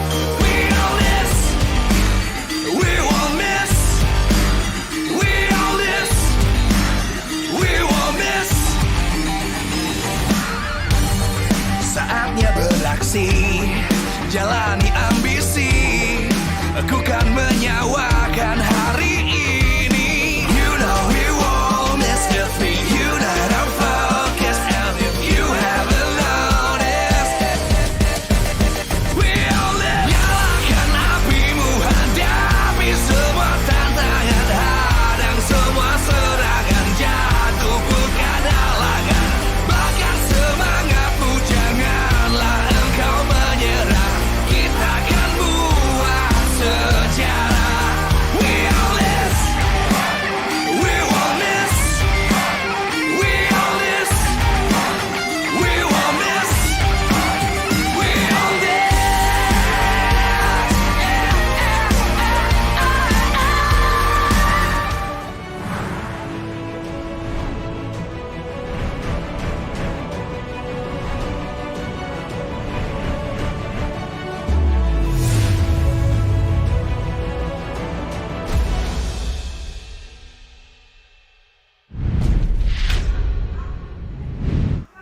Are you ready for the 25th El Clasico between RRQ and EVOS Legends? Because we sure are. And on the caster desk to accompany you through this El Clasico match, it's me, Eterna, Gani, as well as Mirko. And the vibes, the atmosphere, we can already feel it. You guys can even see it on your screen there with the flags of EVOS Legends. We can't really see RRQ just yet, and I don't think you guys will. Maybe English later. desk, we're positioned with EVOS Legends. The Indonesian desk is with RRQ, so it's fine, right? It's mixed. 50-50. 50-50. But before we get into details, we need to thank our sponsors here, Eternal. MPL Indonesia Season 11 is powered by Moonton, presented by the official tournament phone Samsung Galaxy S23 Series 5G. Our official mobile internet partner by Telkomsel. Our official gold partner by UBS Gold. Partners in esports, Dunia Games, Grab, Secret Lab, Blee Blee. Our official broadcast by Maxstream. Official broadcast partner by TVRI Sports. And our partners is Indomart and Point Coffee. And of course, MPL Indonesia Season 11 is supported by PBSI. It is. And so far, we're seeing crazy matches all around. The fans have been insane. I think in Season 11, this is the most active that the fans have been in such a long time, Gani. Usually in Season 10, even like in Aura versus ONIC matches weren't full house. Here, almost every match is, and the atmosphere has been crazy, but it only elevates the El Clasico atmosphere. You're right. I'm just worried about Mirko sitting on that side. Why? Because this girl is holding the EVOS flag and it was so close to his head.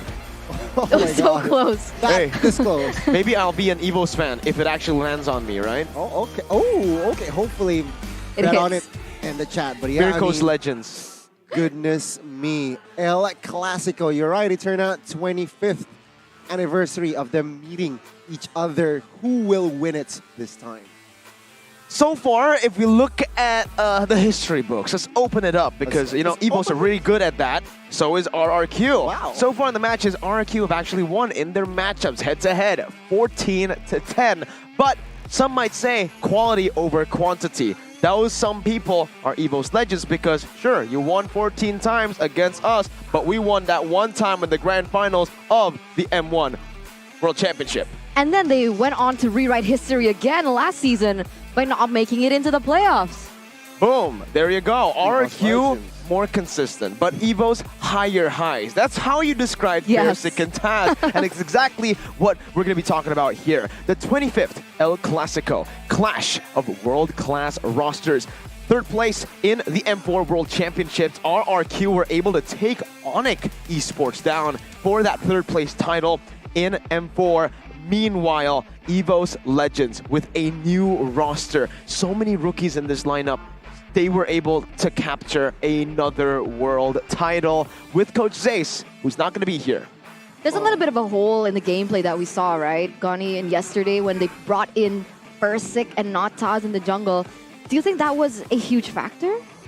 Maybe. I feel like that is one of the factors here. Remember, Taz in that jungler position has established the chemistry, the position itself. But one question stands here is this the first time El Clasico without Zace?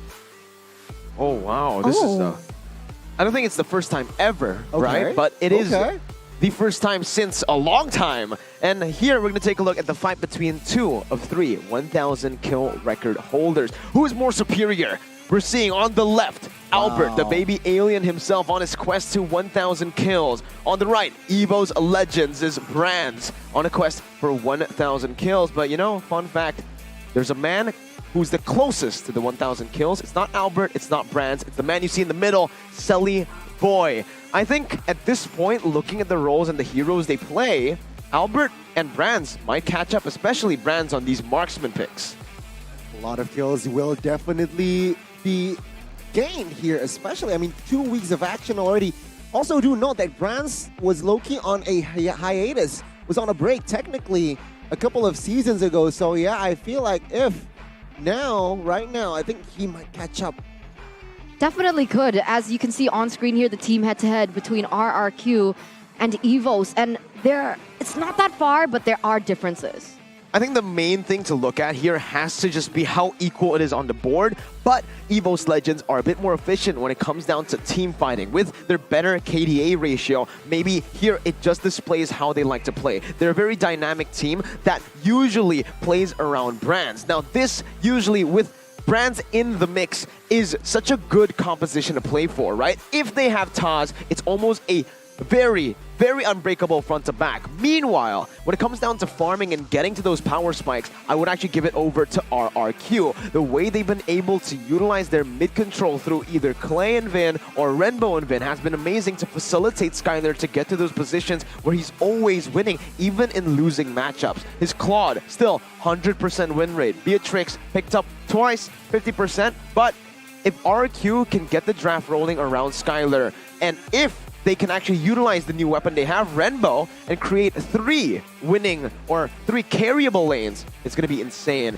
But our main focus has to be the XP lane. This is a charge of team player where it's an opposite style completely here. From Psychot, he doesn't care about gold per minute. He doesn't care about his lane. What he cares about is setting up for his team, being that facilitator for Brands and even Taj to find these turtles, find these team fights, and he is the main playmaker. Whereas Lemon, he plays as the carry on the Edith. He likes to be the one dealing out damage, going and becoming the main backline or main frontliner doing damage. He is not the playmaker, he is the killer on his Masha, Edith. This is the kill player highlight as we take a look at it here. This is the game up against Bigatron Alpha where he went for the Edith, and how he plays the Edith is so crazy. I think so far in MPL Indonesia, he has to be the best Edith, right?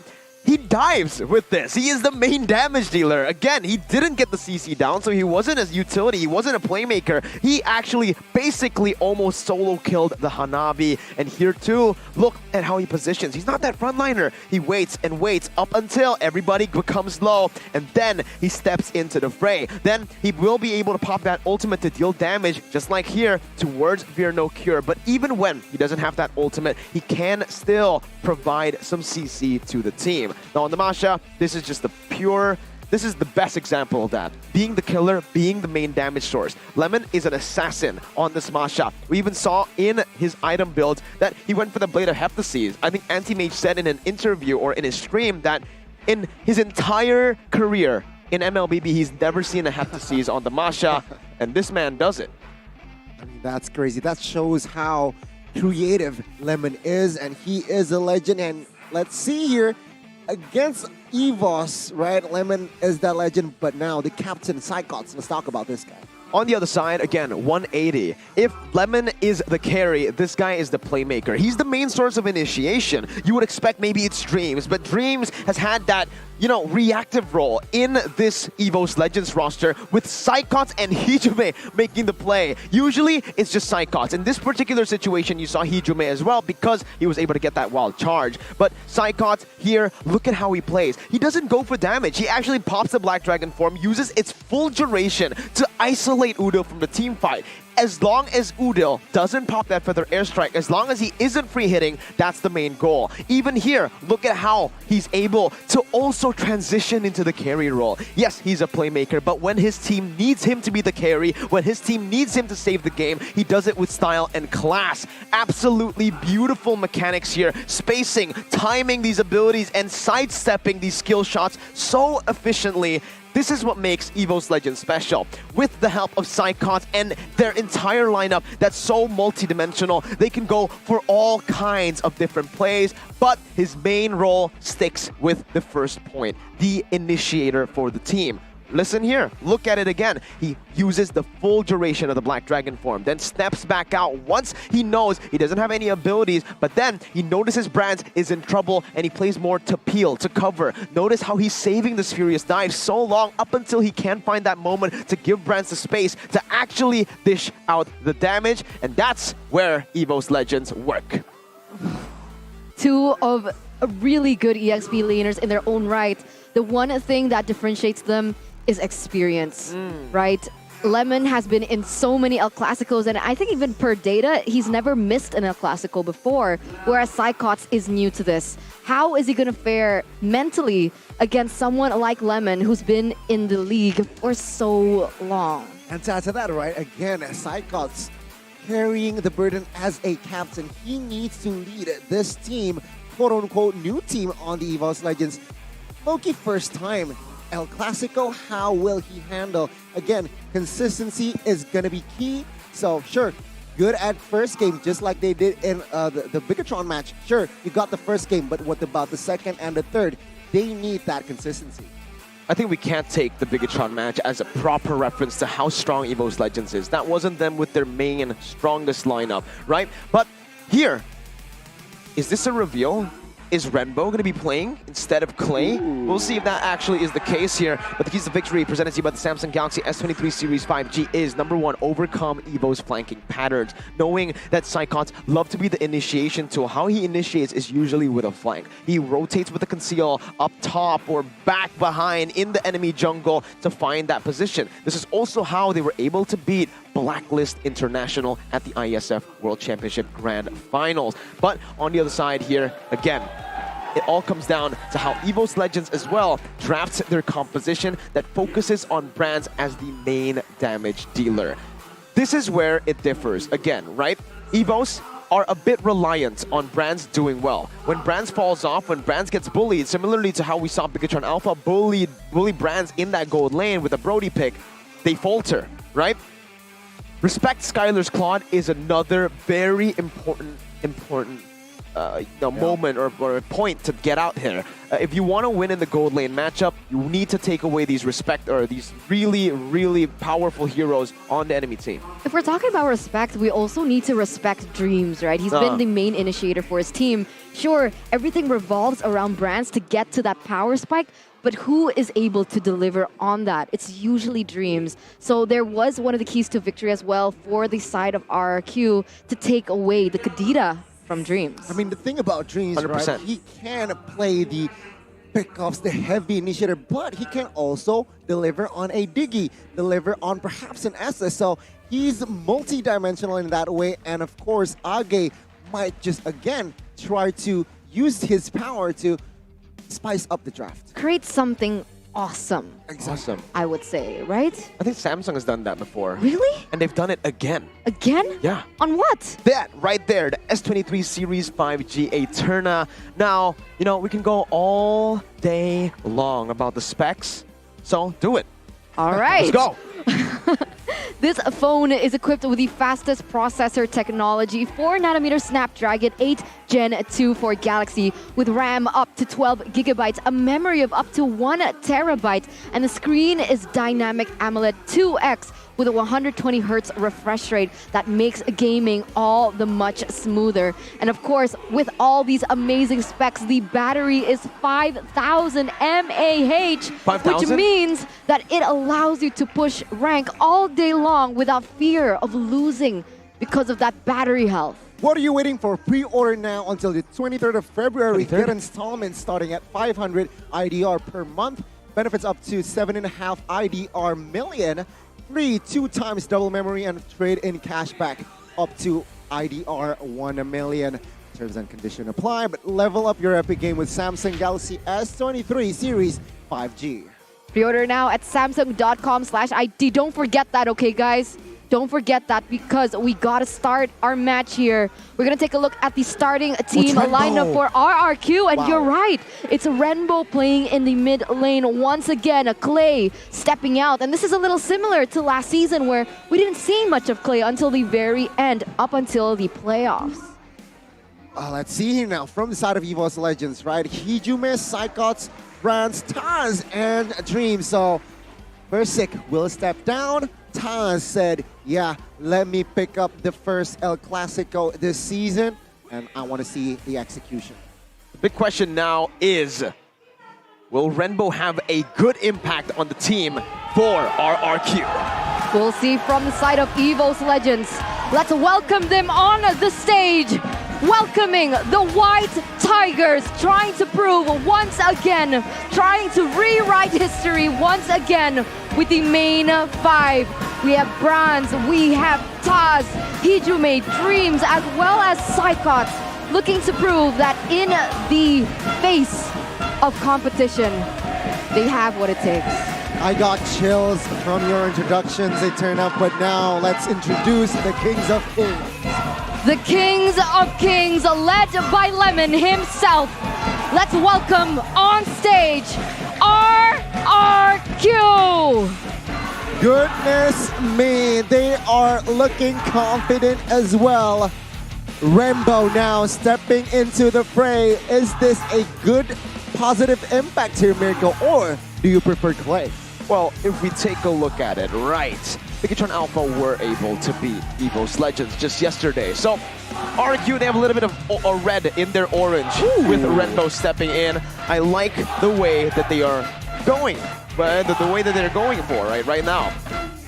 Even with the coaches, this draft is going to matter a lot. I think it's, especially for RRQ in the loss against ONIC, it was purely outdraft, right? And here, there is a possibility of that happening again. The question is, have they learned from their loss against ONIC? Let's see, right, with Arc and Peel here leading RRQ. What draft will they spice up? Meanwhile, of course, Taxstump and Age. Now, this season, I feel like personally, Taxstump and Age has the more solid, consistent, but really, if you, like in hindsight, rather safe for their team. They haven't really been experimenting too much. You're right, it's safe. They play to the play style of EVOS Legends right now, right? EVOS Legends right now, they like to go for the counter setups. They like to play aggressive. They like those dive-in heroes. And it seems like that's in line with the coach's vision. Whereas from the side of RRQ Hoshi, any significant changes after Achil stepped down in terms of the draft? Well, it's so weird, right? Because it feels like they are getting more creative with the drafts with Achil out, but maybe at first, that was the first impression after game number 1. But after that, it seems like they have kind of like an aura fire problem where it's very unique up until you notice that the unique heroes are what's meta for them, and that's it. Lemon, Edith. We expected, you know, just a standard XP laner. He goes for something like an Edith, but ever since, it's just become a standard for him, picking the Edith. And nothing much has really been shown. Edith, Masha, right? These two unique picks, that's it. And then he goes for the standard Lapu and Glue. So that's something that can be exploited by EVOS Legends, just like you guys can exploit or take advantage of the quota bonus that you get with every purchase of items and vouchers in Mobile Legends with Telkomsel on Dunia Games. Hurry up and buy it on duniagames.co or .id or on the Dunia Games app.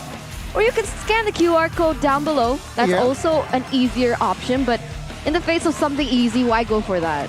Go for the harder way, guys. Go for the challenge. Go for the challenge. Challenges, right? You're not going to improve. Life is hard. Yes, life is hard. You're not going to improve with no problems in your life, soy boy. Boring. Exactly. Easy life, boring.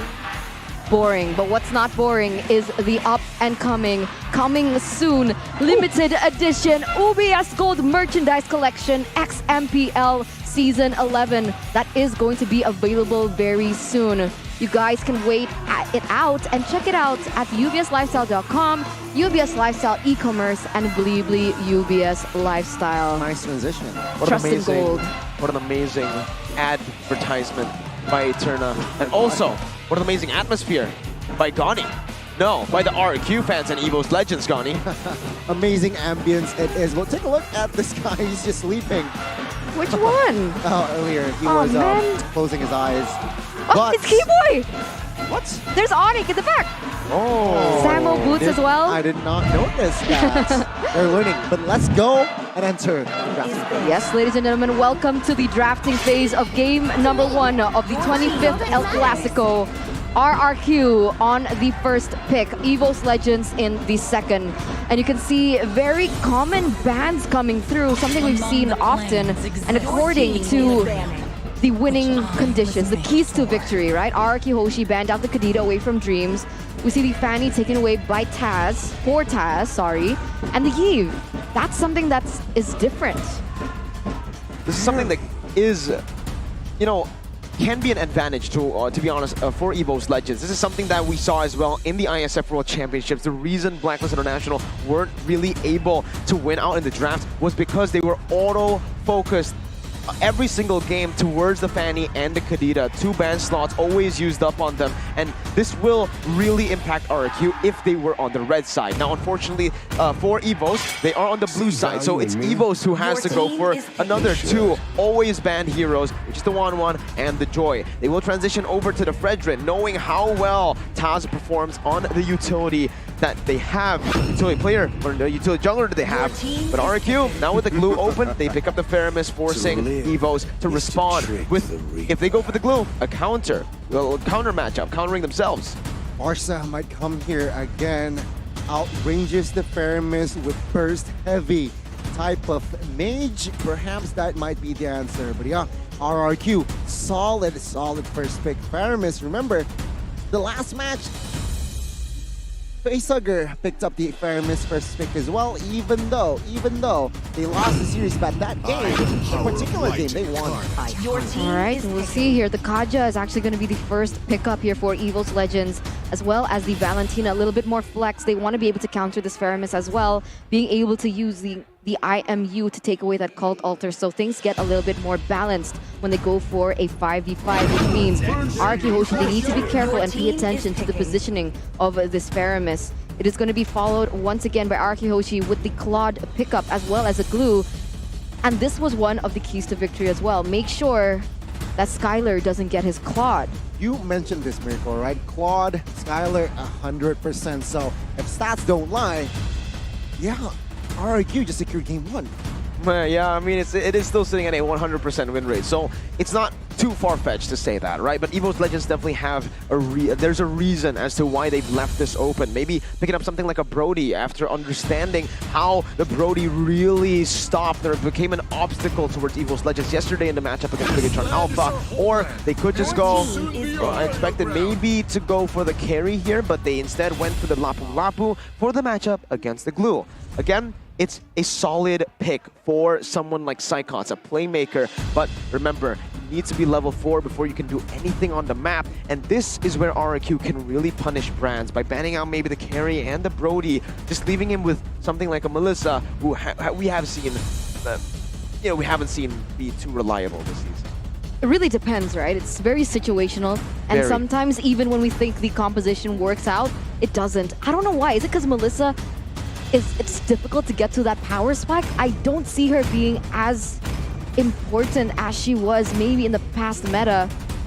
But coming into the second phase here, we do see an artist being banned by EVOS Legends, taking it away from RRQ Hoshi. To answer your question about the Melissa, it's just teams understanding how to play around the front to back, and they're never really clumped up together. But here, with the co-alter, you're kind of forced to clump up together, right? So this is where the Melissa could work. It really depends on how EVOS Legends want to take this drafting phase, because Melissa is a bit immobile, and with a composition that is very divey, you might not be able to, fully go utilize that Melissa. So the Moskov ban makes complete sense. A hero that's very mobile can follow through with the global presence as well.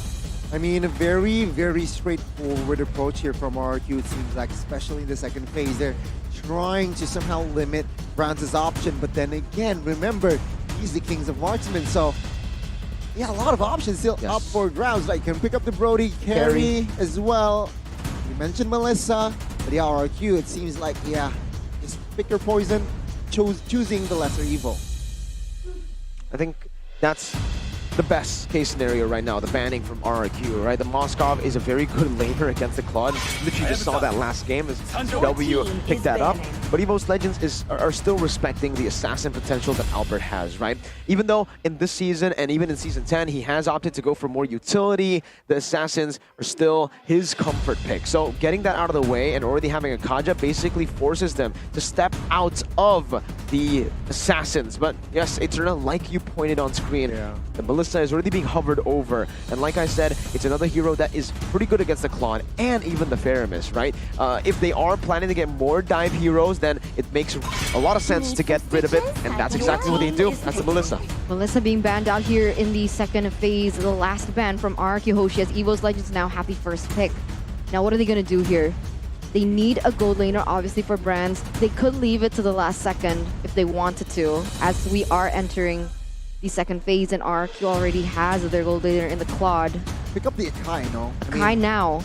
Akai now. EVOS Legends, yesterday, they were beaten by an Akai, so why not try to replicate that? And, I mean, Tech is an okay Akai player. I mean, that makes sense, right? I think the Akai with the heavy spin is going to be able to disrupt the clumping of RRQ Hoshi and just make the team fights way more messy, as they are going to go in and try optimize with the called alter. But here we go, EVOS Legends, they've actually secured a hero for brands this time around, and it's going to be that carry. It's a good pick here for EVOS Legends. It is a good laner up against the Claude. You actually are going to be able to have, a little bit more to say in the early game. Though after the nerfs, it has become a bit more equal in the early game for the carry versus Claude. With this composition, it's a proper front to back. I think getting another frontliner for EVOS Legends is the way to go. Meanwhile, for RRQ, getting more dive to pressure that back line should be their main priority, right? If they want to go for it right now, they can just go for... it's risky, but I think going for the Kufra can work. They go for the Baksha instead and the Farsa. So they're playing with range. They're answering front to back with a little bit of poke and dive. Oh, this is interesting, because I thought that the Faramis was a roamer. Sorry, was a mid laner. Yeah, exactly. Same. Faramis roam, so Albert will be put in that Baksha. All right. Wow, so yeah, already, I guess, something spicy already for game one. EVOS, their template, right? Second phase is always the hero for brands first, and then secure the hero for them. That happened yesterday with First now. It will be the Akai to close out their composition. Wow, looking at the drafts, I gotta say, I'm favoring EVOS. Really? Same. I'm kind of torn here. Right? Because they have the Farsa, remember? And if EVOS Legends are going to rely so much on the damage coming in from carry, then this Farsa might be able to outrange her. But you're right, there is so much dive coming in from EVOS Legends with the Kaja and the Flicker ult. We have the Lapu Lapu as well, and as well as the Akai. But we'll see. Comes back down to execution, but the audience prediction here, 64% in favor of RRQ Hoshi, the Kings of Kings. Oh man, I don't know about the Faramis roam, right? Because after the changes, the adjustment to the Faramis, you your Cult Ultra HP is really based on how much magic damage you have. Now, as a roamer, I'm not sure if you want to go for magic damage. If he does go for magic damage, sure, but he's going to get that at a very slow rate because of how expensive magic items are. So I think the safer way to go for this Faramis roam is still to go for full tank, but that will cost his team with that Cult Ultra HP. Remember, when you get killed in that Cult Ultra, you do not die, but you get silenced. Now that can give EVOS so much room to play to really punish them. And for that reason, I think EVOS have the advantage here. Yeah, that mini stun, right, can become the just game changer. And you know what? I see an Akai, I just heavily favor towards that team because securing objectives, easy, done. Team fights, controlling, dictating can also be in that element, you know, in Akai's element. So if and only if Ty's heavy spin can really connect during team fights, yeah, I mean, it's just a game for EVOS Legends. Baxia, early game, if they don't get the snowball, mid game towards late game, Baxia couldn't really do much. Oh man, but it's a full house here at Menara Kuningan. You see the RRQ supporters as well as the EVOS Legends supporters. We do have some audience comments for you guys as well. Good game. Stay focused for the next game. Couldn't read the last part of it, but now there's a new one. Hope El Clasico will provide the best performance for both teams. Greetings, fams. Hashtag Viva Roar. So much support. There you go. Let's stay positive as well in the chats. So yeah, I want to hear you discuss perhaps the composition, but of course, yeah, hashtag stay positive. Well, let's dive into the drafts, right?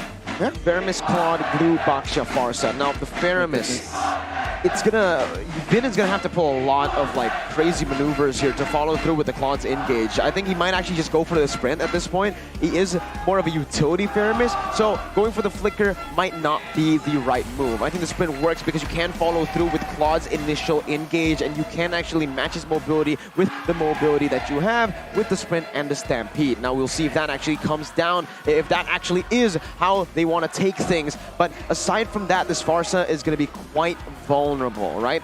The main win condition is still Claude dealing damage. Now, the way Renbo has to play this Farsa has to also be pop that feather airstrike whenever he can, right?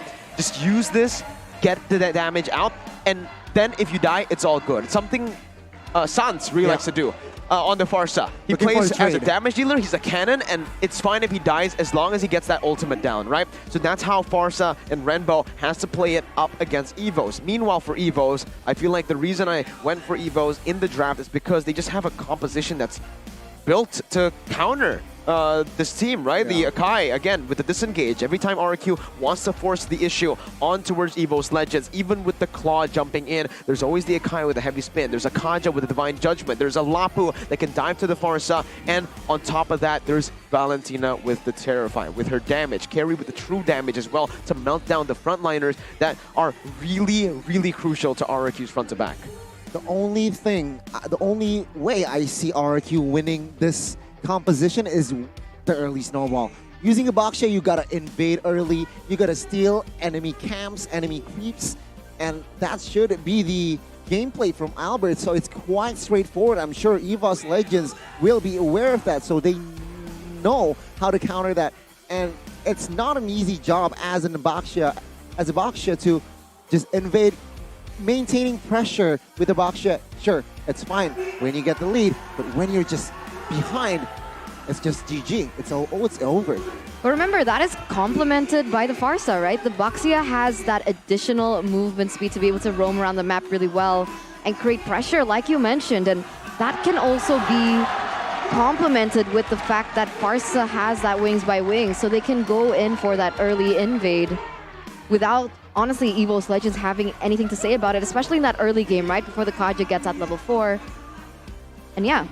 I think that's a very good point that you brought up. I think the mobility for RRQ, especially in the early game, like you said, Gani, is going to be their strength, right? Yeah. They need to utilize this mid-control. The reason they went for the Faramis right after the Faramis roam and opted to go for the Farsa and not another roamer was because they needed to be able to match this Kaja Valentina presence in the mid lane. That mid control is going to be a very, very big factor as to who wins this game. And on top of the good wave clearer that they've already built up with Feramis Farsa roams very fast with the shield unity on Baksha. That's another, right? So they are going to be looking to constantly put pressure on the map, getting Claude ahead, and even maybe glue early on. Expect some roams to the XP lane, level 1 to 3. Then expect them to transition over to the gold lane and ignore the glue completely, making Lemon the weak side of the map in the later half of the game. Yes, sir.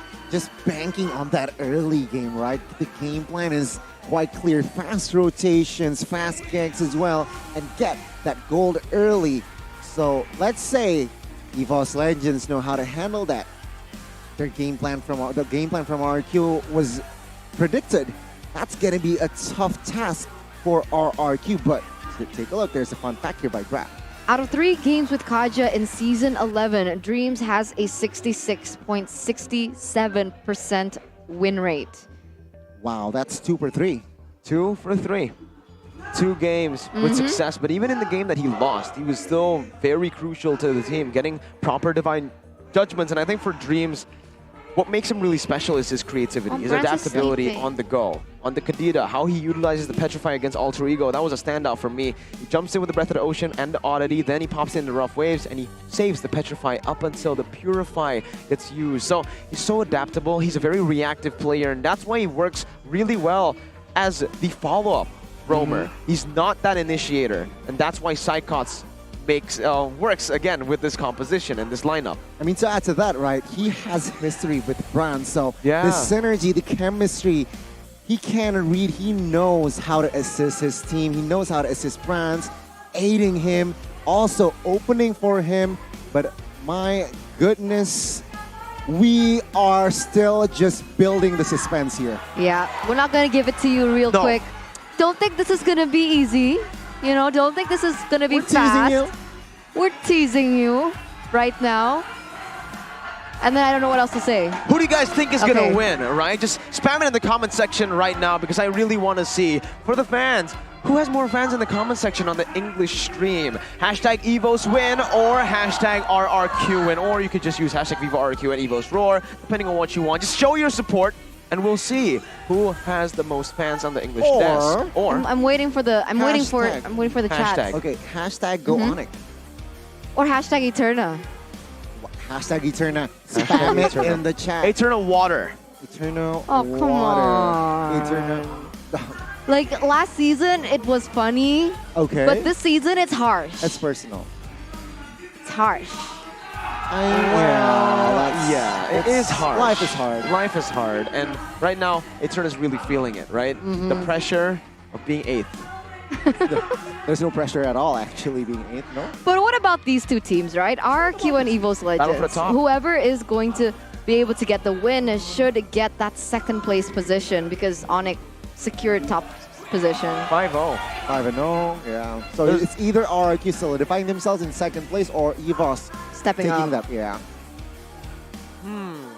RRQ and the way they've won has always been like 2-0. They've only won 2-0 games, and the way they lose is also 2-0, right? Okay. So it's really about momentum for RRQ. They're a very momentum-based team. Once they get game number 1, they have so much momentum pushing them forward, and this is what they're looking for as well in the game. Sure, it works out game. 2-0 wins, 2-0 losses, but in-game, like you mentioned, getting the early game is so important to determine how RRQ actually pulls out the tempo in the game, right? If they can get the game rolling from the start, which they have a draft for right now, they can definitely look for that. I was a Baksha player, was underlined because it's very hard. Hey, your name is Albert too. Albert's on Baksha. You're a Baksha player, used to be. Wow, should I switch to place? I think so. No, RRQ wants to win. I'm sorry, Gani, but you are an XP Baksha, not a jungle Baksha. I can play jungle. Yeah, he played jungle too. I was Baksha jungle too, and that's why when you don't get that momentum early, mid-game, late game, there's nothing, literally nothing you can do, especially against the Kai. What can you do? Contest Lord? No. That's why getting that early is very crucial. But you have remember, the Baksha still has the same passive, right? Yeah, what? Baxia still has the same passive, right? Yes, he does. He's still a walking dominance ice. You're right. He is. But on the enemy team, I don't think there's much like Yeah. sustain to play with anyways. Maybe if it was the Uranus Esmeralda meta, it would have been really important, right? That's why Baxia was actually meta as well in the Esmeralda Uranus meta. Yes, Lapu has lifesteal or shielding. Vamp with the shielding too. But I don't know. I still don't feel like it's gonna play that much into the game, into the team fights here. Impact, right? It's something. It's But something, but it's with not every game, everyone has dominance ice anyways, right? It's something that that's what makes Baxia special, but you can just get an item. Does it stack, Mr. Analyst? Sorry? Does it stack? Does it stack? Yeah, the passive No, and it the does dominance not. ice? It does not. It doesn't stack, so what's the point? Exactly, right? I'm That's gonna why when go you- cry first, though. Oh. I need a moment. I need to go on a break, guys. Oh. We all do. So, ladies and gentlemen, stay tuned. We'll see you after the break.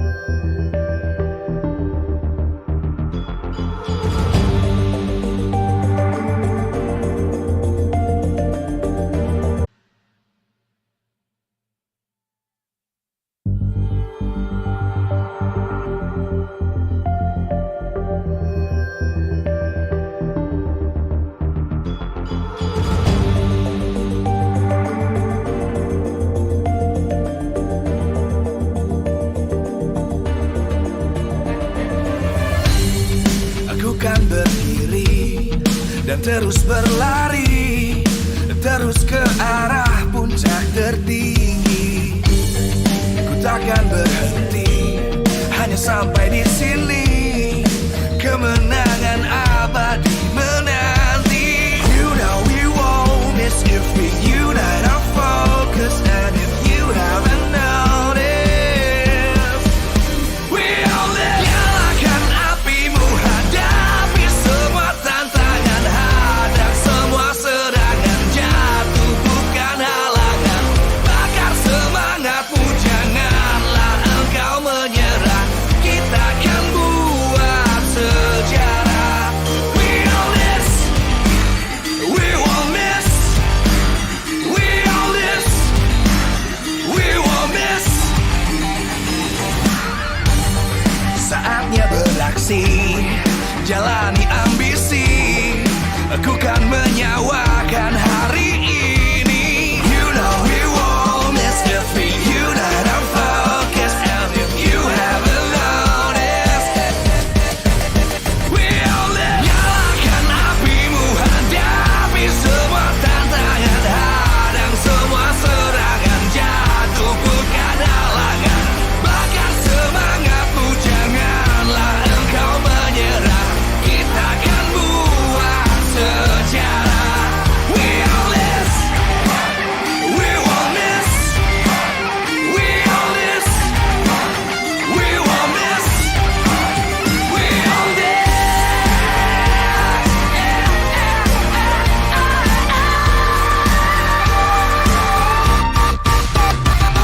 Nyalakan apimu, hadapi semua tantangan, hadang semua serangan, jatuh bukan halangan. Bakar semangatmu, janganlah engkau menyerah. Kita akan buat sejarah. We all this.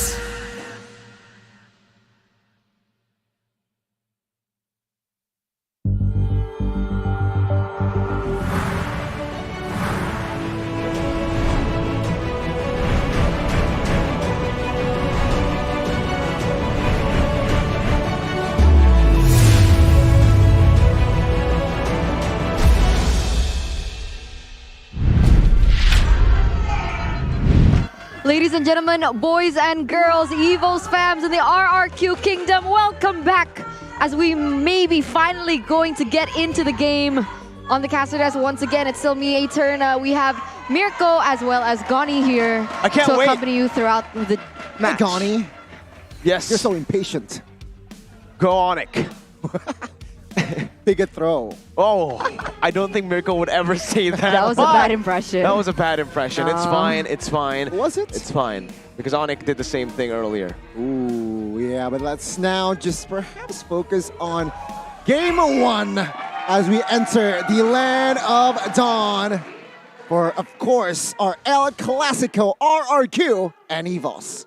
All right, here we can now take a look a little into the spells and the emblem choices that both of these teams have actually opted for here, Mirko. All right, Taz starting on the orange buff as well here. Both of the, oh my god, I thought it was going to steal here, but as no, Finn did not go for the sprint that I expected, and Taz will actually be pathing towards the turtle. That's what I wanted to say. Meanwhile, Albert will be pathing towards the gold lane. So you can already see the differences here with EVOS Legends playing around the XP first turtle. Both of these junglers clear very fast though. Now it's lethal. Goodness, Finn, early flicker, no real achievement there, no real gain, so that might be a waste of flicker. Yeah, Taz was able to get the lethal as well. The Dreams caught low. Forced to recall, but one of the things that I wanted to highlight was the fact that Skylar brought in the sprint and not the Purify, even though he's going against something like Taz, who, in the grand scheme of things, can utilize that ultimate, his deadly spin, heavy spin, to be deadly. Also, there's Divine Judgment, right? So Skylar is, I guess, pretty confident in that fact. Not bringing a Purify, not like his fellow teammate here, Rembo. Yeah, I mean, without that Purify, I feel like Rembo can be a juicy target, realizing that there are going to be a lot of CCs entering the team fight. All right, now looking at it, this is exactly as expected, right? EVOS Legends, with their winning lane in the gold lane, will most probably rotate up top a lot, but they need to go for the turtle too. And now, both of the teams with equal neutral objective control are going to be stepping down there. I do believe Akai has a bit of an advantage there when it comes down to these red tree battles. So we'll see how this plays out, because Taz and Albert are both level 4. Let's see now, right? Dreams now. Oh, Cyclops opening with that previous fighter. Wow. Catch it too. First blood falls to the White Tigers, getting that first kill. Lemon now stuck with that split. Albert is dealing damage onto Cyclops. Lemon mounting Dreams. Is there damage though? But take a look at the backside as Cyclops gets taken down, as Albert and Rembo will able to find that kill. Okay, and both of these teams have actually opted to reset the turtle. None of them went for the take. They just opted for the trade, 1-1 here. But I don't know here, EVOS Legends, they might want to come back into the fray, seeing as their positioning already in momentum to set up for it. Yeah, in here, opening up here, shooing away EVOS Legends' members, as now, yeah, the turtle has been resetted now. Dreams entering and trying to find a vision. Taz initiating the Lord. Is this the right take, as he is also not convinced of the setup? Cyclops opening up previous fighter towards the backside, trying to harass. Ben might be caught. Cold Altar pops. Albert is very low, but Cyclops will be the first to be taken down. EVOS Legends now might look for the commit. Taz go quite low with that heavy spin, able to take the first neutral objective. Amazing plays by both of the teams, trading properly here. EVOS Legends playing for the long haul, going for the objective and not fighting for, wow, the turtle.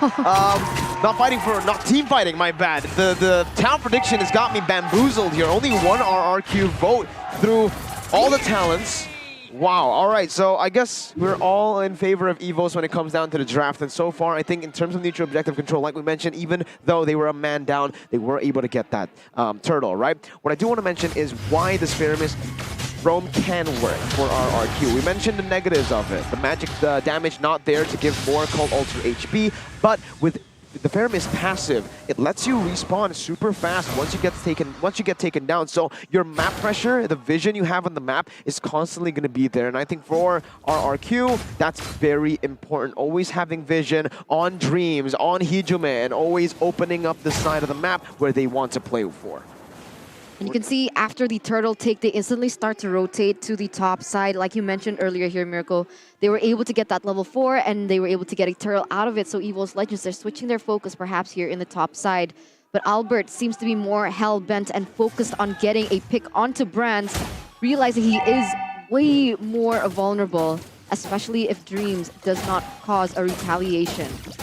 They need to be careful because they need to know that Flicker Divine Judgment is already in Dream's playbook, right? So they need to realize here, they need to be careful also. Providing assist onto Skylar is very crucial. Let's take a look at the emblems here. It is just standard across the board, not much changing at all. Even Brand still going for the Electro Flash as usual. What's interesting is for RRQ, Renbo has decided to go Purify up against the competition. Don't stun or see that he can actually Purify, has to just Psychon's Hijume, right? Dreams, still that Divine Judgment can't be purified. Needs to be very careful of the positioning. Lemon mounting Taz. Heavy spin pops again. Second neutral objective take. Call alter pops Hijume quite low on that HP. But there you go. The damage falls through. Renbo picking up a kill. EVOS Legends a trade. A turtle for a kill. 100% miss retribution by Albert so far, as Taz was able to get 2 of it on point. And seems like even though they were able to get it, they still trade 1 member every time they go for it. But with that in mind, it seems like EVOS Legends, they don't have as much map pressure as I thought they would have, but Bronze. 3v1, Bronze now quite low. Renbo securing another important kill. RRQ, wow. Beautiful plays by RRQ, man. Again, that mobility playing a huge part in the early game. And back again, we need to talk about the win conditions here. EVOS Legends, the reason they've been just letting go of team fights and going for neutral objective takes instead of team fighting has just been to get Brands to a place where he's comfortable to deal damage, right? With this composition, the Valentina plays as more of a cover hero. She is still going to be going for full damage, but it's mainly to cover for Brands. Brands is the only damage source that they can rely on later on in the game, and that's why they've just been focusing on neutral objectives. But if Brands gets ganked like that with no help from his team, it's going to be bad, because if you have Brands on EVOS to carry you in the late game, RRQ have Renbo on the Farsa, who's 2-0, can snowball. He doesn't even need to wait for the late game. And Skylar on the Claude. Once he gets that 3-item power spike, which he will be able to do earlier than Brands, it's going to be massive, and they can actually dictate these team fights however they want.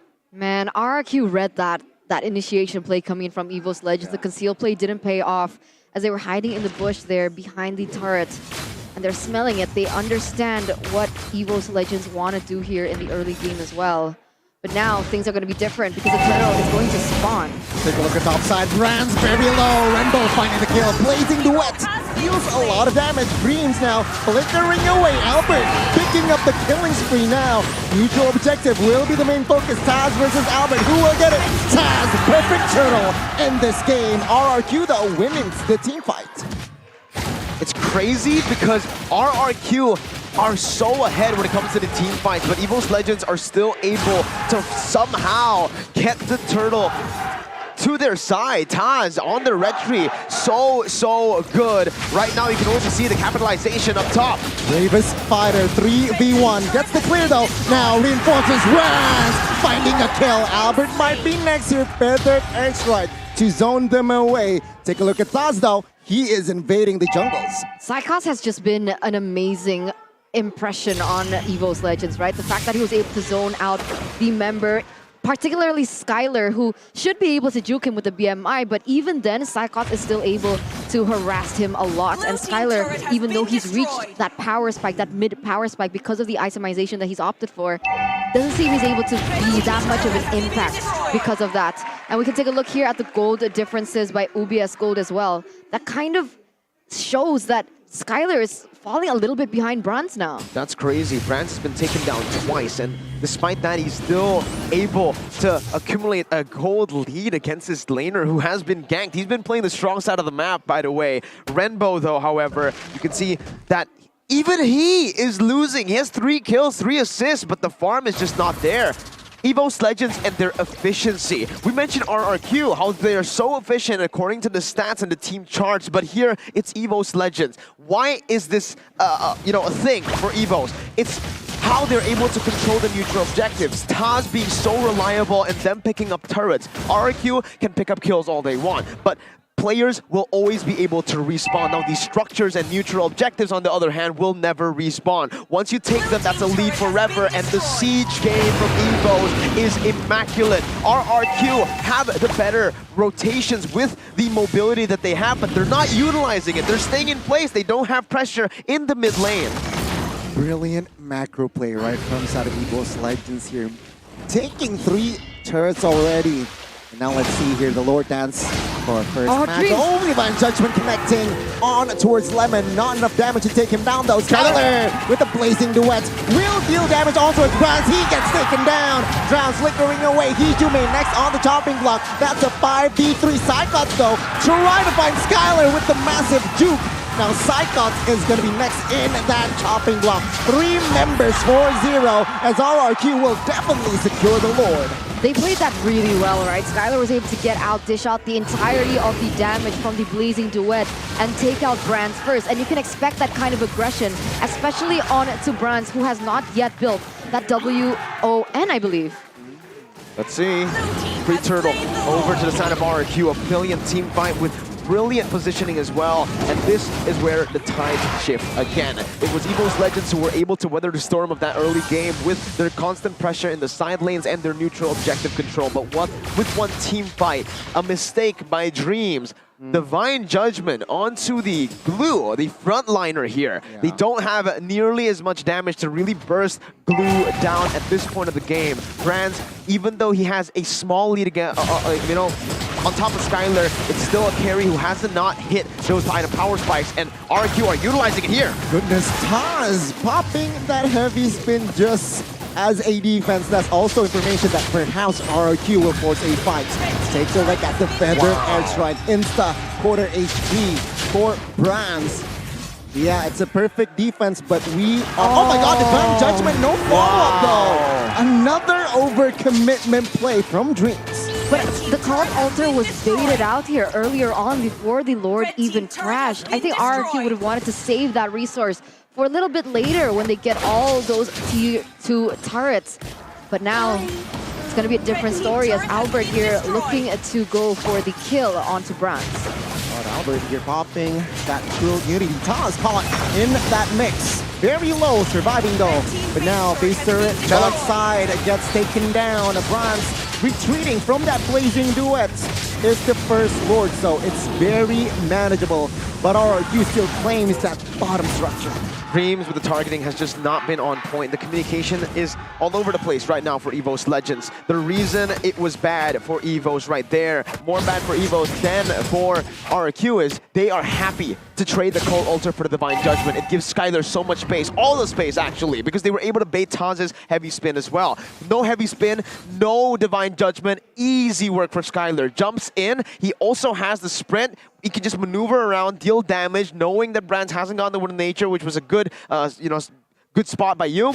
But again, no one can touch him. No one can even get close to him without these lockdown CCs present, and RRQ know that. That's why Renbo was positioning so aggressively, because they know that they have backed EVOS Legends into a corner, and they have a Cult Altar, which can help Renbo out of just Hijime and Dream. It's absolutely phenomenal execution from RRQ, who are really dictating the pace with that early game mobility that they built for themselves. I mean, 4,200, 300 gold lead right now as well, right? So RRQ Hoshi, even despite losing a little bit of their edge in that early game from EVOS Legends, they've actually been able to turn it back around with how they play these team fights and how they've been baiting the resource skills away from EVOS Legends. Now, 10 seconds left on the clock.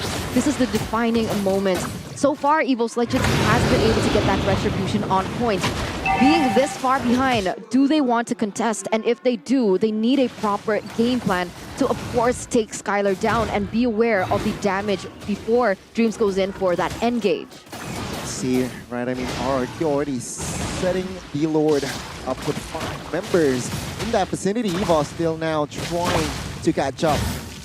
Will they commit to a fight? Dreams has that flicker, Divine Judgment ready as well. Lemon trying to bait more information regarding the whereabouts of the EVOS players. Psychots again trying to find that brilliant Bravest Fighter play, but it seems like it's just a neutral situation. Very neutral right now, and EVOS Legends have finally gone back to control. Look at the conceal, look at the conceal! Flicker, Divine Judgment connecting, Cold Altar plays, but take a look at the 4 members. Reinforcement, Skylar gets taken down, and now Lemon trying to find the re-engage, but no clear follow-up, mounting one, but he gets taken down. Immortal will be futile as the Lord will fall to the White Tigers. EVOS Legends in minute number 15, they are responding, they are angry, and the Kings of Kings, they look lost. So wonderfully executed by EVOS Legends there. First, they were able to win the team fight, get another pick on the board, and they were able to secure the Lord out of all things. An inhibitor turret in the mid side goes down, and that is where EVOS Legends take back what once was theirs. I've got goosebumps, man. I want to analyze, but I want to live in the moment too. What in the world was that? EVOS Legends behind 2,000 gold. Not even map pressure, but they build and build. Slow pushing that bottom side and clearing the mid lane for the conceal play to come in. And perfect flicker. Good decision by Dream. He flickers forward with Skylar backing up. He finds Renbo. He baits out the Cold Altar and they play it perfectly. They know. Look at the spacing. I don't think we're going to get a replay, but look at the spacing Brands was able to put from himself and that Blazing Duet. He knew that Skylar was going to pop back right as the Divine Judgment comes in and the Cold Altar was popped. So he positioned himself in a way where he's back there. Once Skylar comes in, he will be able to dish out the damage. He has the Wind of Nature now. And remember, Skylar does too, but he does true damage. It was EVOS defending Last Lord. Now it's them on the offense. Let's see, it's just still the second Lord, but 2 base turrets taken down. Well, technically with the Lord push, base turret top side gets taken down. EVOS won't commit on towards the third. It seems like they will reset. They don't find the opening that they want, right? It seems like all their resources are up, but Dreams isn't able to find the same effect that they were before. But with the Lord, with the waves pushing down in the bottom side, they might feel different. But luckily, Hoshi still has that high ground in Renbo. They're going to utilize that to their advantage. Flicker by Lemon, already mobilizing 2 members now. This might be a mistake. EVOS looking for the re-engage. Lemon gets taken down first. Heavy spin bombs, and there you go. Another member caught, and it's been forcing that Altar alone. Take a look at Claude. Skylar in the backside trying to relieve off pressure, but Ben bot side will be taken down. Oh, a solo here. 1v1, Brands and Renbo. It's going to be Renbo finding the shutdown. Unstoppable for this guy as EVOS will look for the clear in the bot at top and mid. Wow, again, what a crazy fight from both RRQ and EVOS Legends. Now, Albert is looking for more here. He does get the purple buff, but back again into that team fight. EVOS Legends had a 3,000 gold lead. That was back again. Brilliant play by Skylar, cutting the waves, understanding that they have lost the team fight, and it's just that awareness from Skylar as to how the team fight is going to go. He utilizes the Blazing Duet in a crazy way to clear the mini waves in the mid lane. Even if he dies, it's going to be worth it because they buy a bit more time. But now it's another Lord in the game. 18 minutes in, we'll see who gets it. Brands will join the party very soon. As of now, it's 5v4. Take a look at the positioning here. Lapu and Valentina will come flanking outside. Skylar, will he realize this now Dreams looking for the conceal play front side. He's not commit on towards any Divine Judgment here. Cyclops pops that Raven Spider, and Lord will be secured by EVOS Legends. Very comfortably will argue for a fight. Seems like EVOS, they don't want business, they disengage, and let's see the offense from them. Man, how is Taz doing this over and over and over again? Being able to win those retry battles against Albert of all people. And EVOS Legends, once again, they're turning it around. Notice before that Lord, they were able to put the pressure on these side lanes as well. So the macro, the micro, all of them, they're just adjusting to RRQ Hoshi. They simply can't go for neutral objective takes, man. They cannot contest for these neutral objectives. Sure, on one side, you can say Taz, phenomenal retribution, which he does have. Right now, currently better in the retry battle against Albert by far. But Albert is in a significant disadvantage now as they are going to try to look for the defend. Everything is put on towards Albert, and still he survives for now. Still has that immortal heavy spin popped as well. Cold Altar from that IMU popped. Take a look at the silence. It connects. Cyclops trying to pop that Raven Spider as well. Still surviving, but objectively, RRQ managed to defend this Lord push. Still unable to crack RRQ's base open for the moment. EVOS Legends, they haven't been able to find the opening. They went on an all-in. They wasted all their resources on Albert. And it's the right idea, right? You want to make a man advantage, but to put all that on Albert, of all people, now, was that wise? I think at that point, they needed to go for someone, right? The Lord was pushing in, Albert was holding the Lord down, and everybody was spacing so far away that Dreams can't go for a Flicker Divine Judgment play. Even here, look at the spacing. Look at where Skylar puts that BMI, and look at Rainbow, right? They're always so far apart from their front line that it makes it hard for Dreams to actually catch that back line. Therefore, they were forced to go for just the front liner. They tried it didn't work out. Now they understand that, and they won't do it again. But at this point of the game, any mistake can be capitalized, can be punished super well, right? Death timers are gonna go nuts here in the 20th minute of the game. But for both teams, they are resetting. They do not want to fight unnecessarily before the neutral objective is up. See, 40 seconds on that next Lord, and yeah, it's a reset here. Sure, EVOS Legends with that goal lead, but at this point, right, 20 minutes of game time, it's just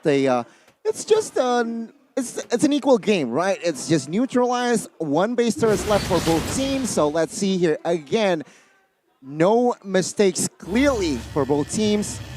Who will make the mistake first?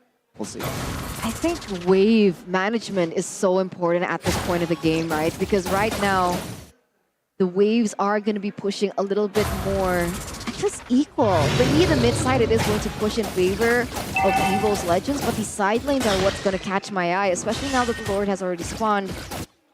It really depends. If they want to go for the prolonged game, that's important. But who's going to be able to clear those waves faster in those side lanes is going to have the bigger advantage on taking this Lord. I think initially RRQ had a very good idea. It actually slow pushed that top lane and the bottom lane, but it actually, unfortunately, pushed it a bit too fast, where EVOS Legends are able to utilize that and build a slow push for themselves. Now, bottom lane, you can already see Psychots roaming down there to create that slow push in that top lane as well. You can see a brilliant slow push set up earlier by Brands, as now RRQ are going to be caught. There's a distraction everywhere. Mid lane pushing in, top lane slow pushing. Even the bottom lane now going to be managed by EVOS. And if RRQ play this way without caring of the minion waves, it's just going to be a reset in this position. EVOS are going to have the advantage, and there it is! Flicker Divine Judgment connecting on towards Skylar. A huge, massive play by Dreams. And now it's 5v4. They're looking for the fight as Lemon now trying to disrupt the offense here in the backside. Dreams though caught in a no man's land, but no follow-up damage. Lemon mounting Brands here. He still has that Immortal. Will that be enough damage for Lemon to take down Brands? Seems like cooldown very soon. And this is going to be their engage. Lemon with that Immortal will not be able to survive. And that's GG. 2-0 in the hands of EVOS Legends. Oh man, and the Lord is going to be secured by Taz, uncontested. And that is the importance of those waves. It looks like RRQ Hoshi were caught in the decision-making, right? Did they want to clear? Do they want it to stay? Do they want to bait EVOS Legends? There was hesitation, and EVOS Legends took advantage of that. Wave manipulation, exactly how you said it, Eterna. That was how EVOS Legends were able to control that part of the map. Map control is so important when you have a Kaja, and RRQ mistimed their slow pushes. Dreams again is looking for someone. Albert baiting the Lord to take the base turret bot side. Taz popping Skylar, but he able to escape from that BMI. Suppression comes in, damage comes through. EVOS Legends Brands is creating at this point. Every immortal pops, Rim gets taken down, and EVOS Legends in El Clasico twice. First. Oh, EVOS Legends a lead of the series, the best of 3 series, the 25th El Clasico. And RRQ Hoshi now, they're caught in a bad position. They're caught in a corner.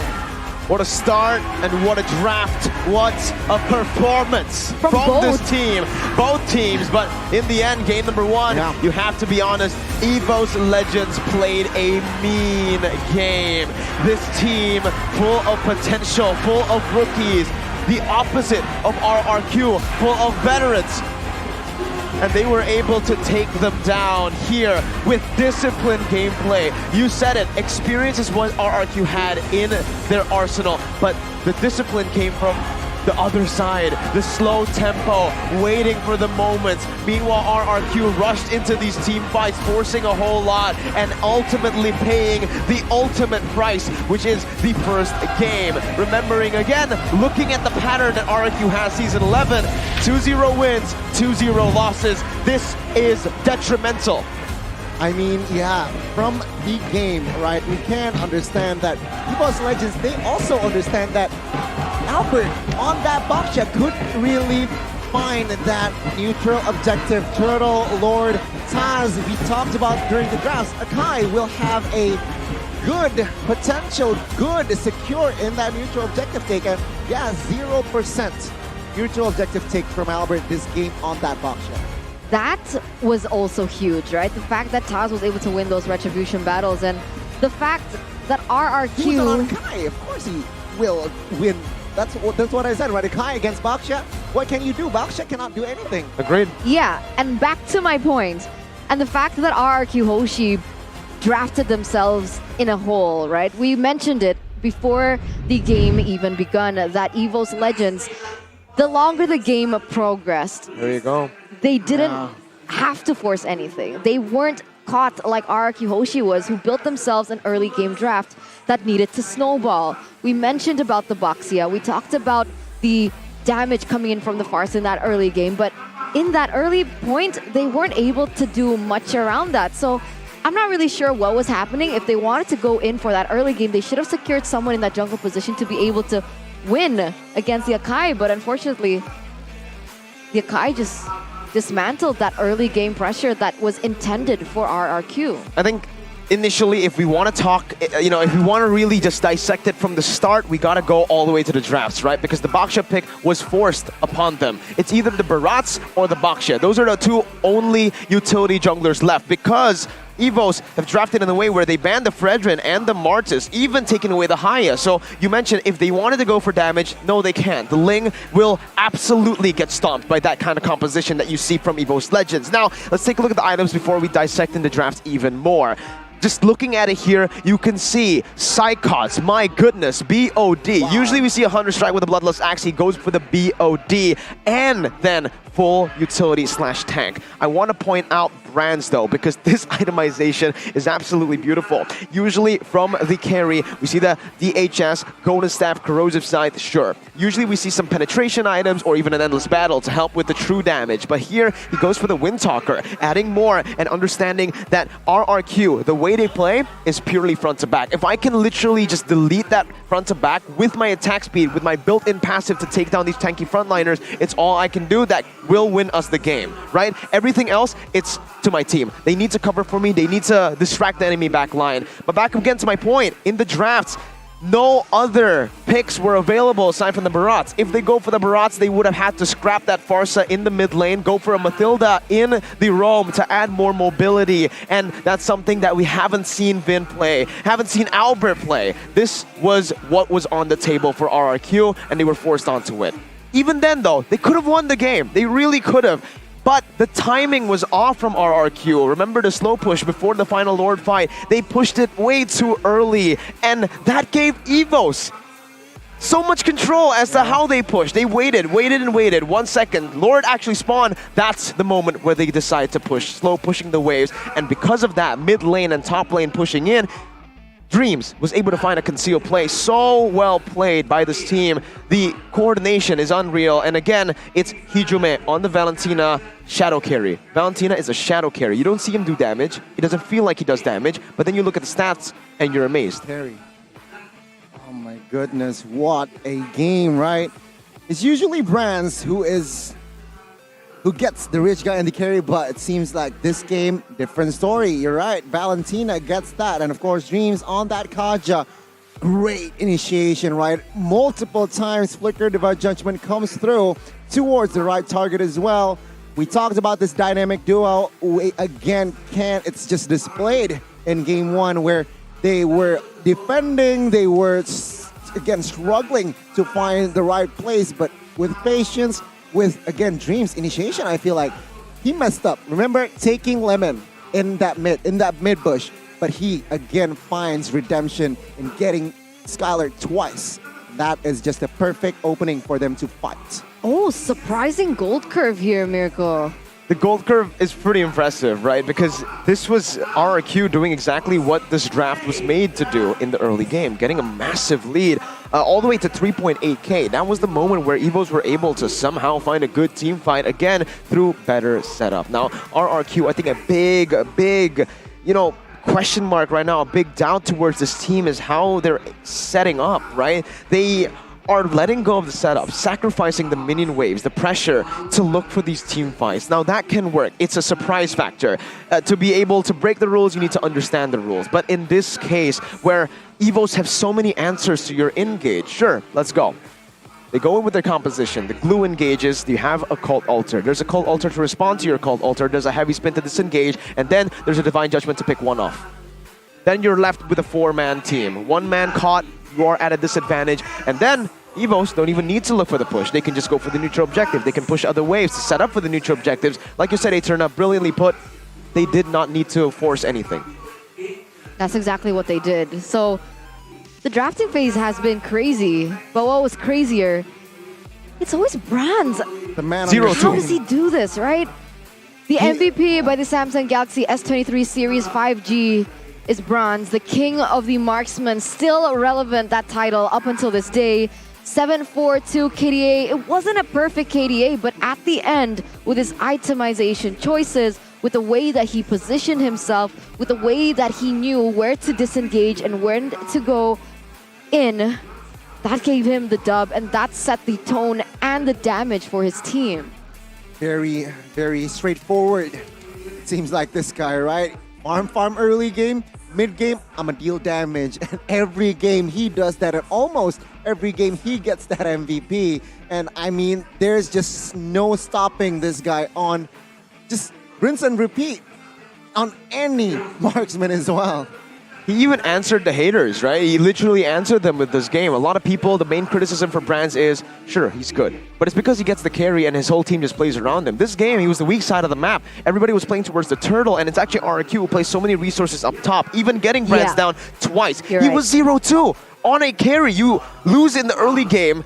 Carry's already bad, super bad in the early game after the nerfs. Now, if you get down 0-2, I don't know how he was able to still have a lead against Skylar, who was 0-0-2. He had 2 assists and full clear of the waves. But here you can see, again, this is what almost every gold laner does. But I do want to just highlight this. Brands never steps in the XP lane in the 5th to 10th minute. He knows that he's going to be vulnerable to these gangs, so he actually just stays around the bottom side river for the turtle. Every time he rotates XP lane, it's for an objective. That's it. If he doesn't need to go there, he doesn't need to. He literally doesn't care about the turrets because it will fall either way just very soon later. He knows he's a very short-ranged hero. He's not good in sieges, so he leaves it to his team. Goodness, I'm still speechless by, game 1. I'm still absorbing that game, right? I mean, what a moment. The defense from EVOS from that first Lord push, brilliantly done, right? Composed everything. After that, the slow build, trying to grab the power grab that they finally gained. RQ, they were lost mid-game towards that fight. We're going to take a look at the MVP highlights now by the Samsung Galaxy S23 Series 5G. And these were the team fights that happened in that mid-section, where RQ was still able to capitalize over EVOS Legends. But afterwards, things became really messy for RQ. This is where the gold lead took a turn from how EVOS Legends were able to weather out the early game storm. RRQ forced a very good team fight in baiting abilities, but this is what I wanted to mention, right? Look at how Brand spaced there earlier against Skylar. This was the play where they actually pushed the mid lane and Dreams actually flickered forward to the bush, finding Renbo. Now, obviously the optimal route would just be to find the gold laner to get Skylar, but his BMI was absolutely amazing. So what he did was go on to Renbo. It's all good because Brands is spacing. Again, it's Hijume who is bursting Renbo, forcing that call altar. Now when Skylar pops in, the Wind of Nature was built at that point of the game, and he can just stand there. Claude Blazing Duet, you can burst a carry, but not with a Wind of Nature. Now,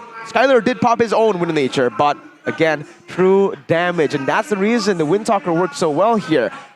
It's just attack speed to get to that passive, to get that true damage out. And that's the reason Skylar didn't predict that much damage. He expected just, okay, there's going to be some true damage, but you're not going to be able to attack speed, to have that much attack speed to get me down just with true damage. Wind Talker. So brilliant, so smart by Brands. Intelligently done, indeed. But also, let's give credit towards Hage and Sexton, right? I mean, they drafted, you're right, maybe, Horstat Baxia, which I can beg to differ. Why do not they pick Akai themselves, right? I mean, they had the chance to, exactly. That's a golden chance to pick up an Akai, to have that, again, neutral. You have an Albert, just use an Akai. Perhaps 90% of the time you will win that retribution. But they were low-key gambling with that Baxia. They want to bank in that early game, which they got fairly. But entering mid-game, EVOS Legends managed to defend the early game pressure. And entering mid-game towards the late game, Brands activated. Akai will be more activated as well to grab that neutral objectives, which they just exploit.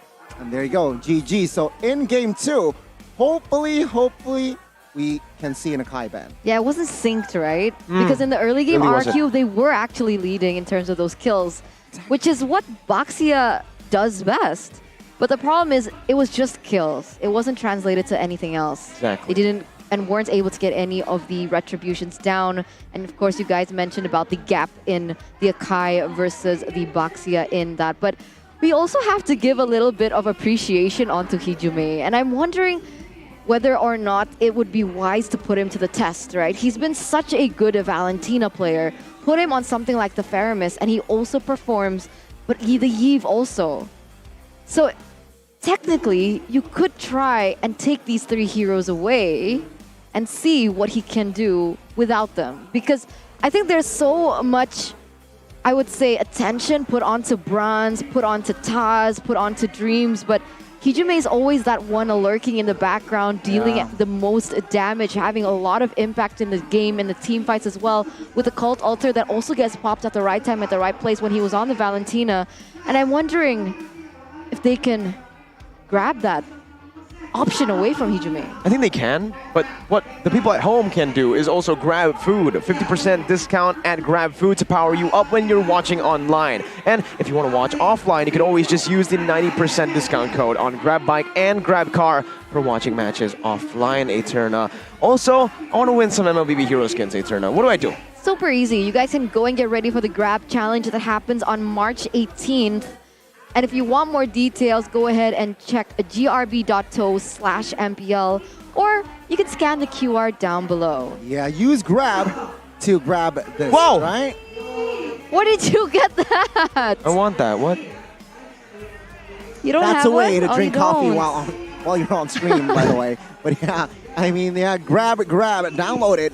And there you go. You know, actually, I want to go back to the point that you guys brought up. I think it's a very good point by, firstly, Gani. I think, why didn't they go for the pick of the Akai first, right? I think we start with that. That's a brilliant point, actually. An amazing point, because the reason the first pick, blue side, works so well, is so prio and has a better win rate, is because you do have the opportunity to take these prio heroes before your opponents, right?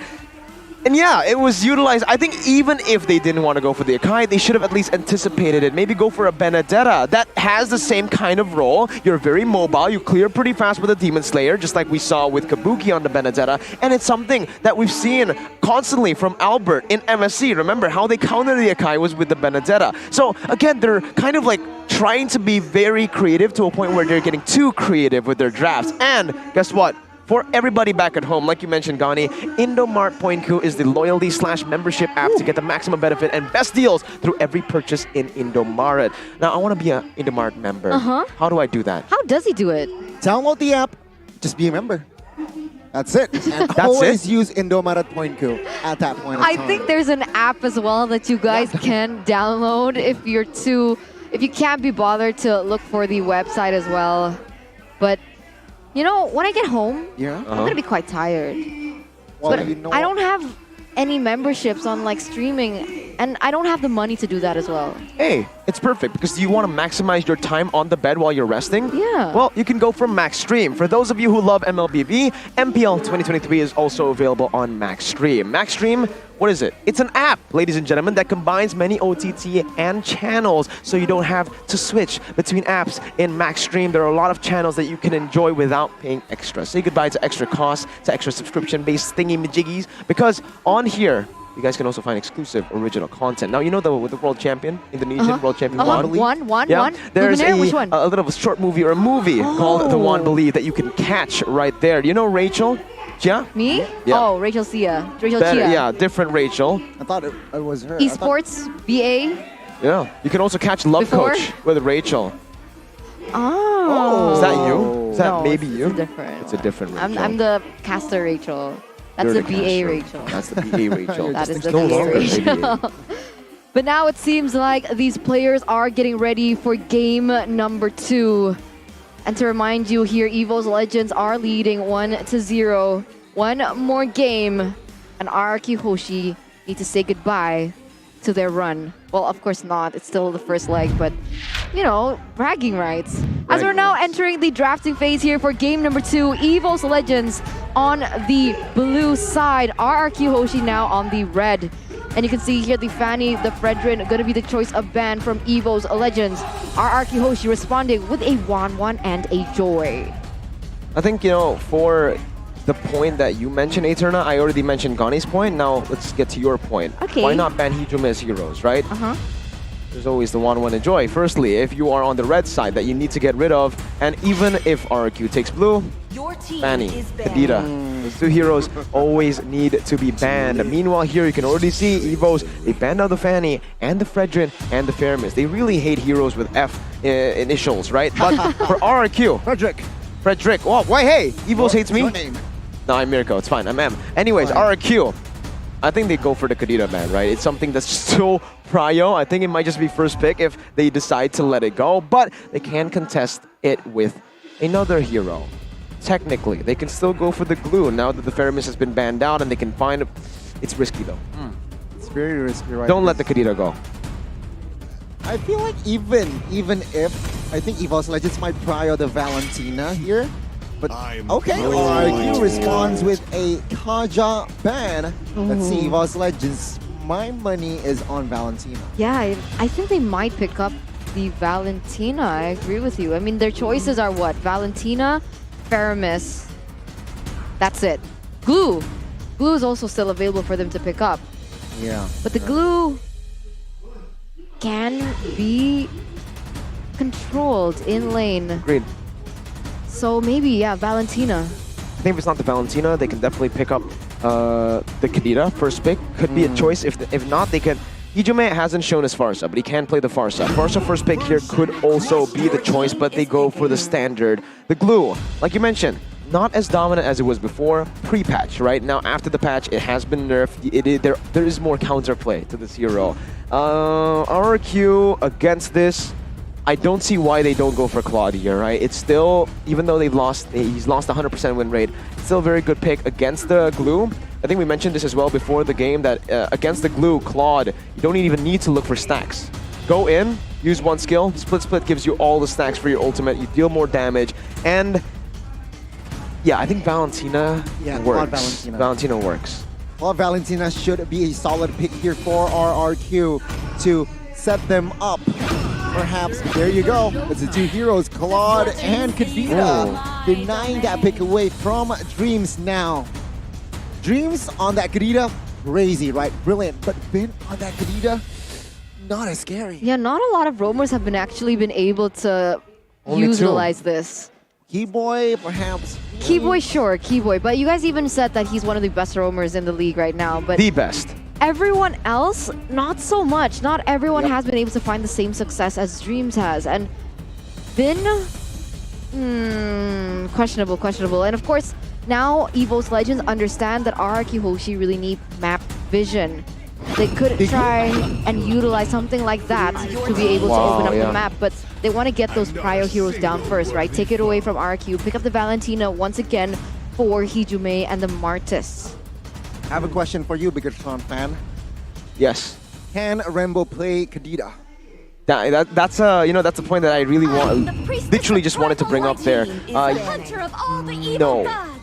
As far as I know, we have not seen that. But what he can play that can come here, you're expecting maybe the Kadita to be the magic damage. Are you forgetting who Renvo is?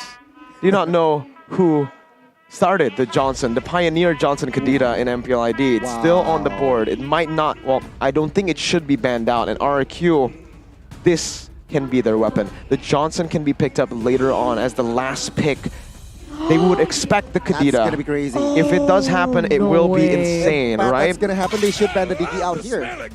Okay, Franco. Or they could just not go for the Johnson if the Diggy gets picked up, right? So they have options to play with here. The Johnson is just an option for RRQ to play with. They won't actually be prioritizing it, right? Now they're already banning out heroes that can lock down the Kadita. They're already trying their best now to like get these lockdown heroes out. And remember, they can always still pick up these assassins that, yeah, good read by EVOS. Kaja, Franco, they're going for mobility heroes. Haya ban instantly. Also purple picks from EVOS Legends here. 3 heroes that are picked up. So, yeah, with Mortis, Valentina, they can definitely play their early game. But let's... Bro. Yeah, Diggy pick. Is Diggy it? ban. Is it? Yeah. Do you think? I mean, there's... Oh my god, Virgo. It could happen, Goni. right? It could happen. Please happen. I am wishing for it to happen right now Last with the Diggy ban. Last pick. Last pick. Again, they have that last pick to play with, and I think that's what they're going to be utilizing, right? Because they still want this Kadita to be a flex pick. If they pick up the Roamer instantly here, it can still be countered away by EVOS Legends, picking something like a Cho, right? Shanpu. You can get out of it, and you can also crash Johnson the rapid touchdown. Now with the bans, this is the question. I think in the jungle, you already have a solid Martis. Getting rid of the Akai would be great, but I think leaving the Akai open would be also great because they already have an IMU with the Valentina. Oh, it's Choban. Choban, he just touched on Cho. Quite low win rate here this season, 40%. But now let's see RRQ. They need a hero for Albert. You know what? Go crazy, go Link. I don't know about that. Martis Link. It's suicide, man. I mean, you can play Johnson, you know? Yeah, but Johnson isn't really like a mid-control dude. He's more of a map. Oh, what? Lunox jungler, the Glories can play this, right? It's so brilliant. Yes, Lunox can go jungle, but it's a flex pick still. The Kadita can go roam. Lunox can go mid. They can just save the jungler for last. So it really depends on if the Johnson comes out, right? If Johnson comes out, Lunox jungle. If Johnson doesn't come out, they can pick up a physical damage dealer to wrap up their draft because they already have too much magic damage. That's what I was about to say. So much magic damage. Edith deals magic damage, Kadita deals magic damage, Lunox deals magic damage, Goni deals magic damage. How would you know? I don't. Okay. Do you have a holy crystal? Do I want to know? Do I want to know? I'm not really sure. But looking at EVOS Legends here, they do have the option to pick up something that can counter that CC, right? I don't know. Maybe something like the Lolita, I was about to say. And now the Melissa and the Go Away, that actually is going to hinder that Java Drift. Even the Kadita gets cancelled out, but the Johnson actually rapid touchdown will still connect. You pop in to go away, it will go. The stun will still hit you. The stun will still hit you. So RQ have a chance again to still utilize this. It's a risky move if they really want to bring out the Johnson. You can see that Arcadia is thinking really hard on this one. He's really bringing out everything, all the brain cells. But there is a comment from Taz there that I did not get to read, unfortunately. Basically, he said, "We're strong, you're strong. Let's just have fun." This is to RQ. Respect. Another. It's not even like a physical damage dealer, right? So the problem still lies with too much magic here. Athena, Radiant could be just the answer from the start. Why Baksha 2 games, right? But hopefully with this composition, I don't know. Prove me wrong. Prove me wrong. I'm thinking about this, right? Is this gonna be the exact same thing that we saw in game number 1? Who wins in the retry battles? Is it Martis or Baxia? Who has the upper edge? Should be Martis. Should still be Martis. Has more. It's basically the same thing. Not as dominant as the Akai though. Baksha can make his way into these turtle pits. So it's a bit 50-50. It will depend on execution, especially because they have a Lunox that can burst these neutral objectives. All right, both of these teams, both RRQ and EVOS Legends, have set their compositions in stone. Gani, take us into the portal. Land of Dawn, here we go for potentially the last game of the El Clasico. EVOS Legends, can they clean sweep the Kings of Kings, or will RRQ force the Game 3? That's a good question, Gani, because that's a question that all the fans have. RRQ Kingdom especially, after seeing the Baksha pick now 2 games in a row. Renbo in the mid lane. Now, the thing about the Kadira is he's not really going to be active in the mid lane. So automatically, that makes Renbo's Lunox unable to get the pressure that she usually would have against a Valentina. It should be Renbo winning in these trades because of her brilliance, right?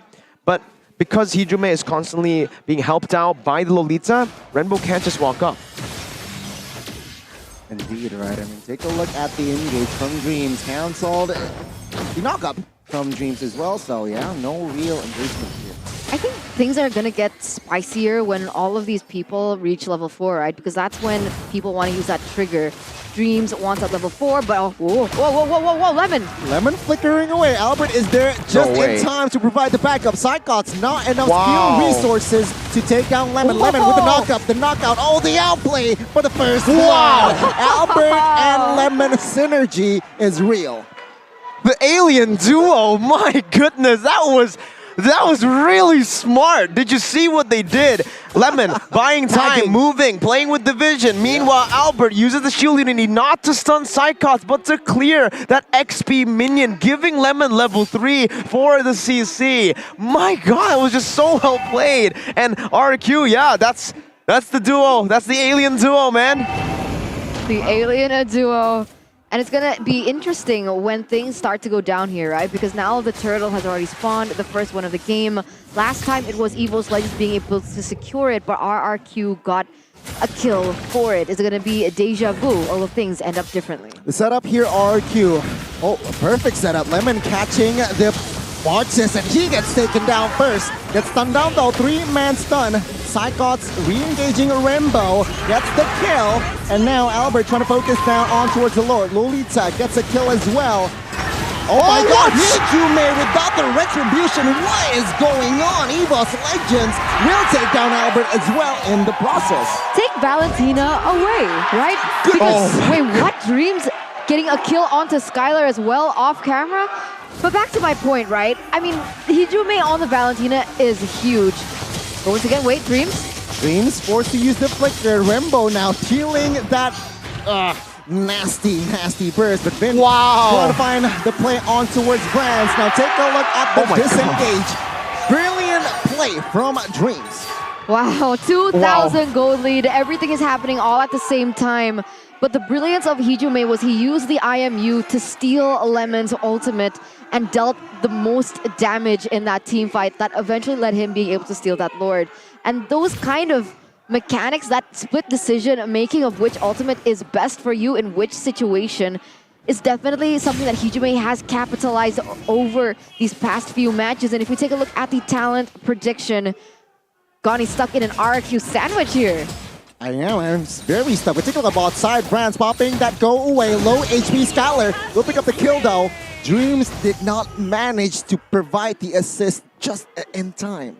Yeah, EVOS needs to respect RRQ still, even though they've been, absolutely styling in these last few minutes. The Melissa only wins against the Claude in all-ins with the Inspire, right? Even if you pop in the go away, you're not going to be able to win in the full all-in with a Blazing Duet on you. Now with the Inspire, it adds more, but now, wow, beautiful read by Brands there on Melissa, as Vin actually misses there. Missing all skills. Take a look at the re-engage Hijume. Stole that Order of Brilliance, and he gets the kill on towards the Kadira. Monster. Hijume is a monster. Didn't expect this kind of performance from him as a new player. Exactly, and he's been doing wonders right now. EVOS Legends, 2,000 gold lead. Everyone is going against the top side, but in the bottom side, Skylar here.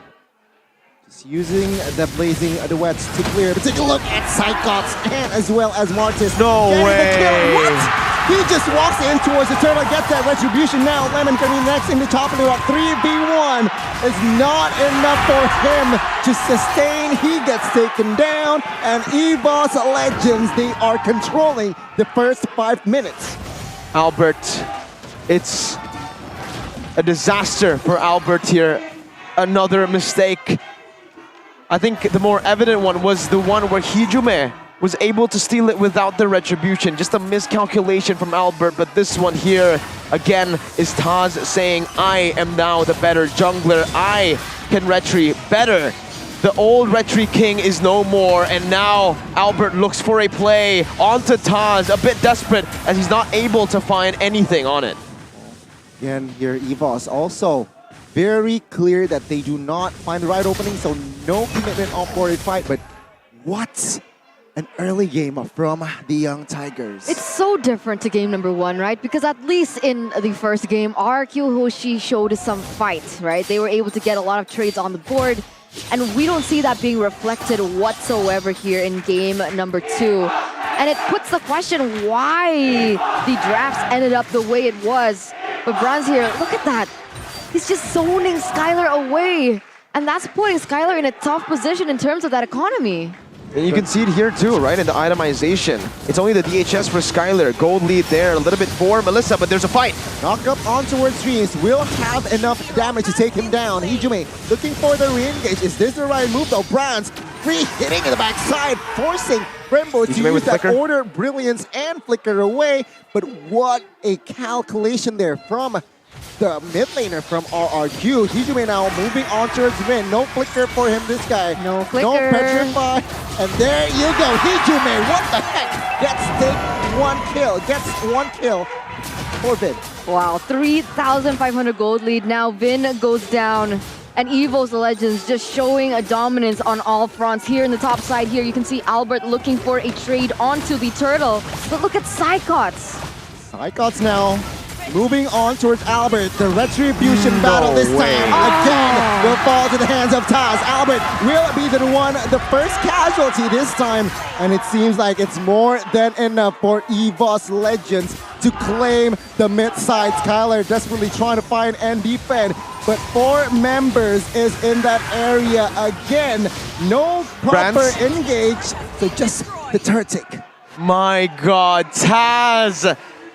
If you want to be the best Indonesian jungler, there's one man to beat. And right now, he is stomping on that man, winning every retry battle so far in this series, out-rotating him on a Baksha, and Albert goes for a desperate play again. My goodness, take a look at the coordination. Albert gets taken down, Lemon falls, and take a look at Dreams. Finds Ding 2, Rembo, 3 members down, and EVOS Legends, they are on the manhunt. Trying to look for Vin. Vin, will he buy enough time for his team? It seems like EVOS Legends, they understood the assignment, taking the turret top side as well. What are they doing? What is RRQ doing? They constantly go in, they're already at a disadvantage, but they still keep going for these Hail Mary plays, and EVOS Legends, with how much discipline and how much foresight they have, they definitely will capitalize on it. I don't understand why they keep going for it. The first few mistakes, maybe just miscalculation, but after the after Hijume stole the turtle without retry, you really gotta ask, is RRQ tilted? And now I think we have the answer to it. By the way, speaking of best girl here, on your screen, Nobaraku Gisaki skin with MLBB X Jujutsu Kaisen. You guys can get it with now Melissa finding a whole lot of success with the King of Marksmen on it. Goodness. Gacha event starts from the 18th of February all the way to the 20th of March, and enjoy a 50% every single day for your first roll. Oh, Hijume here. Well, moving on towards Vin. Again, right? Vin on the Kadita.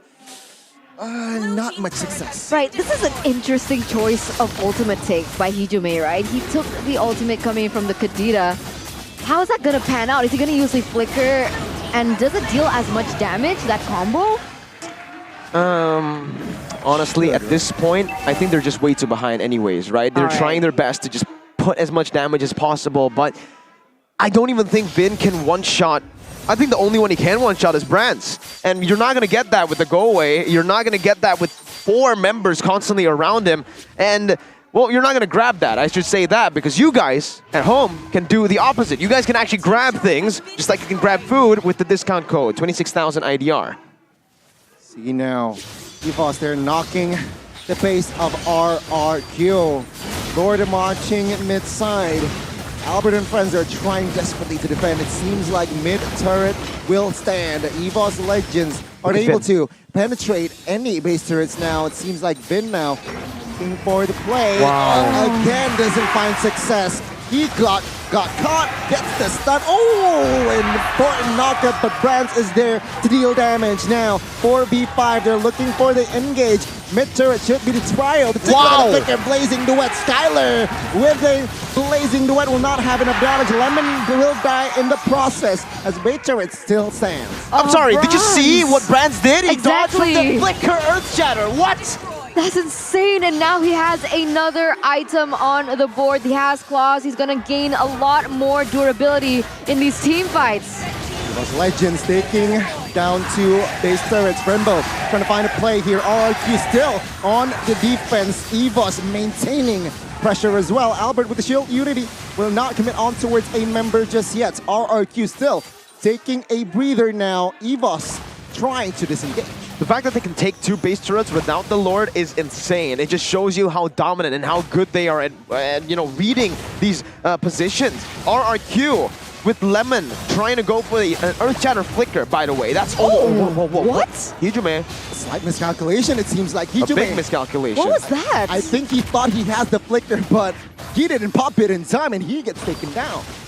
Luckily for him, no neutral objective, right? So luckily for him, there's nothing on the line here. It's just a shutdown bounty that will be picked up by RRQ, and it's on Renbo. So not a person you want to give, you know, space to come back to. But back again to the point, right? Right now, it does seem like EVOS Legends have all the control with just everything. They are superior in almost every way in this game, right? I think in the draft, we all agree, except for Gani maybe on the right. But in terms of the mechanical plays, the rotation, now that is what's most impressive, right? Because even with a slightly winning draft, RQ could definitely beat them up. They have tried to actually get these crazy fights, but it just hasn't been working out because Brands has been dodging. They've been reading the flanks from Vin, and Vin, I'm sorry to say, but right now he is irrelevant in this game. Kadita 1-3-1, you need to snowball on this pick, you need to get some flanks, but with EVOS being so aware, this Kadita, I don't know where its place is in this game. But now Skylar has the Wind of Nature, so maybe that may change a little bit the course of the tides, right? Because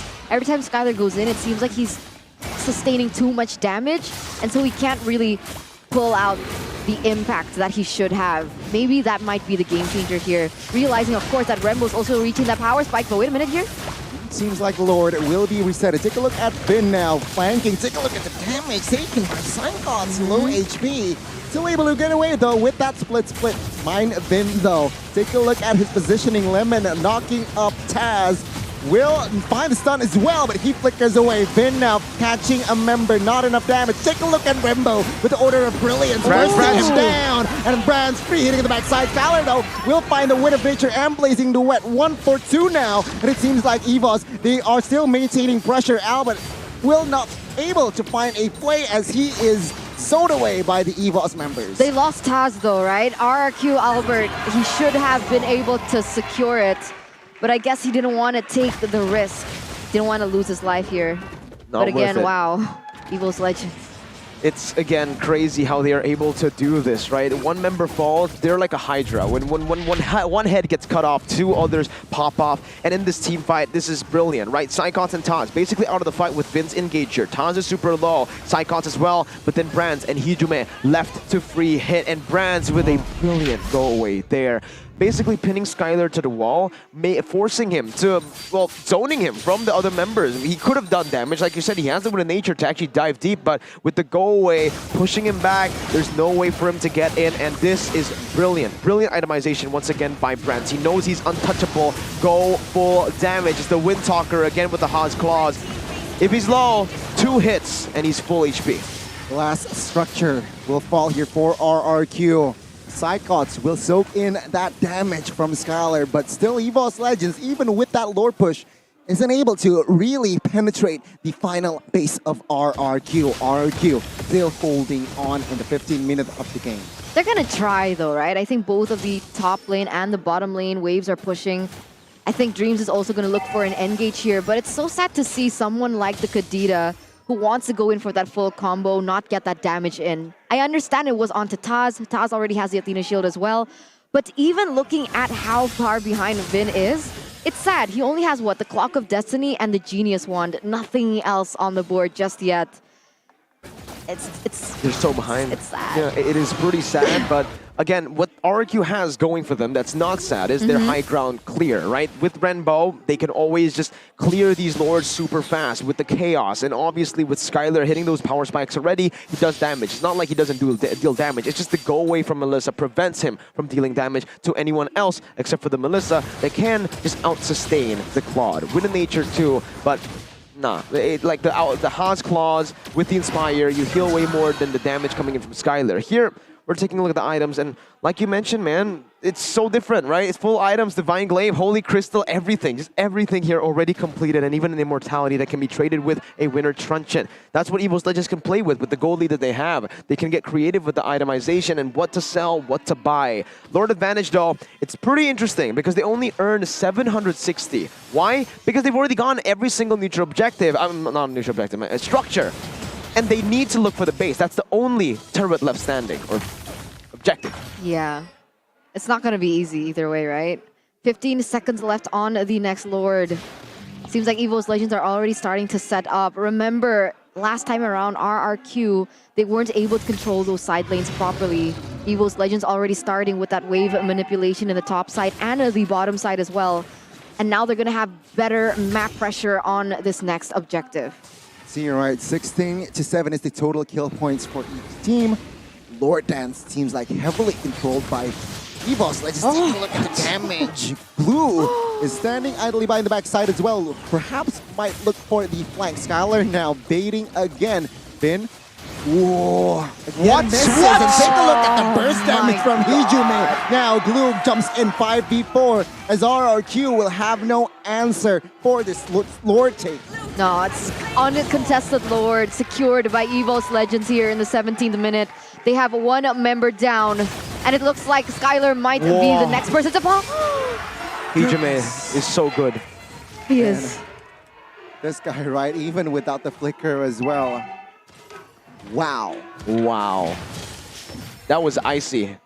As of yet, anyways, EVOS Legends still looking for the play to end the game. Vin, like I said, even when he tries to burst, he's the one who gets bursted down. Taz with the anti-CC and 3 ways pushing in. Renbo, how is he going to handle this? This might be the final push.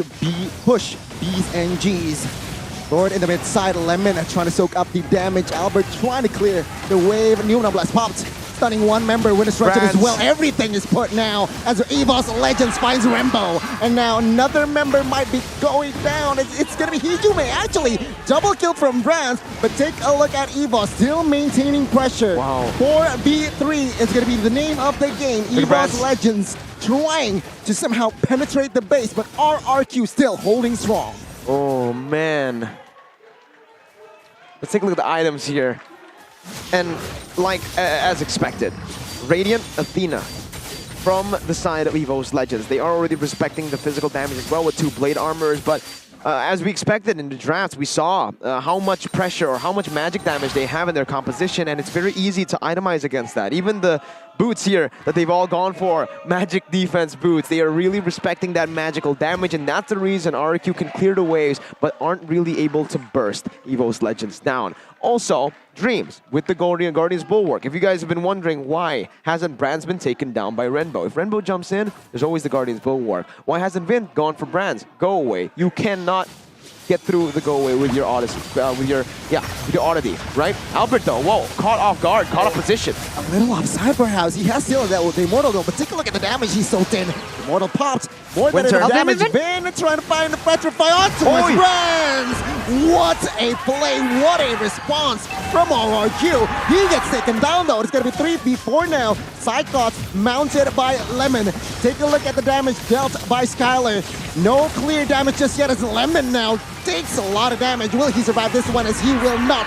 Taz finds a killing spree. 2 members now defending. Is it going to be enough? EVOS looking for the push. Bot side minion comes in. EVOS Legends. Will he be able to defend? Skylar with the blazing duet might do the clear. Cyclops is going to be able to be taken down. RRQ now finds a Rembo. No. EVOS finds Rendo, but Hijime will down in the process. Oh, luckily for RQ was Rembo and Skylar that was left, the 2 main damage dealers. And you could see that EVOS Legends couldn't do damage onto them and they instead got bursted down. It's winnable. It's absolutely winnable now for RRQ. They've gone to a point where they have gone to full items. Power spikes for Skylar and Renbo. Vin has bought enough time with that play onto Brands. Like I said, Vin, the only one he can one-shot is Brands. And that moment right there was when EVOS Legends let their guard down. RRQ utilized it to the max with their superior pick-off game. Now it comes down to how Skylar and Renbo plays, how they bait out the Guardian's Bulwark as well. Because if the Guardian's Bulwark is activated here before they deal damage, it's going to be a disaster as Taz and Albert go at it one more time. Albert can redeem himself with this play. Dreams catching Vin. Brands now will be hit. But now, take a look at the immobilize. That was huge. Blazing Duet now towards the backside. There's not enough damage. But take a look at Cyclops catching Skylar. Dreams will go down to the mid side. Brands as well. And RRQ will lose Skylar and Lemon as EVOS now strong with 3. RRQ as well. But that was so messy by EVOS Legends, right? You see the positioning coming in from Brands. He was caught in between 2 flanks. RRQ from the front and RRQ from the back. And I don't know, Taz is half healthier, Albert with full. Do they really want to contest this Lord?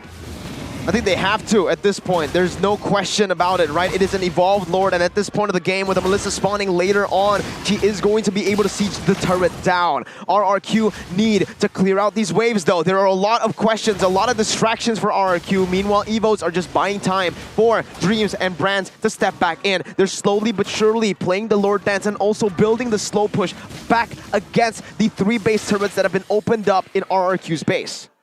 One edge that EVOS has right now is the Immortals, right? I feel like RRQ, their Immortals are on cooldown. Meanwhile, EVOS Legends, their Immortals are active. So with that in mind, I feel like EVOS might just go at it with this Lord, perhaps force a team fight for RRQ and yeah, just gamble that play. They're back to a 5v5 here, and you can see here the Kadita Vin already looking for a flank once again.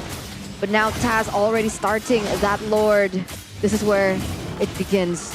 And notice where Skylar is on the map. Yeah, I think split push is good either way now. Albert soaking a lot of the damage. Hijime juking that one. As now they are going to eye and commit on towards that Lord. Finn trying to find Brands. Good juke. Skylar though will clear top side. Skylar. Oh my god, he will find the base turret here. No one clears it. RRQ equalizing. The Kings of Kings saying no to the White Tigers. The split mush meta gonna force a game number 3, 1-1, EVOS and RRQ. Skylar puts his team on his back. What a moment! When you think the whole team underperforms, there's always Skylar, consistent, farming, carrying every single moment, even in game 1. The reason it went all the way late was Skylar. Skylar, the man who was doubted him at M3, at MSC, and at M4, now has proven that he is now going to be able to go face-to-face against the King of Marksmen. It happened to EVOS back in Season 10. It happened again Season 11. Deja vu, ladies and gentlemen. RRQ equalizing in Game 2. Oh no, so unfortunate. Like right before the Lord take, I mentioned, look at the positioning coming in from Skylar. I didn't expect him to go all the way, honestly. But I thought it could have been a really good engage for EVOS to go for. But that was the perfect bait that RRQ had set up to make EVOS Legends get distracted and put their focus on the Lord and the team fight. And that was such a well-done play. If they didn't do that, that would have been EVOS Legends' game to win. EVOS Legends, they got tunnel vision there. They were just focusing on that Lord. And RRQ capitalizing on very, very minute mistake, but a grand outcome. It's ironic, right? The team who actually pulls off the split push is the team with no base turrets left, with no turrets left. What a play by Skylar. My goodness gracious, even the coaches here. Fiel with so animated, super happy with that win. Skylar, and Skylar. What a risky play to go for, right? We saw Skylar up top, EVOS saw Skylar up top, but they decided to fight, to push, to commit onto the Lord. That was an evolved Lord. They couldn't have bursted it fast enough. Remember, if this was a carry, if this was a Lunox on EVOS Legends, yes, they would have been able to clear or get the Lord fast enough, but no. They have a Melissa. Good in team fights. Objectives, neutral objectives, maybe not so much. Skylar utilizing that time, utilizing the space to keep on pushing. There's no reason for him to go back with the Lord already being committed anyways. And EVOS, again, with a mistake in Season 10. Kabuki did this to them. Now Skylar. They need to fix this issue, man. They need to respect the split push threat. It's not a level 1 Claude. It's not a Claude who's, down gold. It's a Claude in, what, the 25th minute of the game. Goodness me, right? I mean, deja vu. Wow. EVOS Legends, even with a different set of rosters, I might say, still made the same mistake. It's poetic. It's very poetic, and in a classic El Clasico match. Boy, oh boy, what a day it has been, ladies and gentlemen. ONIC winning 2-1, and now we are again going to see a third game of a series. It's we wouldn't have it any other way, especially for the El Clasico, right? But that 23-minute game, what stands out to you here, Miracle? Well, if it was the Wind Talker from Brands in game number 1, now it's the Wind Talker for Skylar. I think he bought this towards the end. I think when he noticed that EVOS Legends were committing, then he sold his immortality. He had an immortality, so yes, it should be that immortality that he sold for the Wind Talker for additional attack speed to actually clear the base out. So it's a very good itemization from Skylar. 20,000 gold as well. He had 4,000 more gold than Melissa Brands, who was popping off in this game. If Brands is impressive in farming, Skylar is too, right? This is the battle that we've all been anticipating, that we all have been waiting for. The Battle of Marksman. Who is number 1? Is it Skylar or is it Brands, right? He's going to say CW. It's still up for debate, okay. Right? I mean, it's still up for debate. I mean, CW is a contender, but seeing Brands' performance, I got to say, I still put him in that. What about Skylar? It really depends on the play style, right? What are you looking for? Are you saying what type of gold laner do you mean? Do you mean like a good-looking one? Oh, good look. Oh, I don't want to talk about it here. But we are going to take a look at the post stats. But yeah, Skylar, the rich guy on the Claude, 896 gold per minute. But once again, Hijume is still going to get that carry. It's crazy. Valentina dealing more damage than Claude, then Lunox, then a Melissa. Oh my god. Yeah, maybe, okay, you know what's crazy? EVOS did everything right, except that final moment. That was just the one moment that they made a mistake. They didn't send anyone back. And RRQ, on the flip side, they almost made, like, all the wrong mistakes, right? There were a lot of mistakes being made here, from Albert not getting a single neutral objective. But again, Albert in this game, you gotta give respect to him, man. He missed the retribution. He made a lot of wrong calls, but he was still able to stay composed despite losing so much. My mental would have gone boom. I wouldn't have been able. I wanted to give up. If like, come on, man, you gotta give props. What? Composed? Yeah, Albert was staying composed. Sure, there was a moment where after that he just jumps in with a shield unity, but the fact that he can regain that composure, maybe regain the composure is the right word. He didn't stay composed throughout the game. Obviously, there were moments where he was like, okay, I'm pretty tilted, right? I lost every retry battle, even to Hijume, but getting that composure back, playing as the frontliner, taking that much damage, and facilitating his team, knowing that I can't always be the carry. I can't always be the one who, gets these crazy moments. I need to facilitate my gold laner, Claude, Skylar. I think this is the most dramatic gold curve ever. It's like a tsunami, right? It's like boom, instantly. and then the end, right? And then the end. Exactly, right? EVOS were just leading, what, from minute 0, even 0 seconds. They were leading for some reason, right? Wow. But then again, just towards after the 20-minute mark, they lost the lead and it's GG. It's like they had a flicker into the gold curve. Exactly. To get that edge. But it must suck, right? Being EVOS Legends. They played that game so well. They were so disciplined. They played the team fight. The setup was great. And they lost because of split push. Was it Psychots as well? Well, technically, I know it's not 100% his job, but when EVOS Legends got that split push onto Pendragon. Oh, it was Pendragon, first right? leg. It wasn't Second leg, Psychots. they lost towards for Was it Psychots that time? It must have been, no? Oh. I don't know. It's just, again, Well- right? First leg last season, second leg last season, first leg this season. To complete the pattern, you know, perhaps later on, second leg, just to, you know, it's a tradition perhaps. Perhaps. And we're going to take a look at the MVP. For sure. Who Skyla else? on the Claude. That is your MVP by the Samsung Galaxy S23 Series 5G for game number 2. A 226 KDA, 896 GPM, and a KP of 62%. But these stats do not reflect the impact he had on the game, Mirko. I think today's big title is KDA doesn't matter. KDA doesn't matter. Kabuki 1 and 7 steals every single Lord. Basically is again getting back to equal, and here as well 226. Look at the kills, look at the gold, look at the turrets. You wouldn't expect RRQ to win, but they did with Skylar on the Claude. What's this? That's Skylar's pose. Yeah, but what is it? It should be Kamehameha. Oh, okay. There you go. Anyway, yeah, 1-1. Woo! I'm just very fired I'm actually curious, right? Because now that Skylar has won the MVP, I want to take a look at the heat map, right? From the 5th to the 10th minute, because this is very different to brands. Yeah, you want to walk all around the map? No, I just want to stay in one lane. I have an island. I don't know what happens outside of this island. I am Skylar. I look at one lane. Tunnel vision only, and only getting turrets. And guess, I think... Wait, I'm trying to think here. Did he actually... Was it the gold lane that he got the split push in? It was the top. Yeah, what was the top? The gold lane? It was, I believe it was the XP. Let's take a look from the highlights. Right? We'll see. From the highlights here, right? I think it was the XP lane. Yeah, so 5 to 10 minutes he was in the gold, then 10 to all the way he was in XP. Proper. This is the moment, again, where Skylar wasn't able to dish out damage with the Blazing Duet properly because of the go-away constantly stopping his movement, and he decided here to bring the Purify, not the Sprint, so he can't maneuver around with the movement speed, right? This was a brilliant defense once again.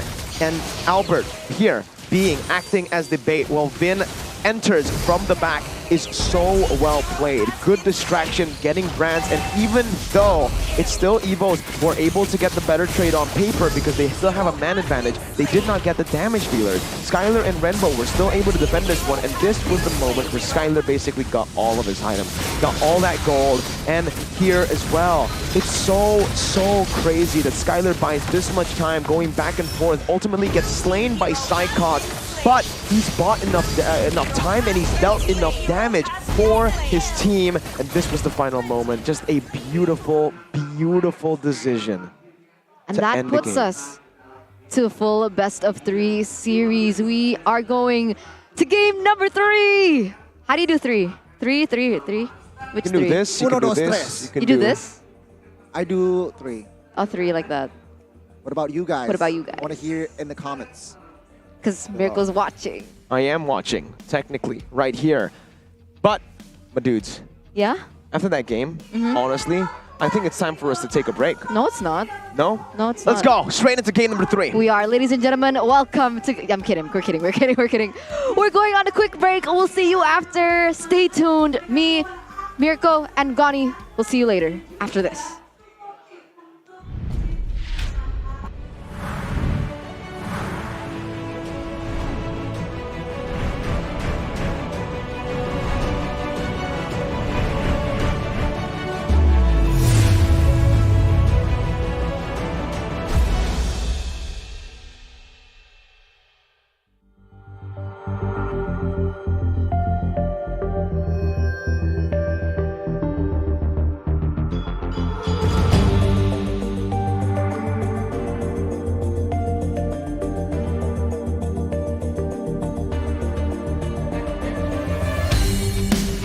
kan berdiri dan terus berlari, terus ke arah puncak tertinggi. Ku takkan berhenti, hanya sampai di sini. Kemenangan abadi menanti. You know we won't miss if we unite our focus. And if you haven't noticed, we all live. Nyalakan apimu, hadapi semua tantangan, hadang semua serangan, jatuh bukan halangan. Bakar semangatmu, janganlah engkau menyerah. Kita akan buat sejarah. We all this, we won't miss. We all this, we won't miss. Saatnya beraksi, jalani ambisi. Aku kan menyawakan hari ini. You know we won't miss if we unite our focus. And if you haven't noticed, we all live. Nyalakan apimu, hadapi semua tantangan, hadang semua serangan, jatuh bukan halangan. Bakar semangatmu, janganlah engkau menyerah. Kita akan buat sejarah. We all this, we won't miss. We all this, we won't miss. We all this.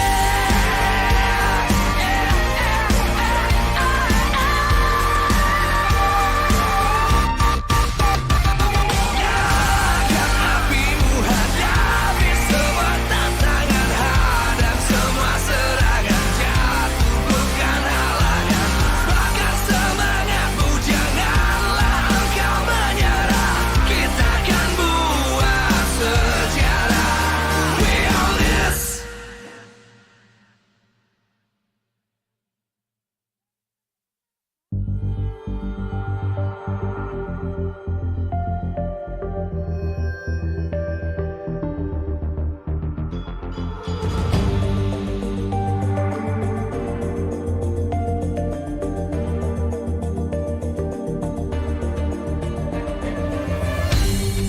Aku kan berdiri dan terus berlari, terus ke arah puncak tertinggi. Ku takkan berhenti, hanya sampai di sini.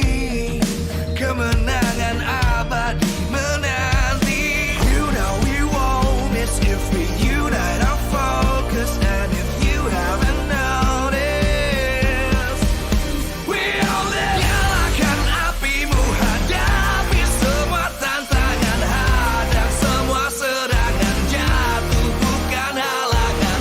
Bakar semangatmu, janganlah engkau menyerah. Kita akan buat sejarah. We all this, we won't miss. We all this, we won't miss. Saatnya beraksi, jalani ambisi.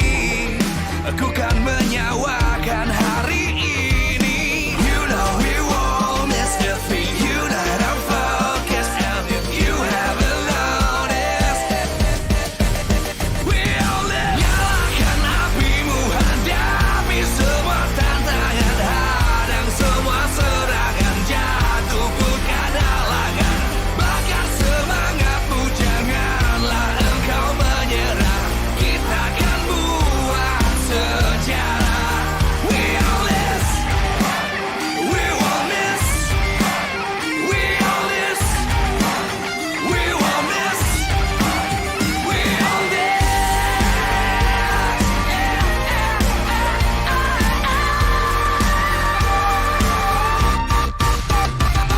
Nyalakan apimu, hadapi semua tantangan, hadang semua serangan, jatuh bukan halangan.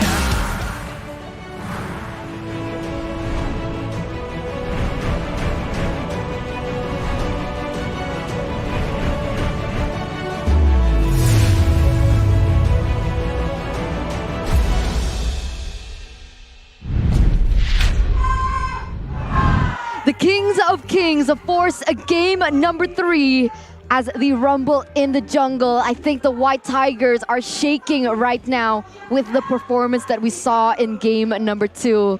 But ladies and gentlemen, welcome back here on the caster desk. It's still me, Eterna, Mirko, as well as Gani. And wow, what can we expect here for game number 3, Mirko? Everything, right? Bigatron, Bigatron, Bigatron, Bigatron. What about you, Gani? Wow, wow, wow. Boom bang bada bing, ONIC is the best team in the world.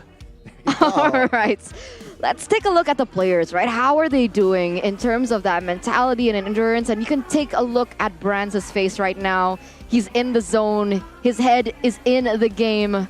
And probably they're kind of questioning what exactly went wrong there in game number 2. How were they able to get backdoored? Okay, not backdoored, but split pushed by Skylar. I think it's a simple adjustment. I think for Brands and for EVOS, I don't think they're thinking much about it. They're thinking, okay, we made a mistake, we made a slight mishap, miscalculation as to how fast Skylar can clear out the base. Everything else they did really well, and I think they should stick to that, right? Don't change much. Just change the late game presence, understanding and respecting, because it feels like this has been the EVOS Legends virus or sickness for so long, even from Season 7, if you remember, Gani. EVOS Legends, they win, and then they let their guard down. They already win so hard, 10,000 gold in, and they're like, easy game, man. Let's just end the game, and let's go to sleep, party or something, right? But no, here, they need to respect all the way to the end. They did not properly respect it, and it gave RRQ the chance to come back.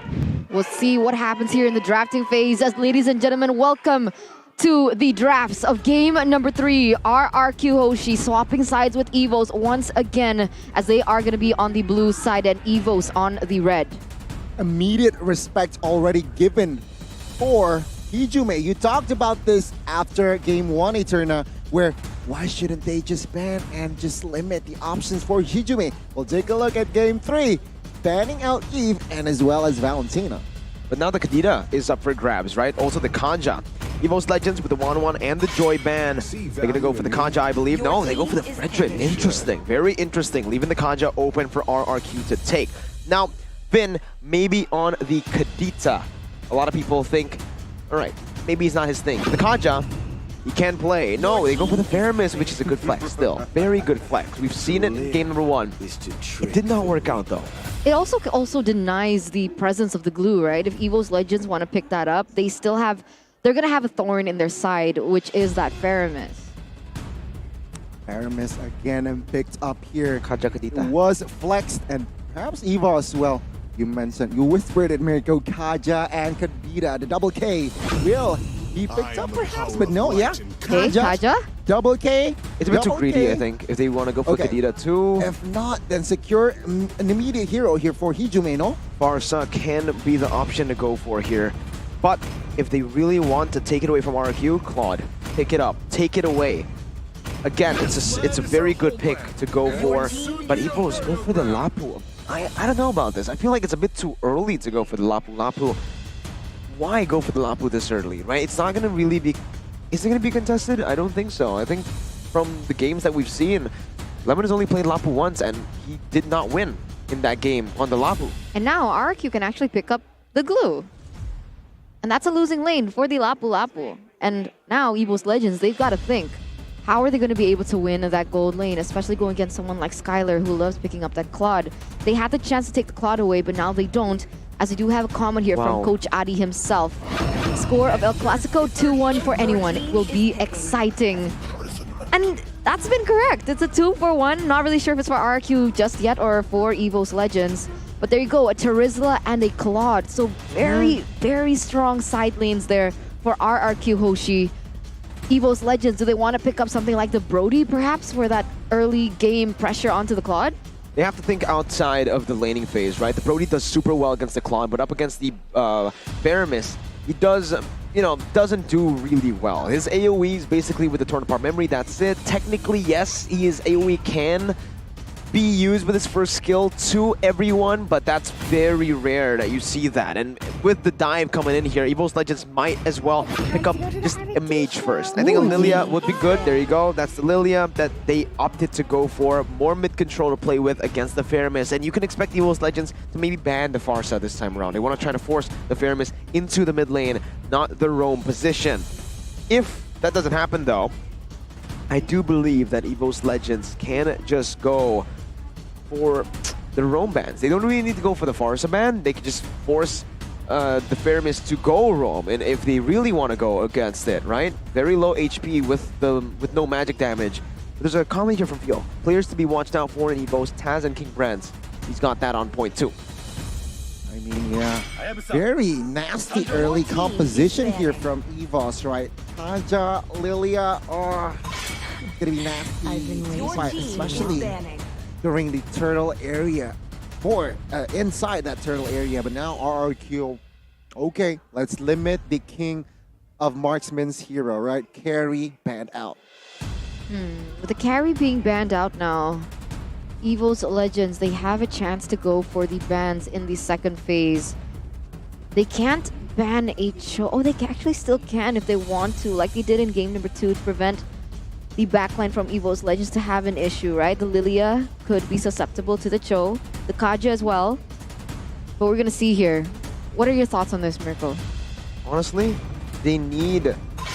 I think they might actually be setting up Pharsa ban here. I think they might actually be setting up for a carry jungler. Like, wait, what? Like not carry as in the hero, a carry as in a hero that can carry the game, right?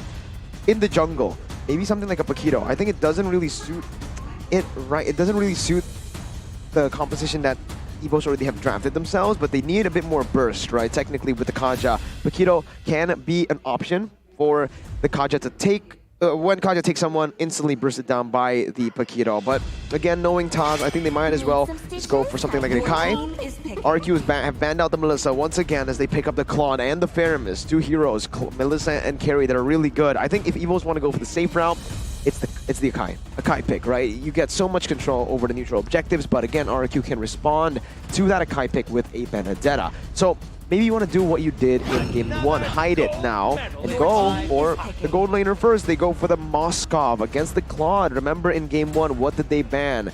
They banned the Moskov and the Melissa, not the carry, right? So now it's RRQ. What do they want to go for? Do they want to go for the Ikai to take it away from Taz, or they want to go for a tank Lancelot? There's got to be a reason for the Melissa ban, right? It has to be a hero that they want to go for, someone with full dive. So, Kadita?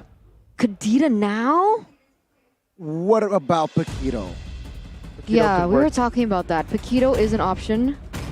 If they want to go for that route, we will figure out here in just a few seconds. Sicilian? Wow. For Rengo. But Lolita and the Martis. So Faramis mid. All right. EVOS Legends, how are they going to sum up their composition here? Akai. I think Akai works really well. He can pin people down with a Moskov too. Gani, if it's not the Akai though, what do they want to go for? Martis? Not Martis, my bad. Barats. Barats? Anti-CC. Anti-CC might work. Ooh, hasn't been picked in Season 11 if I'm correct though. Or was it picked? What? Not yet. Not yet, Barats. right? He has. Oh yeah, okay. But Akai. So they're trying to replicate game 1, which they found a success with Akai on that jungler. But now, Abed is on a Martis. Perhaps with that mortar coil, he might escape from that pin. This is a lot to take in, right? Yeah. It's two drafts that are very different to the ones we saw earlier. Not like the difference isn't too crazy. It's still an Akai in the hands of Taz. It's still Dreams on the Kaja. It's still Psychons on the Lapu. But the way they play it is going to be very different to the way they played early on. RRQ with this draft, it's full team fight. That's what they're looking for. It's not full front to back though, so that's a change. It's full dive. Meanwhile for EVOS, it is still front to back mostly. All right, we'll see. Will the front to back composition work better than the full dive coming in from RRQ? We'll just go straight into the land of John here. Gani, take it away. Land of Dawn, here we go for Game 3. The final epic conclusion of El Clasico is now beginning. Let's see who will take it. Comment your favorite team. Comment your winning team. Viva RQ or EVOS Roar, as Taz and Albert will collide here with their pathing in the jungle. They'll both meet in towards that bottom lane river where they will try their best to maybe invade each other. Taking a look at the spells, right? Everyone has actually opted for the Flicker except for Skylar once again, who opted for the Sprint. And the difference is this time around, there is a lot of hard lock CC coming in from EVOS Legends. Last time Skylar was able to maneuver around it. We'll see if he's able to pull that out again here in game number 3. I mean, look at the mid control here. It definitely is going to be Hijume who has an advantage with the Kaja as well. We all know, even individually, just the Lilia is able to 2v1 sometimes in lane just to clear out the wave. So EVOS Legends will have more to say when it comes to that. But when it comes to rotating across the map, it should be Renbo who has a bit more presence with the Shadow Stampede, giving him more movement speed to play with. And obviously with that winning lane in the XP lane. But even if he has a lot of movement speed, EVOS Legends, they shouldn't be as reliant on that level 4, right? The Lilia already does a lot of damage even with that first 2 abilities. But so far, he hasn't been actually projecting onto that. 14 seconds left on the next turtle. RRQ seem to have the better advantage in the setup. Very nasty setup indeed here. Taz opening up the map. Take a look at the 2v1, forcing Taz for that early heavy spin, and that's a signal to take the first turtle perhaps uncontested. But take a look at Lapu. Sagas, oh, bronze outside. Deals a lot of damage with that BAMI though, still able to get out. Cyclops will take the first neutral objective, what the heck, and gets the first blood. EVOS Legends, they're on steroids now as Lemon now gets the pick off, not just yet. He is able to get away with that Flicker. The setup was so good. We mentioned it. Bottom side though. Unum Blast Flicker caught Brands out, and he will be taken down, not by Skylar though, by Vic. Again, back to my point, the setup was immaculate. RRQ with better rotations, Lemon and Albert forcing Taz's heavy spin. No retribution, no contest from Taz.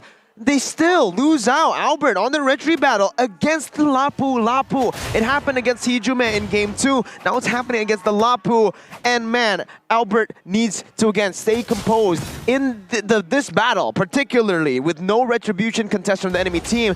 Just wait for it. You don't really need to go for that crazy, early, what prediction on the retribution. Like you mentioned, Hydras, right? You think you have one man down. You think you have Taz off the board, but someone else from EVOS Legends step up, either Hijume or even Psychots in that particular scenario. But now RRQ Hoshi looking to put and pin their focus here into the gold lane, but they might be caught here as Taz is already there as well. No commitments just yet though. It seems like EVOS Legends, they are just opening up vision. But take a look at bot side. They might commit on towards this one. It's a 4-man rotation. Bin now caught by the suppression. He isn't able to find the clear, but Skylar here blazing away just to clear. Psychots stunning him as now take a look at Bin. He gets taken down. The pin will pin down Rambo as Brand securing the kill. Playing around their winning lane. Again, brilliant by EVOS Legends, and from RQ, I don't think it was a good response. They could have just played around that top side, maybe even getting a turret, maybe even 2. Even if they stayed in the mid lane, leaving Skylar to play that weak side of the map, I think Skylar would have been able to just disengage from that with a sprint, with the BMI, but they decided to bank on their losing lane. The Claude just had no pressure, and here, Psychots up top is going to actually be quite chunked there. You can see now that Brands is already rotated towards this turtle. Better setup from EVOS. I think RRQ Hoshi, they don't want to contest this. Yeah, it seems like no movement. So it's, yeah, you're right, uncontested Lord.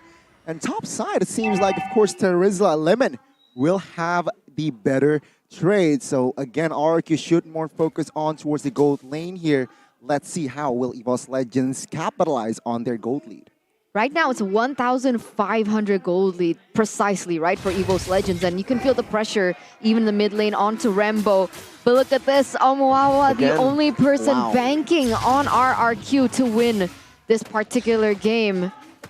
And there is a chance, right? If they can get the proper setup, if they can stave it off into that mid-game where everyone starts to clump together and when team fight is more important, that's when I see RRQ Hoshi having a chance. But right now, EVOS, with the way that they're able to rotate, it looks a little bit too difficult for RRQ. They need to stay patient in their skirmishes. They need to stay patient when it comes down to their commitments.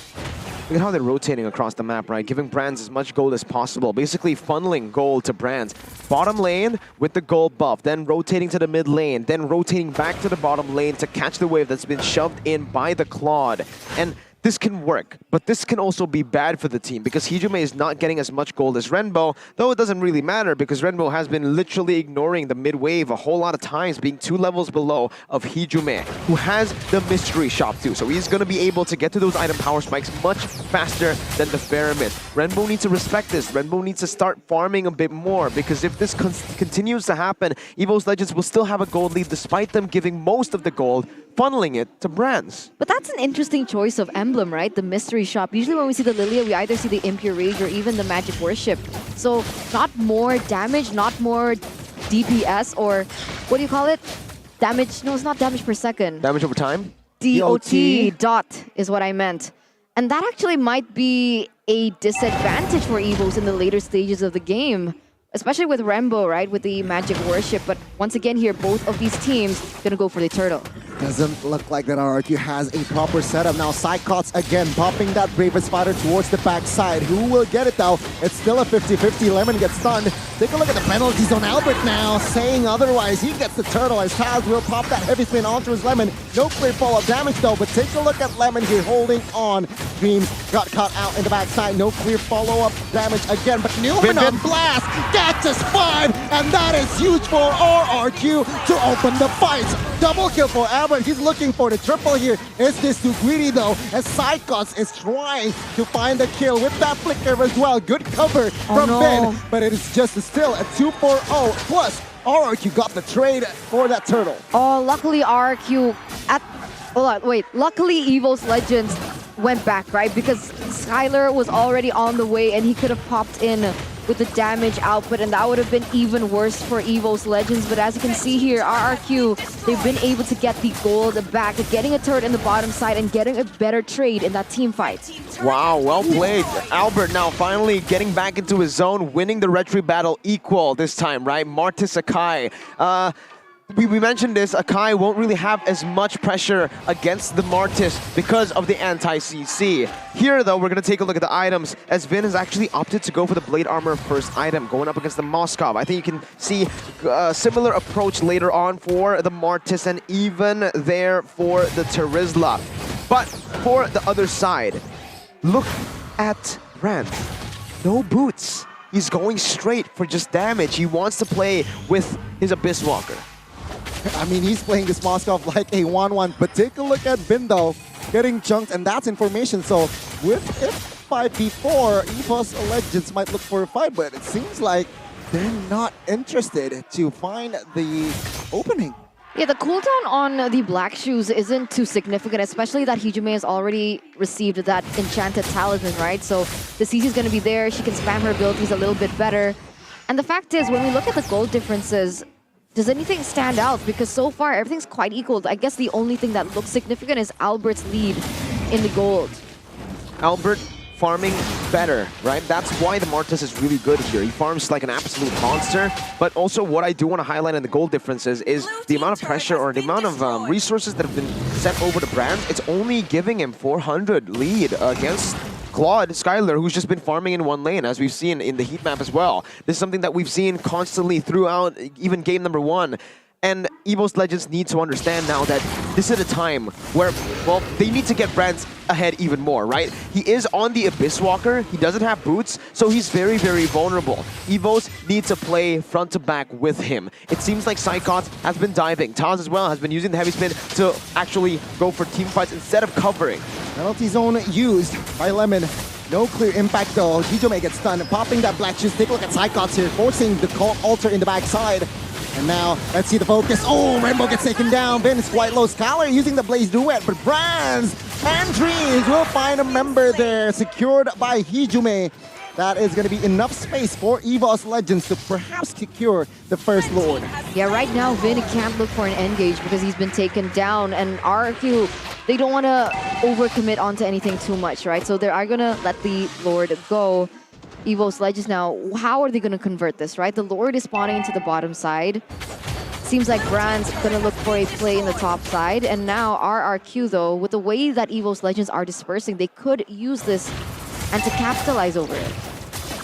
What they can do right now, RRQ, is just try to weather out the storm, right? They need to farm to a point where the Claude gets the win of nature here. Lemon actually jumps in with the penalty zone. Very interesting choice there. As EVOS have more pressure around this, you can see the global pressure. Lemon! Oh my god, Lemon flickering forward. Hijume will find the kill. And as well, popping that black shoes as well. And now EVOS maintaining pressure in the mid side. As one by one, the structures will fall and RRQ will have less space to play around with. And look at that. The Waves are already marching there in the top side. That's gonna give them another turret on the board. And now, once again, RRQ's turrets, they're falling down like flies. RRQ defending Albert, caught from that Divine Judgment. Ult Altar was placed as well, but no casualties from both parties as EVOS, they're unable to find the base turret, any base turret. Now, Lemon, right? I think that's why I kind of questioned why he used the penalty zone earlier, because he could have just used it if EVOS Legends dive onto him. Then he proceeded to make another mistake, miscalculation, flickering forward instead of backwards to just get to safety, right? Luckily, RRQ were still able to defend that one, but now we're looking back at the items. Anti-Cuirass, an interesting choice by Martis. So he's expecting the Lapu to be doing more damage than the Moskov is what I'm getting at right now, right? It does give you a bit more physical defense, but against the Moskov, you would really usually go for the blade armor because he just, you know, constantly hits you. Maybe even add the steel leg plates onto that if you really want physical defense. I don't really think Psychos is going to have that much damage, so the Anti-Cuirass is not as value, in my opinion, especially for this game in particular. Meanwhile, on the other side here, wow, it's the fleeting time already done with the Radiant Armor and the Steel Leg Plates. Now, what the Steel Leg Plates does, it's so good. 35 physical defense on 500 gold. It's super value. It's the best item, bang for buck. And you'll see these every single time. If the enemy team has a good mix of magical and physical, you'll go for Radiant or Athena, just finish one of those items and just go for the Steel Leg Plates. You get the same amount of stats. Intelligent play here. As you can see, once again, Lemon and Hijume going at it. But you're right, I think Lemon wanted to make a play earlier, honestly. I think he wanted to make a mismaneuver coming in from Hijume, realizing that if you kite away from a Lilia, you actually receive too much damage. But he bought a bit of time. At the end, nobody followed up on him, and so he had to lose his life for that. But looking at this now, EVOS Legends with 3,500 gold lead, they're going to start rotating, and they're going to start rotating onto the next neutral objective, which is that Lord. And looking at this right now, EVOS Legends, they have the better setup for it as well. More ground indeed. Hijume though popping. Oh my god, penalty zone flicker was huge. Catching 4. No clear fall of damage though, but take a look at Albert in the backside. Free hitting. Hijume secures a kill. And Vin caught Brands. But take a look at Psychos. Take a look at Dreams. As Dreams were also gonna go down. But the Lord will fall to the hands of EVOS Legends. Skylar now catching 1. Psychos should be next. 3-on-2 action in the river. Lemon taking a lot of damage, and Lemon is also able to survive. Even throughout all that chaos, Taz was still able to land that retribution and take the Lord for themselves. But this is the situation. They were able to get the Lord. They won't be able to capitalize it to its full potential because they lost so many people in the process. And there is no way of stalling it. Unlike if you were with someone like the Grok. And it seems like EVOS, despite having that man a disadvantage, they are looking for something. I hope they don't overcommit onto this because it'd be a mistake, especially against RRQ. I think, again, we can go back to the fundamentals and the win conditions for this draft, right? The reason EVOS Legends have a proper draft this time is very similar to game number 1, where they are very good at disengaging and reacting to initiations from RRQ. Now, if they get caught off guard like that with Lemon jumping in and they have to just pop every single ability to escape, not much is left to actually peel for Brands, and that's what we saw exactly. That's exactly what happened, right? Brands was still able to kite away for a bit with the Inspire, with the lifesteal that he has in his kit. But you can't lifesteal forever when the burst is constantly on you, and with the heavy spin, with the Divine Judgment, everything popped in already preemptively to try to disengage at first. You're not giving him enough space. You need to try to utilize everything to peel Brands and Hijume, right? That's the main win condition for EVOS Legends. Proper front to back. And like I said, RRQ, they're a dive comp. That's exactly what they need. If they can make it messy, oh my goodness. Flicker, Divine Judgment on towards Rainbow. Flickers away. Albert now perhaps will provide. Oh my god, Psychos just jumps in. Cold Alter forced. And take a look at the damage. It comes through for Psychos. Will he survive this one? Nope. As no clear cover, no clear reinforcements. As Psychos going to go first one to go down. As Brands now was caught. And take a look at Brands. He gets taken down as well.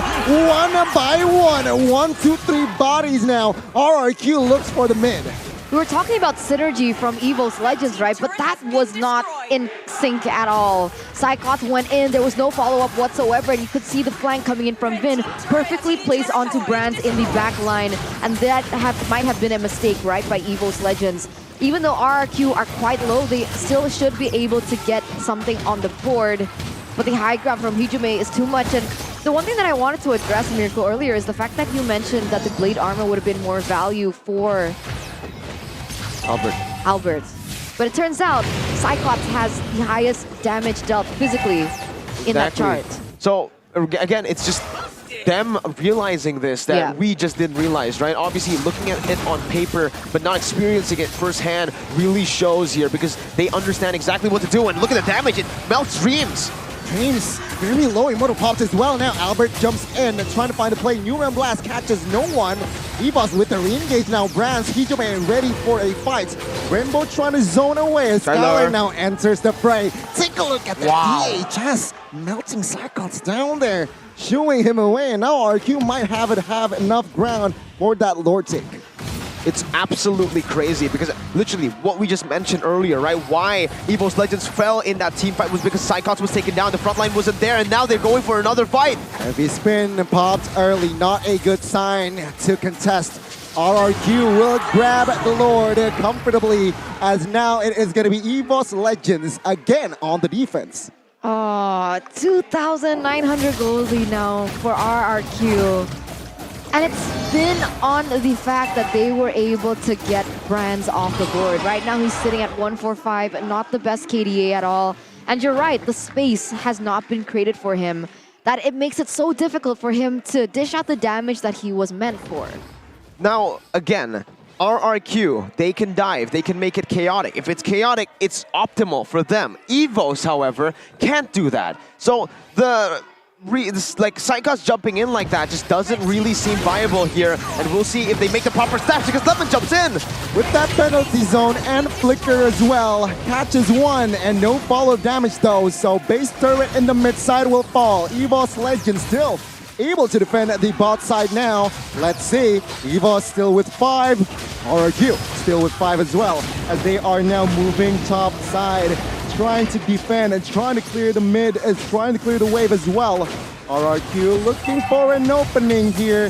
No clear proper setup, but there you go. Penalty zone with the 3-man catch. Toss catches win, flickers away, and now take a look at Skylar blazing duet just to clear again. Numenum Blast not without a flicker though, as it is still 10 men battling in the Land of Dawn. Oh, concealed play here, Gani. It looks like EVOS Legends want to look for something. Is this the right time though? But there you go, Vin caught, still has the Immortal. Take a look at Skylar. Will not commit on towards anything just yet.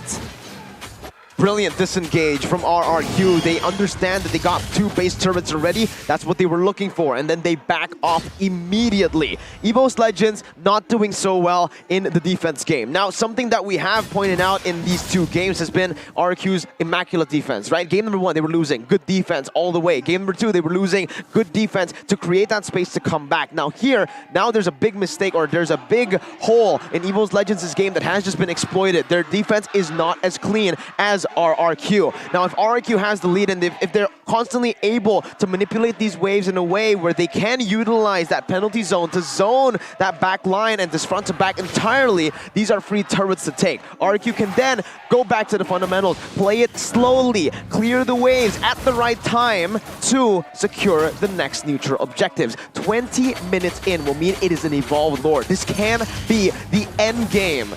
Literally, for RRQ, they need to watch out. And for EVOS Legends, it's still Brands with no boots. So he's still banking on the fact that he can use the Abyss Walker to kite back and forth. Meanwhile, for Skylar, there's a lot of mobility already. He also has the corrosion scythe here. So he can slow down the members of EVOS Legends while sprinting all around.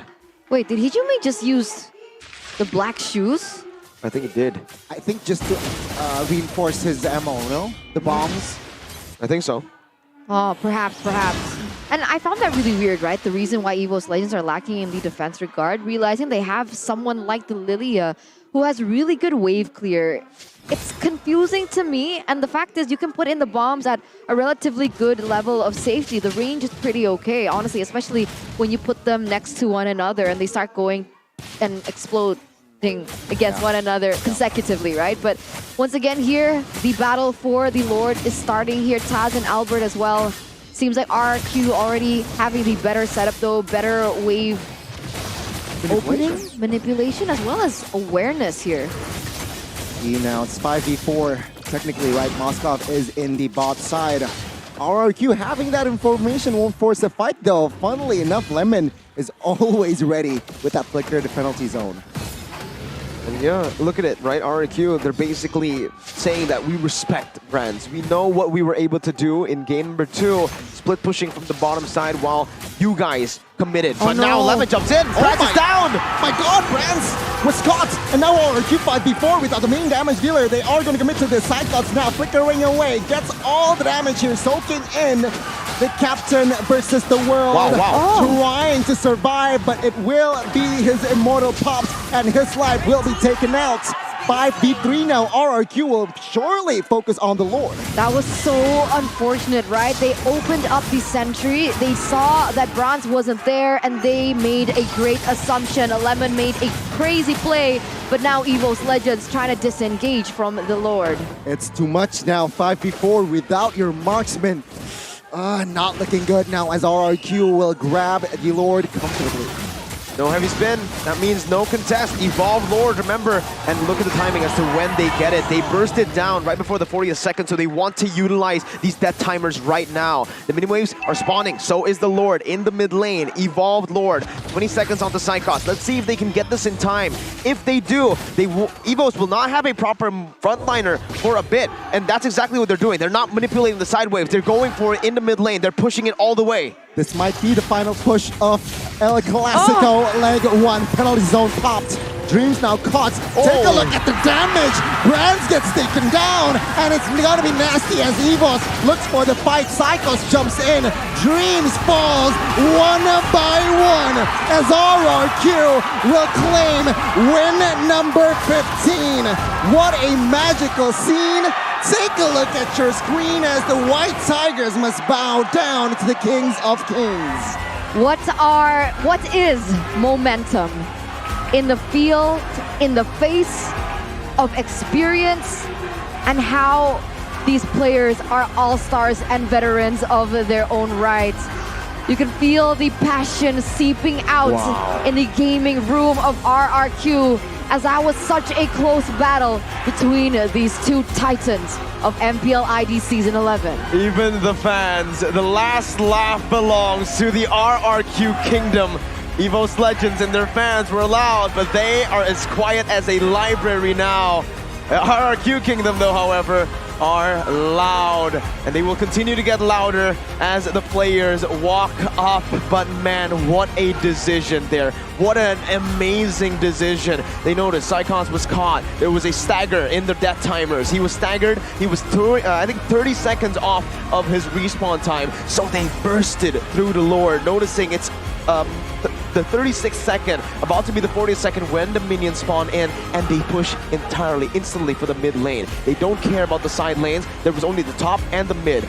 Lemon went up, the others went mid, they cleared it out, the Evolve Lord came in, and they fought. Lemon with the instinctual play to again penalty zone flicker before Psychon spawns. So that has already created so much chaos within the team fight. Brands somehow was also caught, which was just a bonus for Lemon, because what he wanted to do was just create chaos, not get Brands. It was a big bonus, and they were able to end with crisp, clean decision making. Coming back from behind, RRQ wins the first El Clasico in Season 11, and that is your game highlights. The reverse sweep. The reverse sweep by RRQ. And the split push in Game 2 as well. Coming back from behind is the theme of the series, right? Game 2, Game 3, RRQ. They were behind and they come back. They came back from behind. But ladies and gentlemen, we are about to go into the interview with Bude Clara Mongstar. Take it away. Kingdom, inilah dia pemenang dari El Clasico Jilid 1, RRQ. Oh wow, semangat di MPL Arena begitu membara. Tapi kita bisa melihat bahwa Lemon, you're so perfect dengan perfect zone menutup momen terakhir. Gimana kamu menciptakan momen yang begitu istimewa tadi? Apa ya? Itu kamu benar-benar udah koordinasi sama teman-teman, apa kamu insting dari seorang Lemon? Udah ngomong sih sebenarnya. Sama ya teman ada follow up juga kan. Oke. Jadi memang udah kalian benar-benar udah satu hati ya, kamu langsung perfect zone, penalty zone semuanya hancur. Dan ini adalah Lemon, sang legenda yang dari season 1 udah ngerasain El Clasico. Apakah ada sesuatu yang berbeda di season 11, Mon? Season ini ya itu banyak player baru sama apa ya? Psychots, gimana ngelawan Psychots, Mon? Apa ya? Jago. Kalau kita boleh mungkin lihat dari EXP laner yang udah pernah kamu lawan nih ya. Untuk EXP laner, Psychots tuh ada di posisi keberapa sih menurut Lemon sendiri? Nggak tahu sih berapa. Top 3 mungkin? Mungkin di bawah R7 kali ya. Oh, tetap ya R7 ya. Berarti nomor 2 ya setelah R7. Tapi luar biasa banget, ini dia Lemon tuh fansnya. Disapa dulu dong, Mon. Yeay. Dan yang spesial juga tadi ada Rainbow. Ini adalah El Clasico pertama buat Rainbow. Di antara yang lainnya, kamu tuh yang pertama kali ngerasain El Clasico. Sekarang, gimana rasanya main El Clasico? Seru banget! Wow, seru banget! Bagian mana yang paling seru, Rainbow? Apa? Bagian mana paling seru? Semua. Semuanya. Ada sebuah pressure sini nggak? Oh, kalau El Clasico ini harus lebih try hard. Ada nggak? Gak tahu. Nggak ada? Berarti seru banget. Ya. Nunggu-nunggu untuk leg yang kedua. Ya. Oke, terima kasih ya Rainbow ya. Dan ini dia Dexter kita. Oh bukan, Cloud kita. Skylar, 3 game kamu dikasih Cloudmu. Apa reaksimu? Dikasih Cloud 3 game. Ya seneng lah hero gua. Seneng banget. Iya seneng banget. Oke, dan tadi momen di game kedua gak ada yang bisa ngelupain kali ya. Kamu berhasil untuk memecahkan di game yang kedua dan membuat ini menjadi reverse win. Dengan flankmu kamu nge-push sendirian dan pada akhirnya ngedapetin tower dan hancur. Gimana keadaan di saat momen itu? Gimana kamu nemuin perfect? Oke, aku bakal jalan nih sendiri. Ya karena gua selalu lihat map lah. Gua kira kan terakhir si Psychots mau recall balik. Terus gua suruh teman-teman gua hajar di situ buat nggak batalin recall mereka. Oh, dan rupanya kamu sadar itu langsung kamu hajar di situ. Iya. Oh, itu cepet banget. Dia pikir yang sangat cepat tentunya. Dan Albert, El Clasico hari ini begitu memukau, semuanya nge-hype banget. Tapi apa yang kamu rasain untuk El Clasico sekarang? Apa yang kamu rasain untuk El Clasico hari ini? Ya emang seseru ini sih El Clasico dari setiap seasonnya, emang seru banget sih. Sama-sama kuat bisa dibilang kan, Ya, EVOS dan sama-sama juga kuat. RRQ. Tapi apa yang membedakan kalian di El Clasico kali ini? Apa yang membedain kalian bisa ngedapetin kemenangan dibandingin EVOS di match kali ini? Karena Skylar pakai Cloud sih makanya menang. Skylar kasih tepuk tangan dong. Dan semua hype banget, apalagi Vin. Semuanya tadi lompat-lompat. Vin, kenapa kamu hype banget tadi? Bisa diceritain nggak? Itu tadi super hype karena akhirnya ngedapetin kemenangan atau ada hal yang berbeda? Ya emang begini sih dari dulu kalau EVOS lawan RRQ. Jadi ya fansnya juga ke bawah seru juga kan.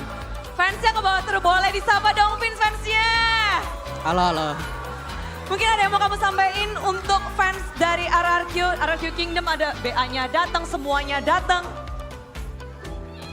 Thank you semua yang udah support kita. Baru week 2 masih ada 4 week lagi. Ya semoga doain kita supaya kita bisa makin improve lah. Bisa makin improve, masih bisa improve lagi berarti ini ya? Bisa dong. Bisa, udah berapa persen untuk RRQ menurut Kapten Pipin sendiri? Ya 100% tapi lebih dari 100% juga bisa. Bisa lebih dari 100%, boleh kasih tepuk tangan sekali lagi untuk RRQ. Dan permainan yang begitu luar biasa bikin dangding back and forth langsung akan di breakdown oleh analis kita, Om kita bersama, Om Wawa. Silahkan break it down. Wow, what an emotional series going all the way, best of 3. And you can even see the emotions on the players. RRQ, they were getting teary as well. And backstage, we saw that Psychos. Got the sniffles. I don't know. Got the sniffles. Like, I hope he's okay. I think they are okay, right? Sure? Obviously, after a big loss in one of the biggest matches in MPL Indonesia. Grand final vibes, honestly. Grand final vibes, like you mentioned it. I mean, both teams performed outstandingly, but I want to point out the duality of man in the comment section, right? Tell us. I've been watching, guys, all right? I've been looking at the He's been comment watching section. you guys. Game number 2, RQ, we're down, 10,000 gold. A lot of people, a lot of haters. Arcadia out, and then right after they win, Arcadia gone. I love the duality of man, and you know, it's just a fun thing that I want to point out. Guys, come on, support your team either way, man. Win, lose, or draw, right? It's like me. Zen. Constantly aura. She's right. Even though, but yeah, well, back to this game, right? Oh man, it was so beautiful, right? I wouldn't have it any other way. But it must be so emotional for EVOS Legends getting that first game. And they were winning it amazingly. And the reverse sweep that happened is insane. And these are some of the highlights that we saw in that series, best of 3.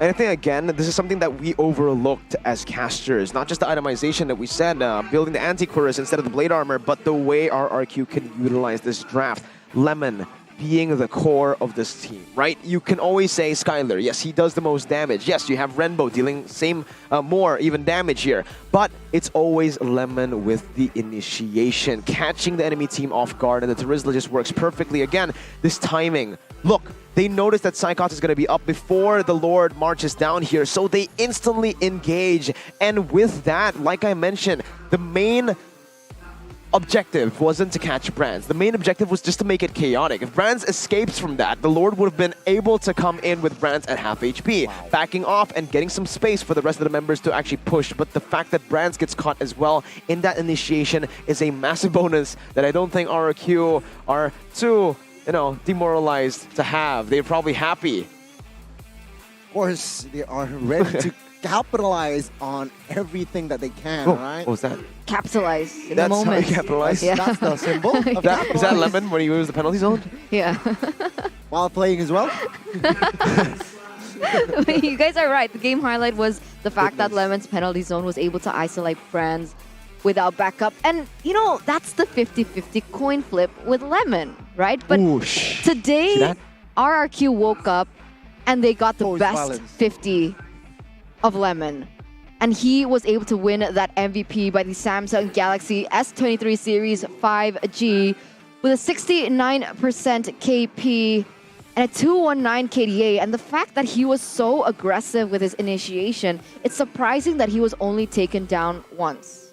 Man, I mean, just the itemization here as well. He knows that he is constantly going to be on Brands. Unlike Albert, who usually, I think, plays to cover. Not you, Albert Ghani. Okay. Albert RRQ, right? He went for Antiquarius. Now, We really understand why. It's because of the position that they play. Albert is more of a cover in this game. He's more of the cover peel hero. Meanwhile, Lemon is the one diving back, so he's the one who has to take the brunt of the damage coming in from the Moskov. With the blade armor, you saw, he jumped in, he dealt damage, and if Moskov tries to lifesteal, he gets hurt. He gets hurt. He stands there menacingly, but Lemon is even more menacing, just doing this. And plus the cult altar really backed him up every time he went in for those crazy plays, right? So he was getting lower and lower and lower, but the cult altar popped off at the right time. So it was good for Lemon. For someone who likes to go for crazy plays, having that backup, that safety net for him was just also an advantage that they had as we are going straight the mic checks.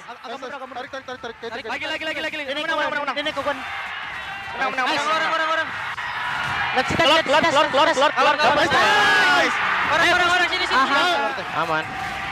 Ngapain Lemon? Ngapain Lemon? Boxnya nggak masuk, boxnya nggak masuk. Oke. Gua tahan Lordnya. Ngapain Lemon? Ada Lord. Let's go. Let gas kot. Bos tuh lagi. Nice kot. Tower. Nice. Nice bro. Jangan teriak. Flickernya ke gua. Oh enggak deh. Let Lemon. Mati. Immortal. Gua mati dia. Nice. Gua mati guys. Sabar. Gua dari belakang, dia takut. Rolio. Gua bisain. Cari perang. Cari perang. Melisa. Melisa. Ini.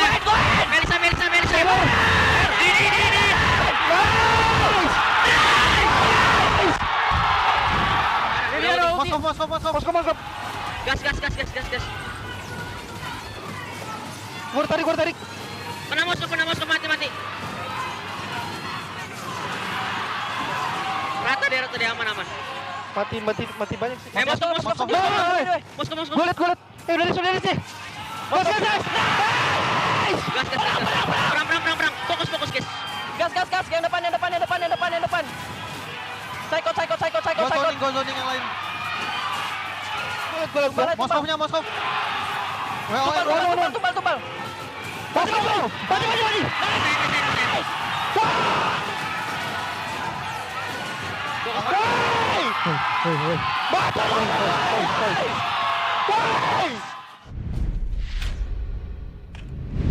Wow, the passion. Skylar. Where did Skylar go? He went missing. A little bit missing there, but yeah, wow, that passion. So now we get context, right? Why they reacted the way that they did in the interview, why we saw from the side of EVOS Legends, we saw those emotions, and it was displayed even in the game. Emotions ran high. It was such an intense game. It was an intense entire best of 3 series. But RRQ, at the end of the day, they were still able to get the dub against the White Tigers. I mean, I think, a lot of info. No flickers also were chanted there. So, goodness me, what a communication. But he's a success. Let's take a look at the keys to success here, right? Skylar gets the best position to anticipate EVOS's flanking moves. Now, we mentioned this. In game number 1, it was still very evident that EVOS can say whatever they want when it comes down to flanks, even in game 2. But then they outflanked the flankers with Vin on the Kadita, and then this game as well. They didn't flank. They had Lemon. That's all they needed. Penalty zone, flicker, and counter EVOS is set up around the Lord area. Now, I think for this point here, it really comes down to that pick, the Martis pick into the Akai, right? Anti-CC, so you can't really get CC'd when the Akai tries to go for the heavy spin. It will still be a 50-50. Now, Albert wasn't able to utilize that entirely, but he did win one contest in that Lord of Turtle Pit, right? So it still gave them a little bit more gold, a little bit more XP to get to that late game power spike that they actually get. But I think another key to success that we need to talk about has to just be Lemon. Man, his engages, it's something that I need to highlight again and again and again and again. The penalty zone is so good up against something like the Moskov, who is very immobile. And to add on to that, Brands, no boots, right? He gambled, he took that risk, and it did not pay off for him. He did not get enough damage, and when he basic attack went full in onto Lemon 2, there's a blade armor staring right in his face, dealing damage back to him. plus the called altar, so you can't even burst him down. And Terizla with those items, super tanky with the sustainability, just with the Bloodlust Axe, super tanky, sustainable as well, and they weren't really able to melt him down. Lemon truly deserved the MVP, and I like how his personality suits his pose. He's very silent in the game too. And shushing the haters as well. Maybe shushing brands in that game. Ooh, brands. It did work. It did work. But you know when you go to a job interview and you have to share your weaknesses and your, what is it? Strong suits, your strengths? That's the same thing what I think about Lemon, right? You can put Lemon in your strength and you can also put Lemon as your weakness. And then he does this. And he does this. But on a serious note, right? Luckily today it paid off, right? Because last time when he did it, it didn't. And that was what created their defeat last time they played. I don't remember who they played against, but I remember that play when he went in on all the 5 members on the Lapu-Lapu, if I'm not mistaken. And then he got caught out because he was so far behind. So 50-50 coin swap. But right now we're taking a look at the rankings of the MVP. And you see it. Bronze with 35 points leading the pack, followed by 2 ONIC boys here. CW and Kyrie here following behind, but followed by Rebellion Boy here, Mirko. I think it's been a long time since we saw a Rebellion Boy, as you mentioned it. Highs. I think we had a discussion too off cam before we actually got on the stage here about Highs. Gani was like, dude, Highs is actually so good. He just realized now that he's super good, and I've been saying, yeah, he is really good. He just needs the space, right? His team hasn't been playing around him that much. I think in Season 10, they were playing more towards Fearless, towards Dyron, and now with Dyron's and Fearless's departure, they're really starting to understand, hey, wait, we got a crazy gold laner. We got a lot of potential in this gold lane. Maybe we should play for the gold lane. Let's use him. Oh, wait, he's really good. He is 4th on the MVP standings. Wow, that's crazy. Who was 5th? Was it Skylar? Skylar. And with seeing those rankings, right, I'm quite excited to see the standings because if RRQ are now number 2, ONIC number 1, EVOS number 3? Still, I feel it's still the same. All right, but the top 2 still RRQ and ONIC. Like after everything these past 2 weeks, after so much drama, after so many heated incidents in the games and in the matches, it all comes back down to 2 of these. And it's really interesting here, Mirkotron. Wow. What's up, Eterna Fire? Huh? Anyways, here, you know what? Eterna, what? Esports is for everyone. Really? Yeah. Literally, because in the MDL, we have open qualifiers. Well, we had open qualifiers for Season 7, right, Gani? And guess what are the 2 teams, Kylo and? And as well as Pendekar Esports. No, Kylo and it's, you see, Yasby. The open qualifier teams. They got in from the open qualifiers. But yes, then we did have the MDL play-ins where 8 Lapan Pops join in. But here, the battle for the playoffs is heating up. You guys can catch it on Monday all the way to Wednesday next week. 10 a.m. 10 a.m. GMT plus 7. 10 a.m. GMT plus 7. Where Gani, you'll be casting too. I'll be casting on the 1st of March. You'll be casting on the 28th of February. So we're going to catch your boys back-to-back. And I'll be watching at home with you guys in the live comments, right? Right? Right. You guys are going to be there, right? Comment. Right? Esports for everyone. Right? Yes, of course. It's for everyone, and they are everyone. Everybody watching, everyone watching, you guys will catch it. Battle for the playoffs, because it's going to happen very soon. Right now, we're almost entering the half point of Season 11, which is crazy. It feels like we just started. What are we in? Season? Week 2, day 3. 2. We're about to enter week 3, and that's half. Yeah, because it's not 8 weeks anymore. It's only 6. And finally, the answer that I've been waiting for all day, the standings presented to you by the official tournament phone, Samsung Galaxy S23 Series 5G. And we're right? ONIC number 1, RRQ EVOS Legends. And it seems like Alter Ego and Aura Fire still in that red zone. Goodness me. Still same, it seems like, right? Rebellion 4th, BTR 5th, though. Geekslade, who were very strong in the upper standings, now will suffer and be satisfied at that 6th place. Wow. It's so crazy because Geek Slate, I don't think anyone expected Rebellion Zion to beat them 2-0, right? They were coming into the season as favorites. A whole lot of love, a whole lot of support from everyone to Geek Slate, but it seems they haven't really improved that much, I guess. Looking at the standings, Rebellion Zion have actually improved more, if you look at it, in the standings. It can't, I mean, one could say it's still early, right? Perhaps it is very early. Week 4, where we'll see teams will be more mature. And on that note, let's see next week's schedule. Still the same, right? 3 matches on Friday, 4 on Saturday, and 2 on a Sunday. Goodness me. But what catches my eye... Like EVOS. It's literally everything. Literally everything. Literally all of them. BTR and BTR. Everyone is so close, and things are getting really unpredictable that I don't really know what to expect, right? Geek Slate and Bigatron, that's also a huge match in my opinion, to see how far has Geek Fam developed and if Bigatron has already refined the mistakes that they were making before. I think with the win yesterday against EVOS Legends, they kind of shown that they have improved, but consistency. Right? Exactly. So within a week, we'll see if that consistency lies or if it was just a fluke. It's still up there, and even for Geek Slate and Rebellion. Rebellion needs to show their consistency because they have done this in the past where they beat strong teams but then faltered later on in the season to not make it to the playoffs. Every single team needs to stay consistent, and that's the beauty of having a league.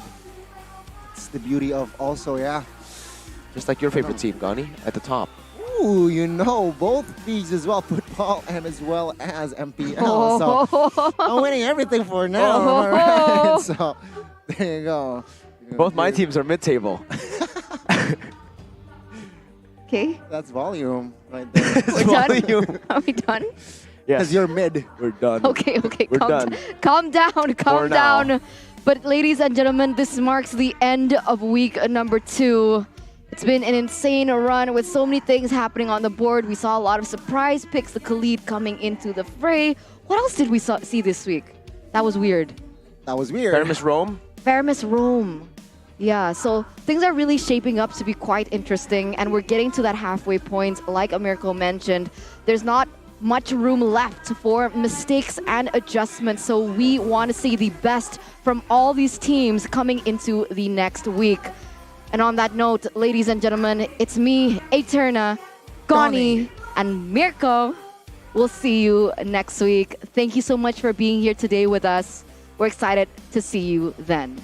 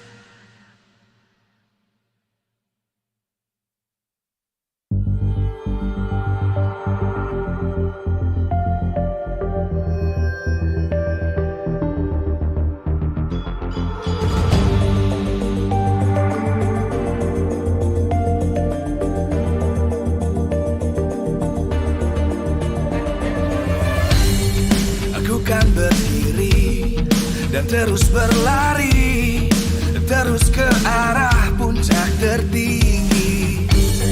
Ku takkan berhenti, hanya sampai di sini. Kemenangan abadi menanti. You know we won't miss if we unite our focus. And if you haven't noticed, we all live. Nyalakan apimu, hadapi semua tantangan, hadang semua serangan, jatuh bukan halangan. Bakar semangatmu, janganlah engkau menyerah. Kita akan buat sejarah. We all this, we won't miss. We all this, we won't miss. Saatnya beraksi, jalani ambisi. Aku kan menyawakan hari ini. You know we won't miss if we unite our focus. And if you haven't noticed, we all live. Nyalakan apimu, hadapi semua tantangan, hadang semua serangan, jatuh bukan halangan. Bakar semangatmu, janganlah engkau menyerah. Kita akan buat sejarah. We all this, we won't miss. We all this, we won't miss. We all this.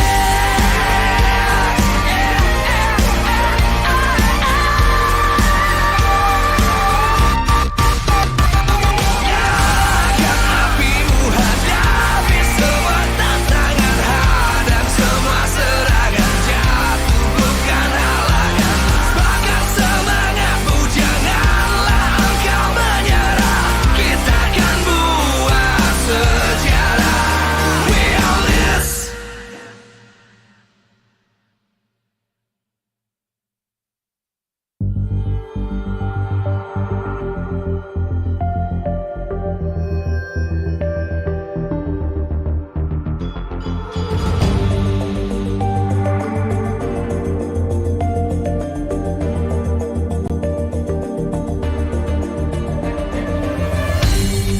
Aku kan berdiri dan terus berlari, terus ke arah puncak tertinggi. Ku takkan berhenti, hanya sampai di sini.